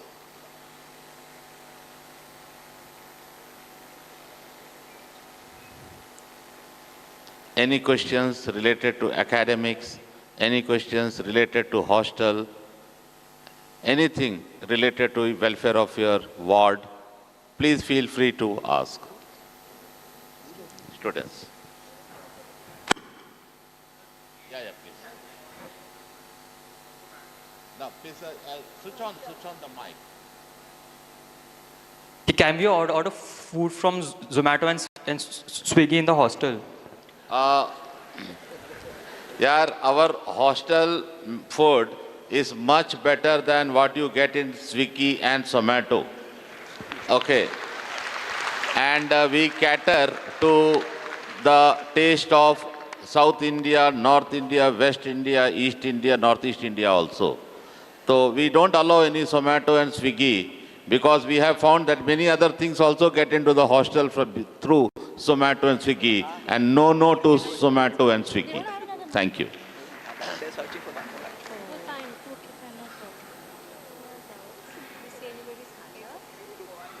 Yeah, please, students also, if they have any queries, they can ask, or parents.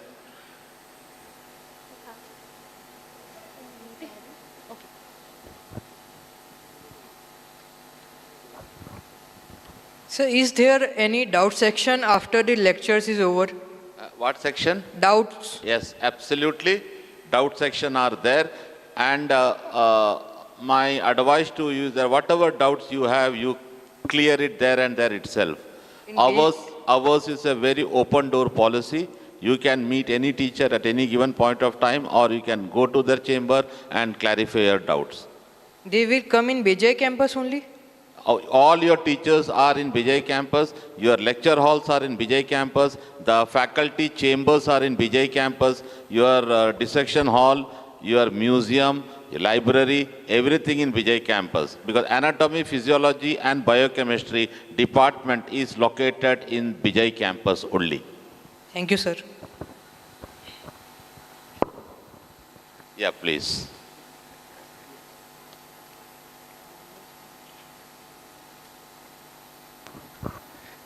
Good morning. Is it possible to have washing machine in the hostel for the students' use? Yeah, it's a very, very apt question. Already we have put 6 washing machines in Bijay hostel. So in a week's time, it will start functioning. Okay? Washing machines are already provided in Bijay, but my only request is that earlier also we had provided washing machine, but students, they misuse it by putting their shoes, putting their shoes into the washing machine and mats into the washing. Please don't misuse it. For that, what we are doing, along with the washing machine, we are putting a CCTV camera also to find out who has done all those things. And what we are thinking is, we will open the washing machine from morning 6 to 8 o'clock, because 8 o'clock your class will start, and your class will get over by 5. Then again, from 5 to 8, again we will open up the washing machine. But washing machine is provided, 6 washing machines are provided in Bijay Hostel. Apart from washing machine, laundry person also will come and take your clothes.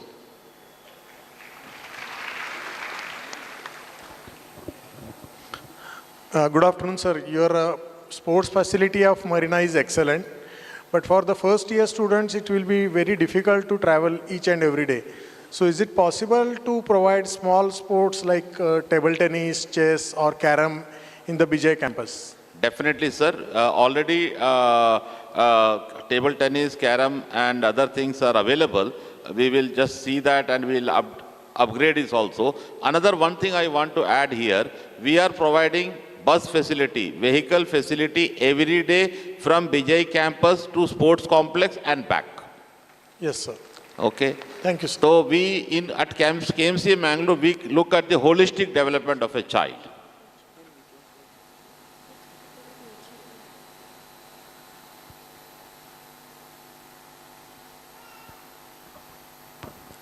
Hello, sir. My question is that Deepavali is major festival of the entire North India, and there is a discussion going on in the WhatsApp group that there may be leave of 2 days, 3 days. We can have the exact idea, is there any vacation on Deepavali this year or not? Sir, there is no vacation as of, first of all, we need to understand your ward is in a medical school, medical college. Unlike school, vacation for Diwali and all those things are not there in a medical school. And we also celebrate Diwali. We just recently celebrated 4 days back Dashara, Navami. We had a Dandiya program, around 800 students they had enjoyed here. My earnest request to you would be not to call your ward very frequently to home. Okay, Diwali, let's see, end of the day, what are we going to ask you? Whether your ward has 80% attendance in practicals and 75% attendance in theory. If we can manage by attending Diwali 75 and 80%, we don't have any issue, sir. Thank you, sir. I just want to have an idea of if there is a 1 day vacation, one day holiday, sir. One day holiday. Okay, thank you. If you want to call your ward, fine. But end of the day, we will ask 75 and 80% attendance. No problem. Yeah, there are 2 days holiday because Rajyotsava is there on 1st of November. That is the Karnataka state formation day. So that is Kannada, that also is a holiday, and Diwali is on 31st, that also is a holiday. So 2 to 3 days, I think 1 or 2 days, fine. First Diwali, let them celebrate at home, no problem in that. But end of the day, 75 and 80%, that's all. Hello, sir. I just want to ask, any Kannada learning opportunities for the first year students, because they'll be starting their clinical postings from the 2nd year. So I think that would be something. Yeah, we have Kannada speaking classes will be taken. During the foundation course also, there will be some classes for Kannada speaking. Otherwise also, there are certain books also which we will advise. Like see, we want the students to learn clinical Kannada, or which is very useful for them to day-to-day activities. Yeah, yes. Otherwise, if you look at Mangalore, it is very cosmopolitan in culture. Okay, Kannada is required, but along with Kannada, Hindi also fine here, but Kannada classes will be held for the students during the foundation course.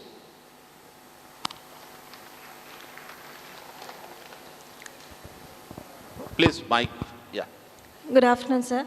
So, 2 doubts. One is my child had registered on the SLCM portal, but we have not received the mail for the parent link and parent ID. Can anybody answer this question? Yeah, we checked the spam folder also. I can't let you know, ma'am. please mail to sis.kmcmlr regarding your students' enrollment number. We will check and let you know. No, Okay. my advice to the parent would be, because you are here, Ms. Sukanya is also here, get rectified here only, before you leave Mangalore. And one more doubt, sir, about the hepatitis B vaccination. Are there provisions for taking the vaccinations from the hospital or campus? Yeah, if your ward has not taken hepatitis B, there is a provision in our hospital, KMC Hospital Attawar, where whenever they want, if the group of students are there, even we can arrange a vehicle for them to go from Bijay to the hospital and get the vaccine and come back. Okay, sir. Thank you. Or last year what we had done, we had sent the hospital team from the hospital to Bijay hostel, so that who have not taken hepatitis B, there and there we were giving hepatitis B. Good afternoon, sir. It is regarding the hepatitis B and all the vaccinations. He has taken, but I don't have the certificates in hand. Okay, in that case, sir, we can even do a titer to find whether he has enough protection or not. If titers are low, then I think we can. Madam, you want to talk about that? So he can do the anti-HBS titers. If his titer is less than 10, then we recommend 1 booster dose. Otherwise, if the titer is more than 10, he's already protected, he doesn't require. We do the titers in our lab. So we can do the titer, no problem in that. If it is less than 10, then we can go for booster. Fine. Sir, as my ward is not vaccinated for hepatitis B, shall we approach the warden and tell for the same? What we will do in next 2 to 3 days, we will find out how many children have not got the vaccine. If the numbers are more, we can send the hospital team to the Bijay campus for the vaccine, hepatitis B vaccination. If only 1 or 2 are remaining, then we will make sure that some form of transportation is made available to them so that they can be taken to the hospital. But be assured, we will take care of them. Don't worry about that.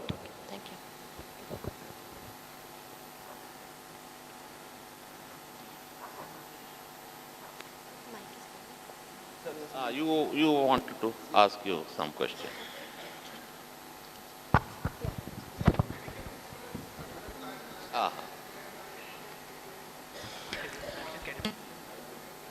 Yeah. We have a medical insurance coverage known as Medicare, which covers in a year 1 lakh. Coverage is there for every student. Okay.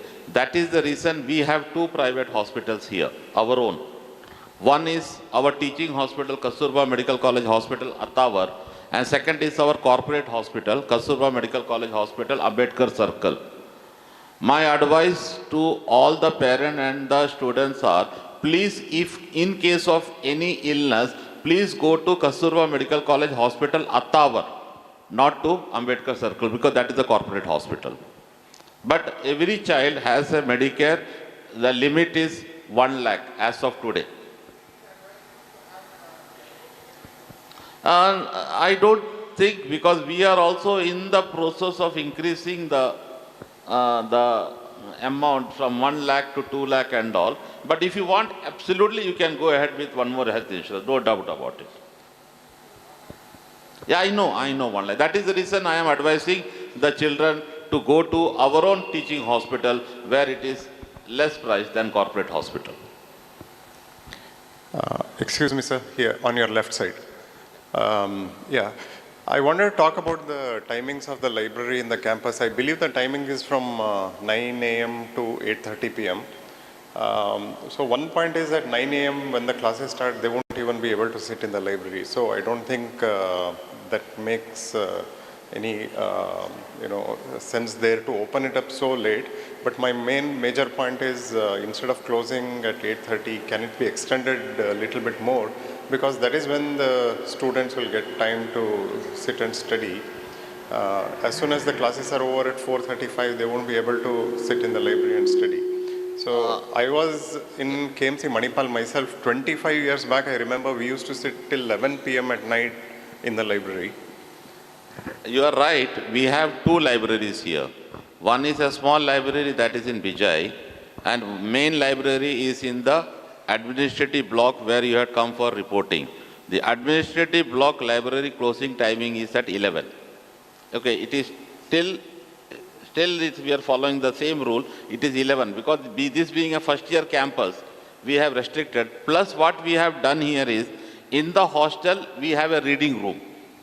Within the hostel, there is a reading room, and all the facilities would be made available. And moreover, because we were not able to open, our library has become a remote access. Actually, you can get all the books, whatever online books, journals, whatever you want to read, because we are spending 50 crores on library every year. Okay, we have absolutely all the books online available. Plus 8:30, I think it is quite a decent time for, and in the hostel we have a library facilities. If books need to be kept there, we will keep the books also. But second year onwards, they can be there in the library till 11.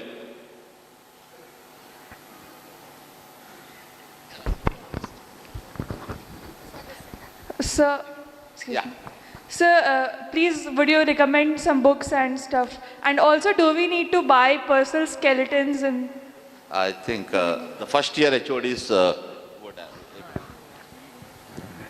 Thank you so much. I think you have received the soft copy of the student handbook.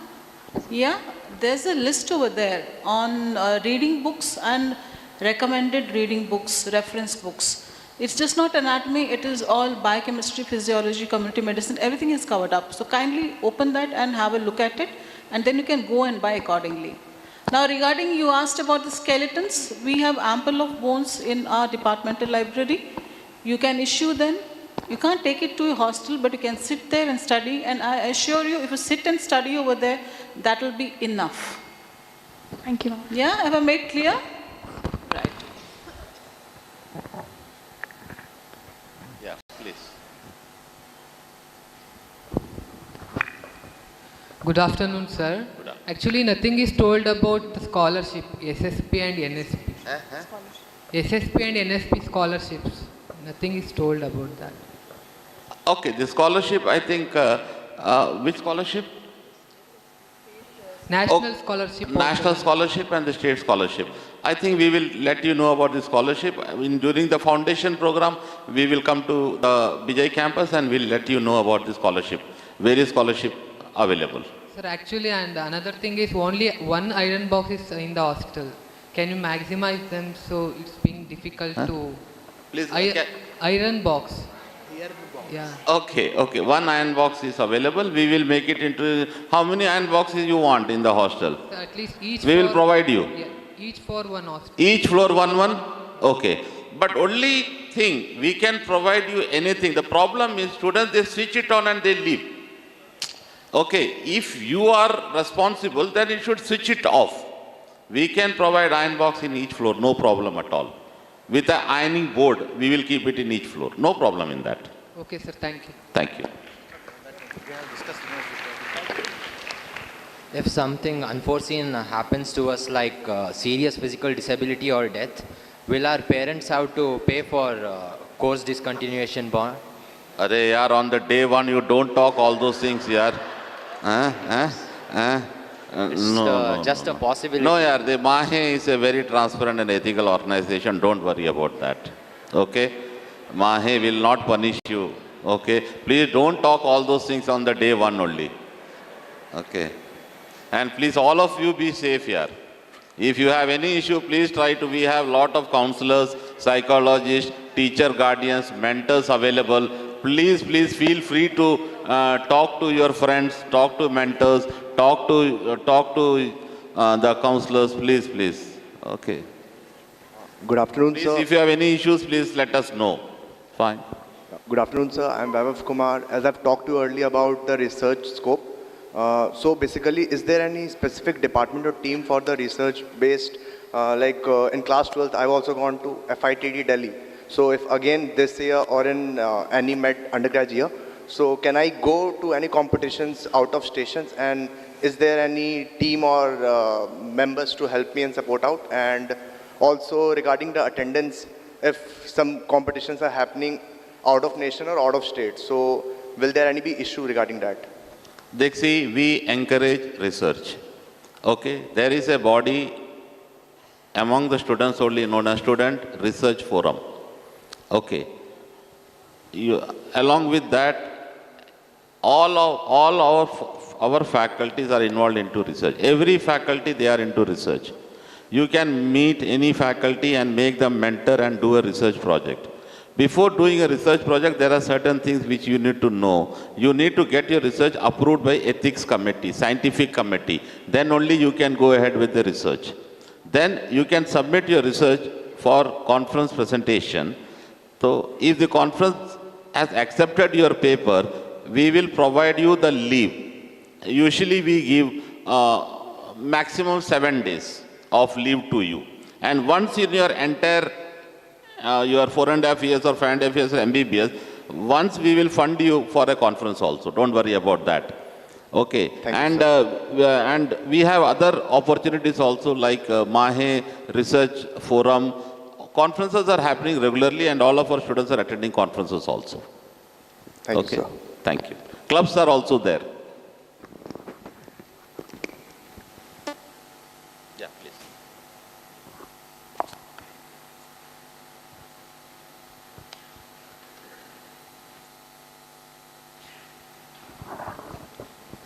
Good morning, sir. I wanted to know that the students who have passed MBBS from KMC Mangalore, do they get reservation in Karnataka state quota for MD? No, not reservation. Your question is wrong. Reservation Quota, is whether they are eligible for the Karnataka seats. That's what Karnataka I wanted. seats. You want to answer that? So I think according to me, no. I got your question. Through NEET, because they are done 5.5 years of MBBS in Karnataka. State reservation. Yeah, whether they are eligible. I think, if I am not sure, but I think they are eligible. Actually, that's the controversy. Everybody's saying, I know, I got your point, but all the students should come through NEET. Okay, definitely. NEET examination is a common exam, that is NEET. That is your true. question is whether they are eligible for the Karnataka specific seat. State. Absolutely, I agree. I think they are eligible because they will be studying here 5.5 years, but we will get back to you. Once we get a confirmation, we will get back to you. Thank you. Okay, thank you.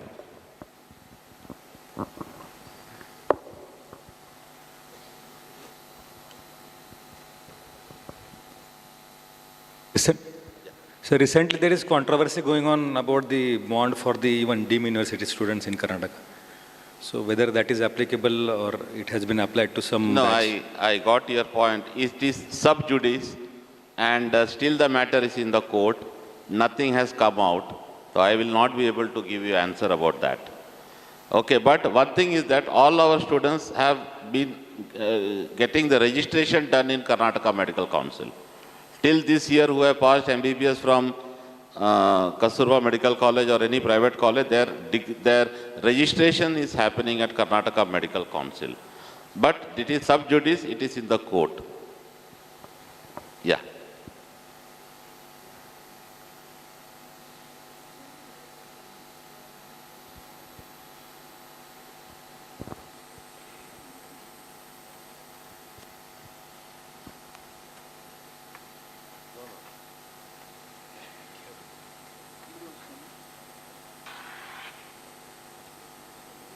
Any questions from student side, parent side?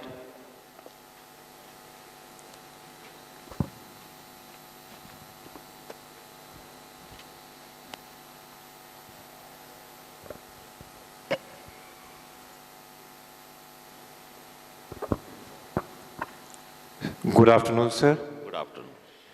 Sir, many parents would like to know that is there post-MBBS essential rural service bond here in Karnataka for the students of MAHE? Like, see, every year the Karnataka government is asking the list of the students who have done their MBBS from the college, and we are sending them. Till now, till today, the central counseling students have not got any postings or any bond as of today. As of today, I can speak only as of today. But those who, the CET students, the KEA students, the Karnataka quota students, they have got the bonds, but not, I don't know what is going to happen tomorrow. Thank I'm you, not sir. in a, because they see, we are a deemed university, we need to follow whatever the regulation come to us. We don't have a choice in this. Right. Thank you, sir. Yeah, please.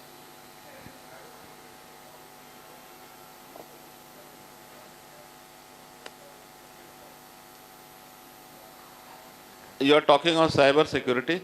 So we have a cell of cyber security at Manipal, Academy of Higher Education, Manipal.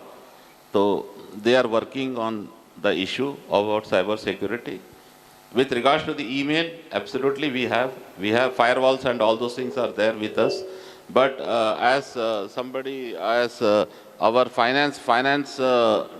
Madhumati was mentioning that whatever is going on happening here, like not get involved in the payment and all those things.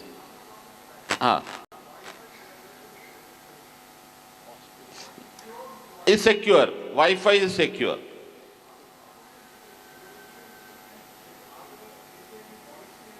We have policy. Yes. They will block it. There's a strong firewalls are there. They block it. Yeah, but our Wi-Fi is very strong. Our Wi-Fi is very strong. They see mobile data, they can use it. Mobile data, they can have their own port. No problem in that. We also provide internet. If they want to have their own, they can have it. No problem in that. Recommended, yeah. That is not, but we have a lot of firewalls and don't worry about that.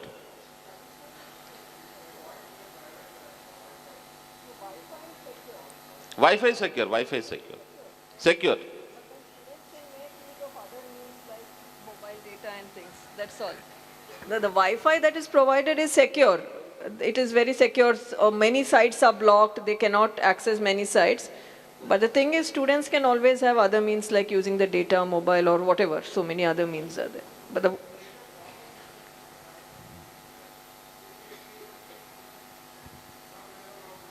Sir, the Wi-Fi what we are providing is very secure and very strong. Okay, it is for academic purpose and others, it is very, very strong. Even my email, I need to change the password very frequently. A lot of strong, and whichever mail,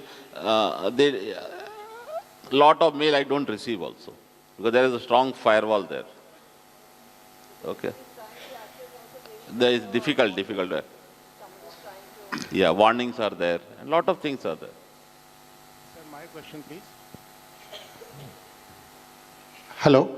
So my question is about your concept of mentors, and I am really happy to learn that you have allotted only 4 to 5 mentees to every mentor. But here I wanted to learn more about mentor scheme as to what rights do we have or what obligations do they have towards us. What can we expect from a mentor? Please guide us more about that. See, the mentorship program, earlier it was known as teacher guardian program. Now we renamed it as mentorship program. We were having it for the last maybe 20 years or more than that. The mentor-mentee relationship, a mentor will act as a guardian for the student. Okay. Mentor will help the students. I think DDS's presentation, the responsibilities of mentor. Okay, academic, personal, whatever things, whatever help is required, the mentor will be there to provide all the help. Got me? But my request to the parents is that please be in touch with the mentor regularly. Number one. Number two, what we have seen over the period of years, initial 1 or 2 months, the mentees, they go and meet the mentor. After that, they don't meet the mentor only. Got it? Mentors have to call them. Then also they don't come and meet the mentors. Maybe we can come up with some institutionalized way of, maybe we can, sir, come up with a more institutionalized way of making the two meet.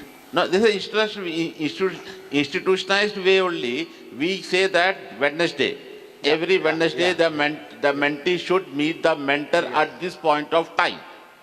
Okay, then also they don't come. Okay. Then once, twice we call them, then they come, then initial 1 or 2 months, their regular meetings happen. Okay. Got my point. But then what we do is that we get the report from the mentor about the mentee to the college administration to find out where the mentees are lacking. And then we connect with the mentor.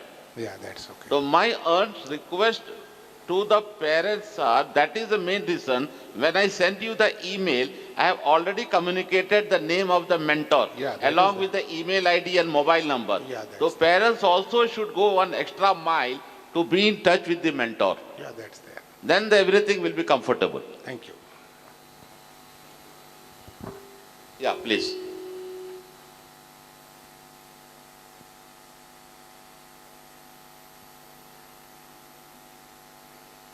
Yeah.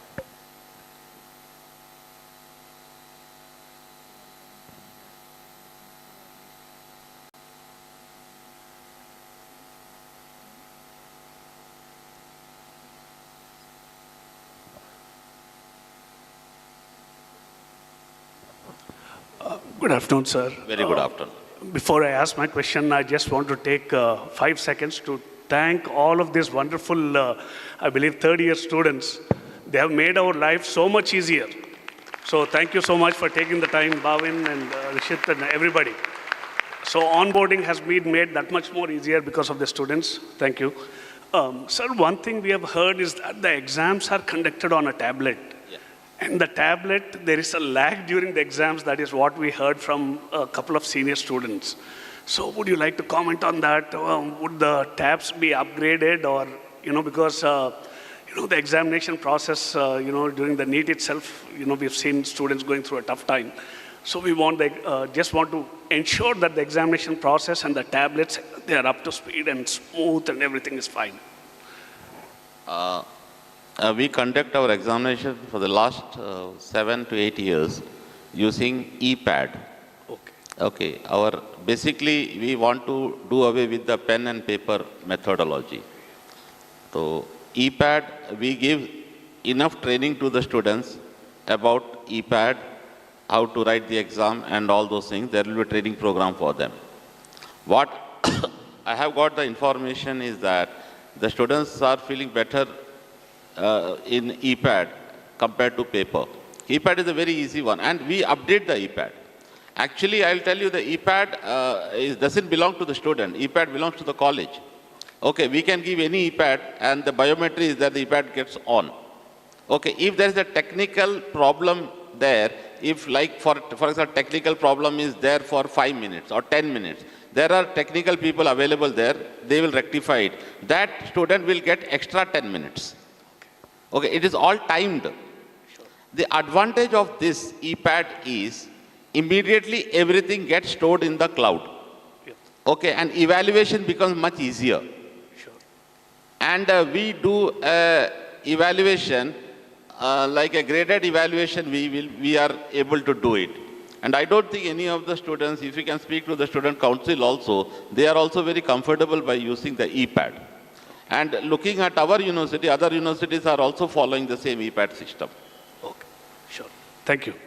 And what you told me about appreciating my student council, you should understand, yesterday was a Sunday, day before was a Dashara. Both the days they had holiday, but they were in the college. A round of applause to my students. Thank you, sir. Good afternoon, all. Good afternoon. Just a small question about the books. Like the physical form of books are mandatory, or can we go for the PDF soft copies? Sir, books should be physical, sir. Okay. Reference books can be digital. textbook should be physical. According to me, I don't know others' views. I think it depends on the child, because I think the newer generation, if they're more comfortable reading books on Kindle or something like that, it's up to them. But I'm not sure if all the books that we are having copyright editions will be available in PDF. So that is the issue. And the latest edition should be available. Our subjects are such that every year there will be newer editions and newer matter that goes into the textbooks. So the latest editions may not be available in PDF format. But journals, journals and some, higher end books, reference books are available in PDF. Through our library, we have a very good online access to all these books. So that they can make use of with the PDF. But the textbooks as such may not be available, which the recommended textbooks, I think the first year teachers. No, in first year, each subject has one textbook, maybe 2 textbooks. Yes. Okay. That I think, according to me, the learning would be better if it is in a physical format. Reference book, other things, we will give you in plenty in digital format. Okay. Licensed version, not pirated version. Thank you so much. Thank you. Good afternoon, sir. Good afternoon. Regarding the textbook, sir, is it recommended to use a latest edition of the book, or can the student use, like for example, the previous edition of the same textbook?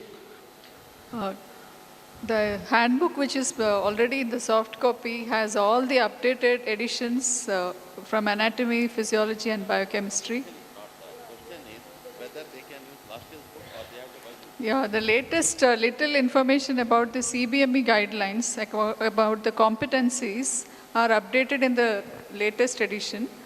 So we don't say that they need not read the previous edition. They can, and the updated versions or the most recent edition, they can refer in the library. Our class notes are updated. Class PowerPoints are on the PDF form, are in the LMS, that is Learning Management System, which will be introduced to all the students during their foundation course.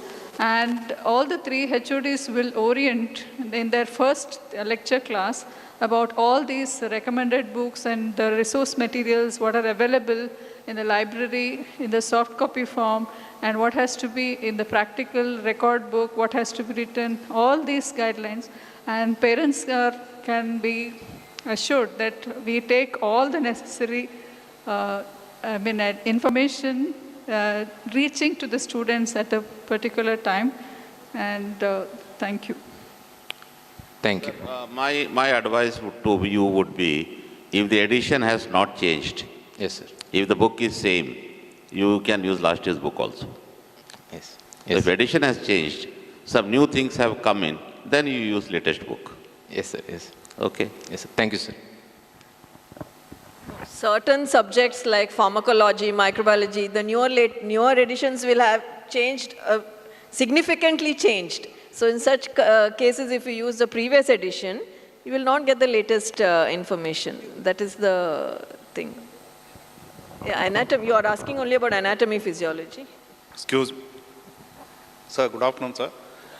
Sir, I have 2 doubts. The one thing is that, as Chief Warden sir said regarding the mixed meals like veg and non-veg in the mess, on demand we will get the non-veg also.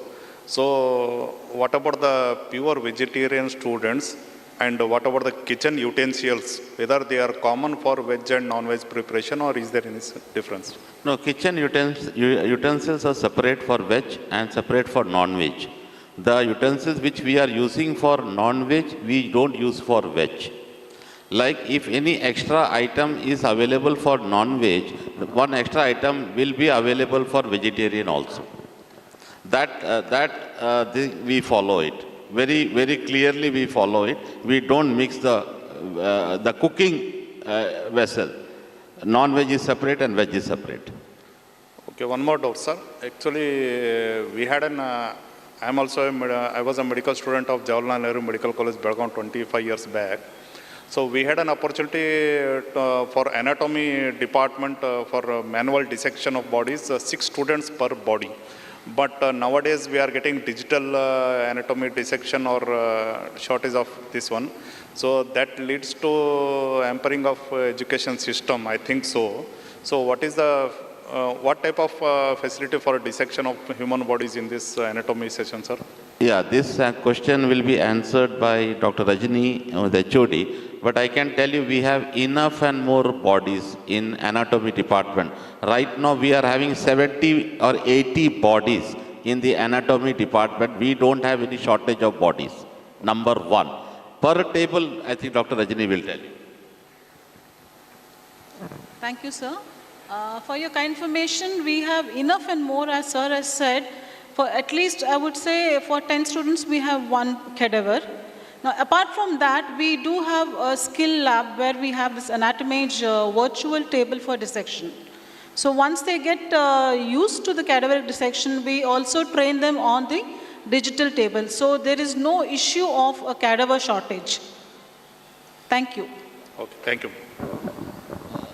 Sir, the entire, when you studied and when I studied, we studied from 2019, the entire curriculum has changed. It has become competency-based medical education.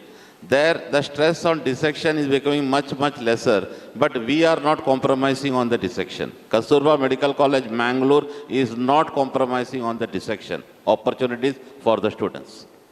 But as far as NMC is concerned, actually they don't have to do dissection. They have to just see that. That's all.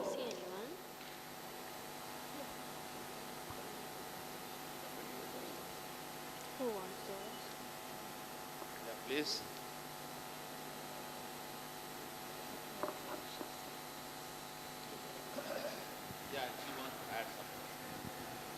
I would like to advise the students one important thing that, yeah, you will have the soft copy of the textbooks in ePad or whatever your gadgets, but I would advise you to buy a hard copy of your reading books. It's very, very important. And also, echo sir's words that you should have a physical copy so that you can read off and on whenever you are free. Okay, you can mark it in your textbooks because teachers will be very frequently telling you, this is important, this is important, this is important. So it's basically important to have a hard copy of your textbook, especially the recommended book, because reference books, we have plenty of them. Plenty and plenty available in the library. You can use them to refer. But the reading books, I will advise you to have a copy of it with you.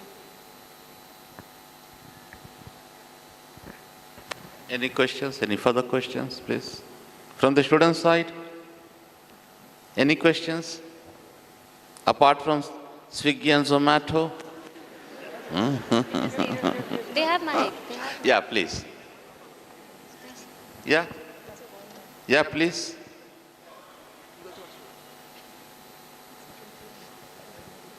Okay.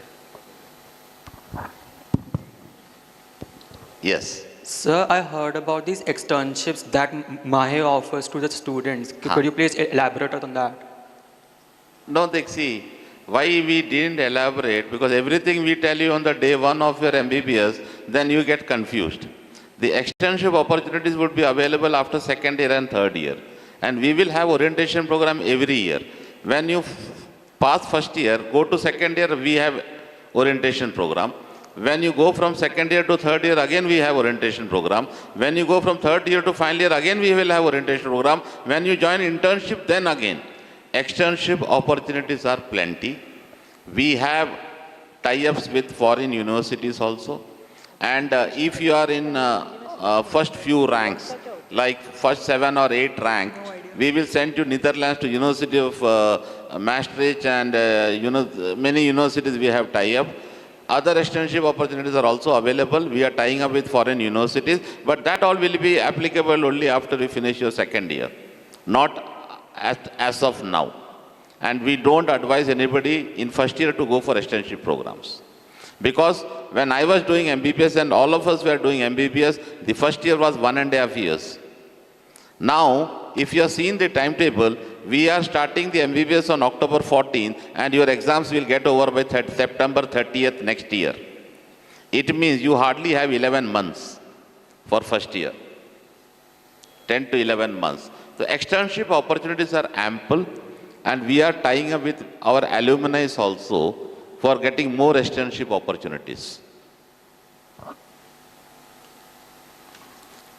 Sir, yeah. If after the internship, if anyone is selected in NEET PG in other states, so what's about the bond? That how can I answer here? See, these are all government thing and regulation. But of late, what I have seen, whatever I am telling you is as of today. You did MBBS from Karnataka. Okay, you are from which state? Rajasthan. You get a PG seat in Rajasthan. So even if bond is there, the Karnataka state government will take a bond, will allow you to do your PG in Rajasthan with a condition that once you finish the PG, you come back and do the 1-year bond. Got my point? Yes, sir. Thank you. Thank you.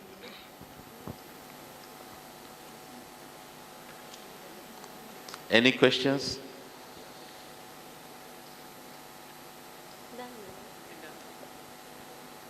Students? Yeah, please.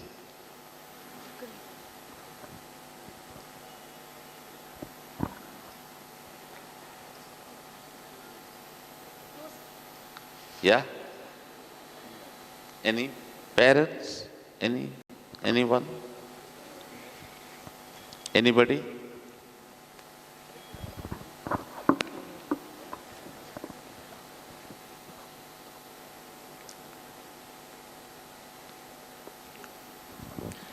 Good afternoon, sir. Very good afternoon.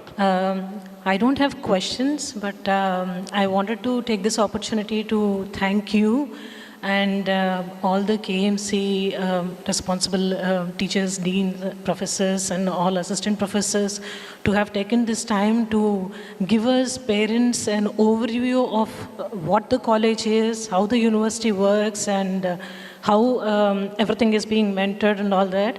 I'm feeling really grateful to you today, and also taking this opportunity to express my gratitude and feeling that, you know, my child is, it is being reiterated actually by the destiny that my child is blessed. All the very best to all the students who have joined here this year. All the best. Thank you, madam, for kind words. At Kasturba Medical College is a team effort. It's not an individual effort. The entire team works. As I have already pointed out, this is a team.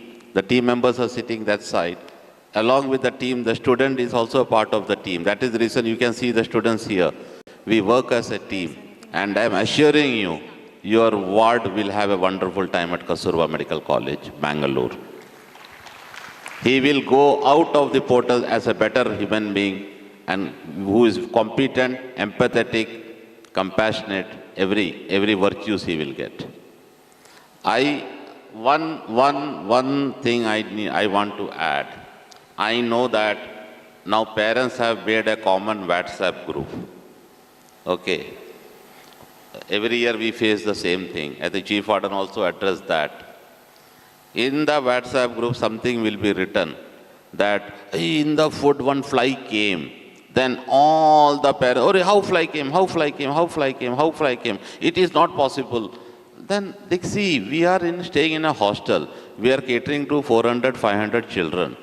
Okay, use it for good purpose. The parents' WhatsApp group. Okay, otherwise it creates lot of issues, and then one parent. The last year, the group of parents came and inspected our kitchen also. Okay, we opened our kitchen. We told them, okay, please go and see your kitchen. Okay, please use it for a very productive thing rather than criticizing the college, criticizing the mess, criticizing. Please refrain, because we are working very hard. We are working very hard because we are a cosmopolitan college. We get children from different parts of the country. We have to engage with all these children. And my entire team work really very hard. Thank you very much. Sir, I have one question. Just now you said when you were pursuing your MBBS, you had 1.5 years to complete the syllabus. Yes. And this year batch, they have just 11 months. So as a parent, I have a question that within this 11 months, whether the management would be able to cover the complete whole syllabus or will there be any cut down?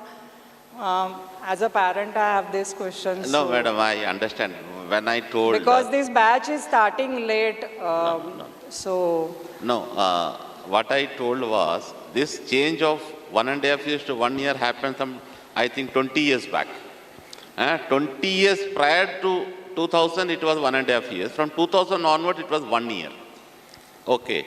You be rest assured that entire topics will be covered.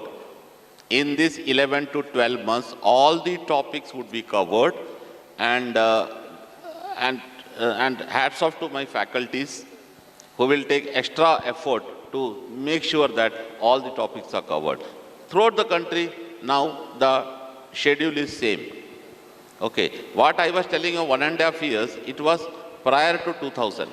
From 2000 onwards, it became 1 year. Now, because of little delay, it has become 11 months instead of 12 months. But all the topics will be covered. Be rest assured.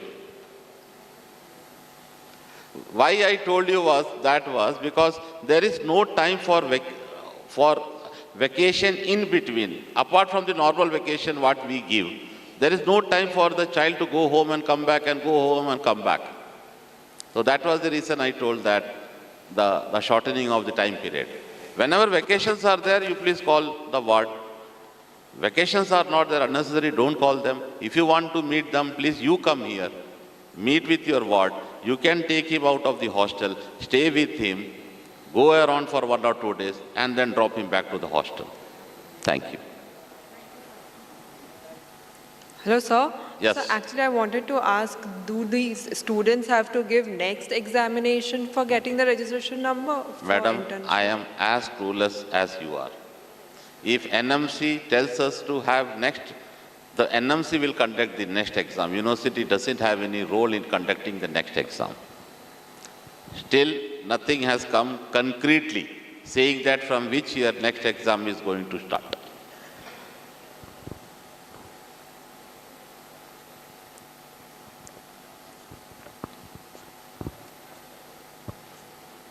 Anybody, anyone?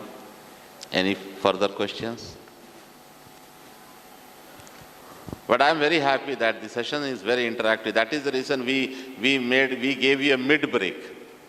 Okay, so that, okay, fine.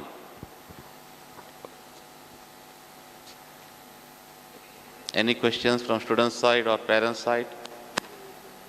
Or anything you want to tell us?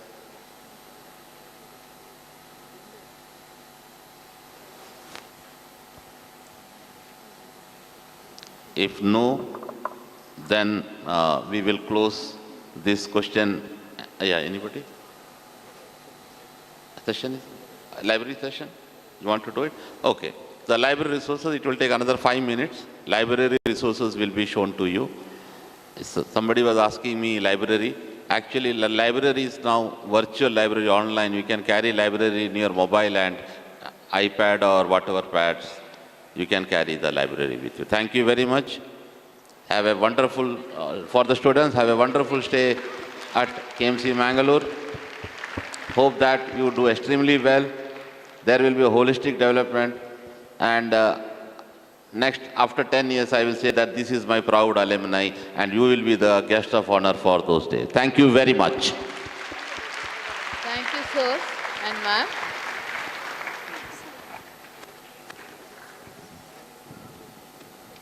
Dr. Pooja Bhatt, the Chief Librarian of KMC Mangalore, will address the students regarding the library facilities.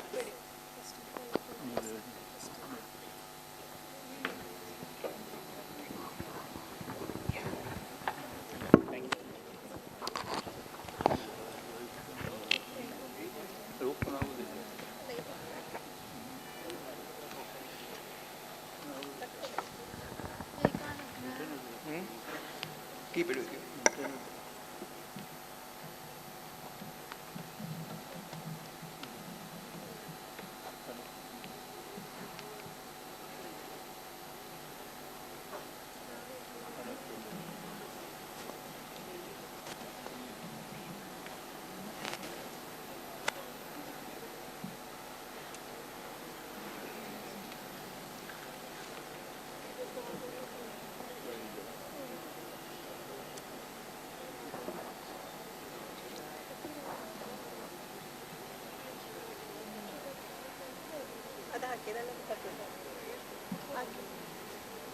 Good afternoon.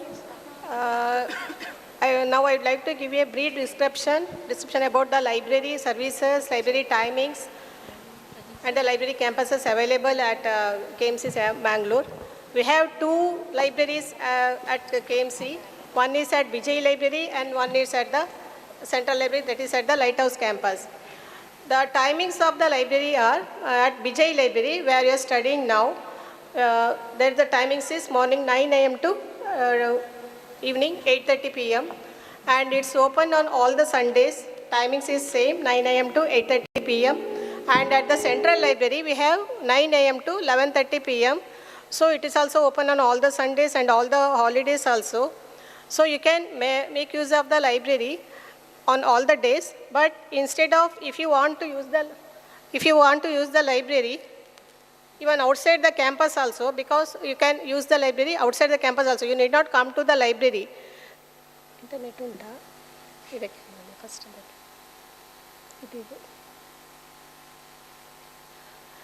we have more than 35,000 books we have. And as Madam told earlier, we have almost all the books of the latest editions.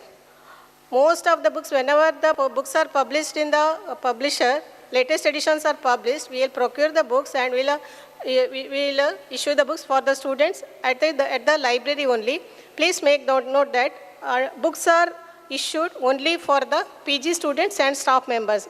Undergraduate students are not allowed to borrow the books outside the library, and you should not take the books even to the personal reading room, because we have two halls at both the libraries. We have one common room that is to use the library textbooks, and we have one more personal reading room that you can sit your friends or you can discuss with your friends and you can have group discussion, but don't make noise. You can have group discussion and you can study. And one is the library hall where you can get the library books.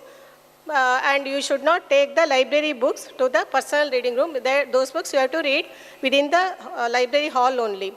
And this is and all the library details are available in the library portal. Since it's not opening now, I can't show the library details. The MU portal, if you open the MU portal, there is one link is for the library portal where you can see all the list of libraries of MAHE. There you have to go to the MAHE Central Library. There you can see almost all the library details, including the library rules and regulations, and what are the databases which are subscribed at MAHE KMC Central Library. And most important databases for first MBBS students are, one is Ackland's Anatomy, where you can get the anatomical video pictures of the anatomical human body with the lectures from the expert doctors. So you can access the anatomical structures through Ackland's Anatomy. Please note that Ackland's Anatomy is most important anatomical videos. And one more is for undergraduate first MBBS students is Clinical Key, where you can get all the books and journals related to your first MBBS students. Most of the books are from elsewhere publications. You can get in the elsewhere Clinical Key. That has two Clinical Keys, Clinical Key Student and Clinical Key. One is Clinical Key. So if you go to the Clinical Key Student, there I think this is the list of the databases. We have more than 20 online databases. It includes 3-4 research databases also. So we are spending nearly, as Dean sir told earlier, we are spending crores of rupees for these databases.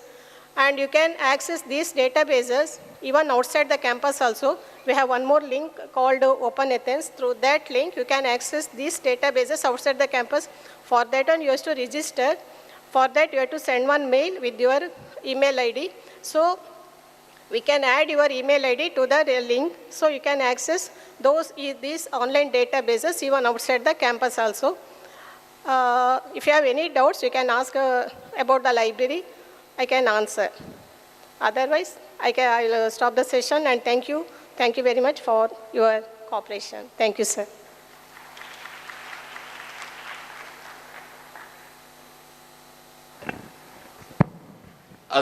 More about the library will be told to you during the foundation course. Now, from today onward, the foundation course starts for next 15 days. the more detail about the library, how to access all the library, infrastructure and all those things, we can go there and demonstrate to them how we can use the different databases and books, okay, in the foundation time, like maybe in a week's time. Thank you very much. With that, we come to the end of today's event. The newly admitted students are assigned teacher as their mentor.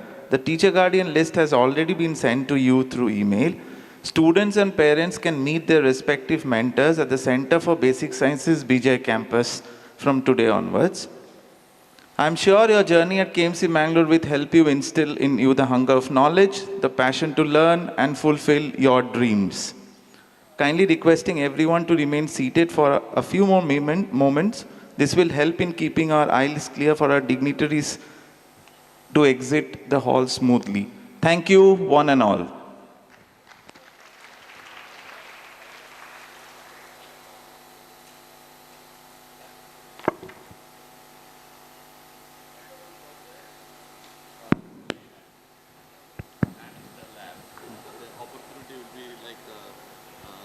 Already they have the phone number. Okay. If anybody wants, they can go to that place. Or students, I will make a transport available. Okay. So already the list of the mentee, all of you have got it. If you want to meet them, if they are not in the Bijay campus, they are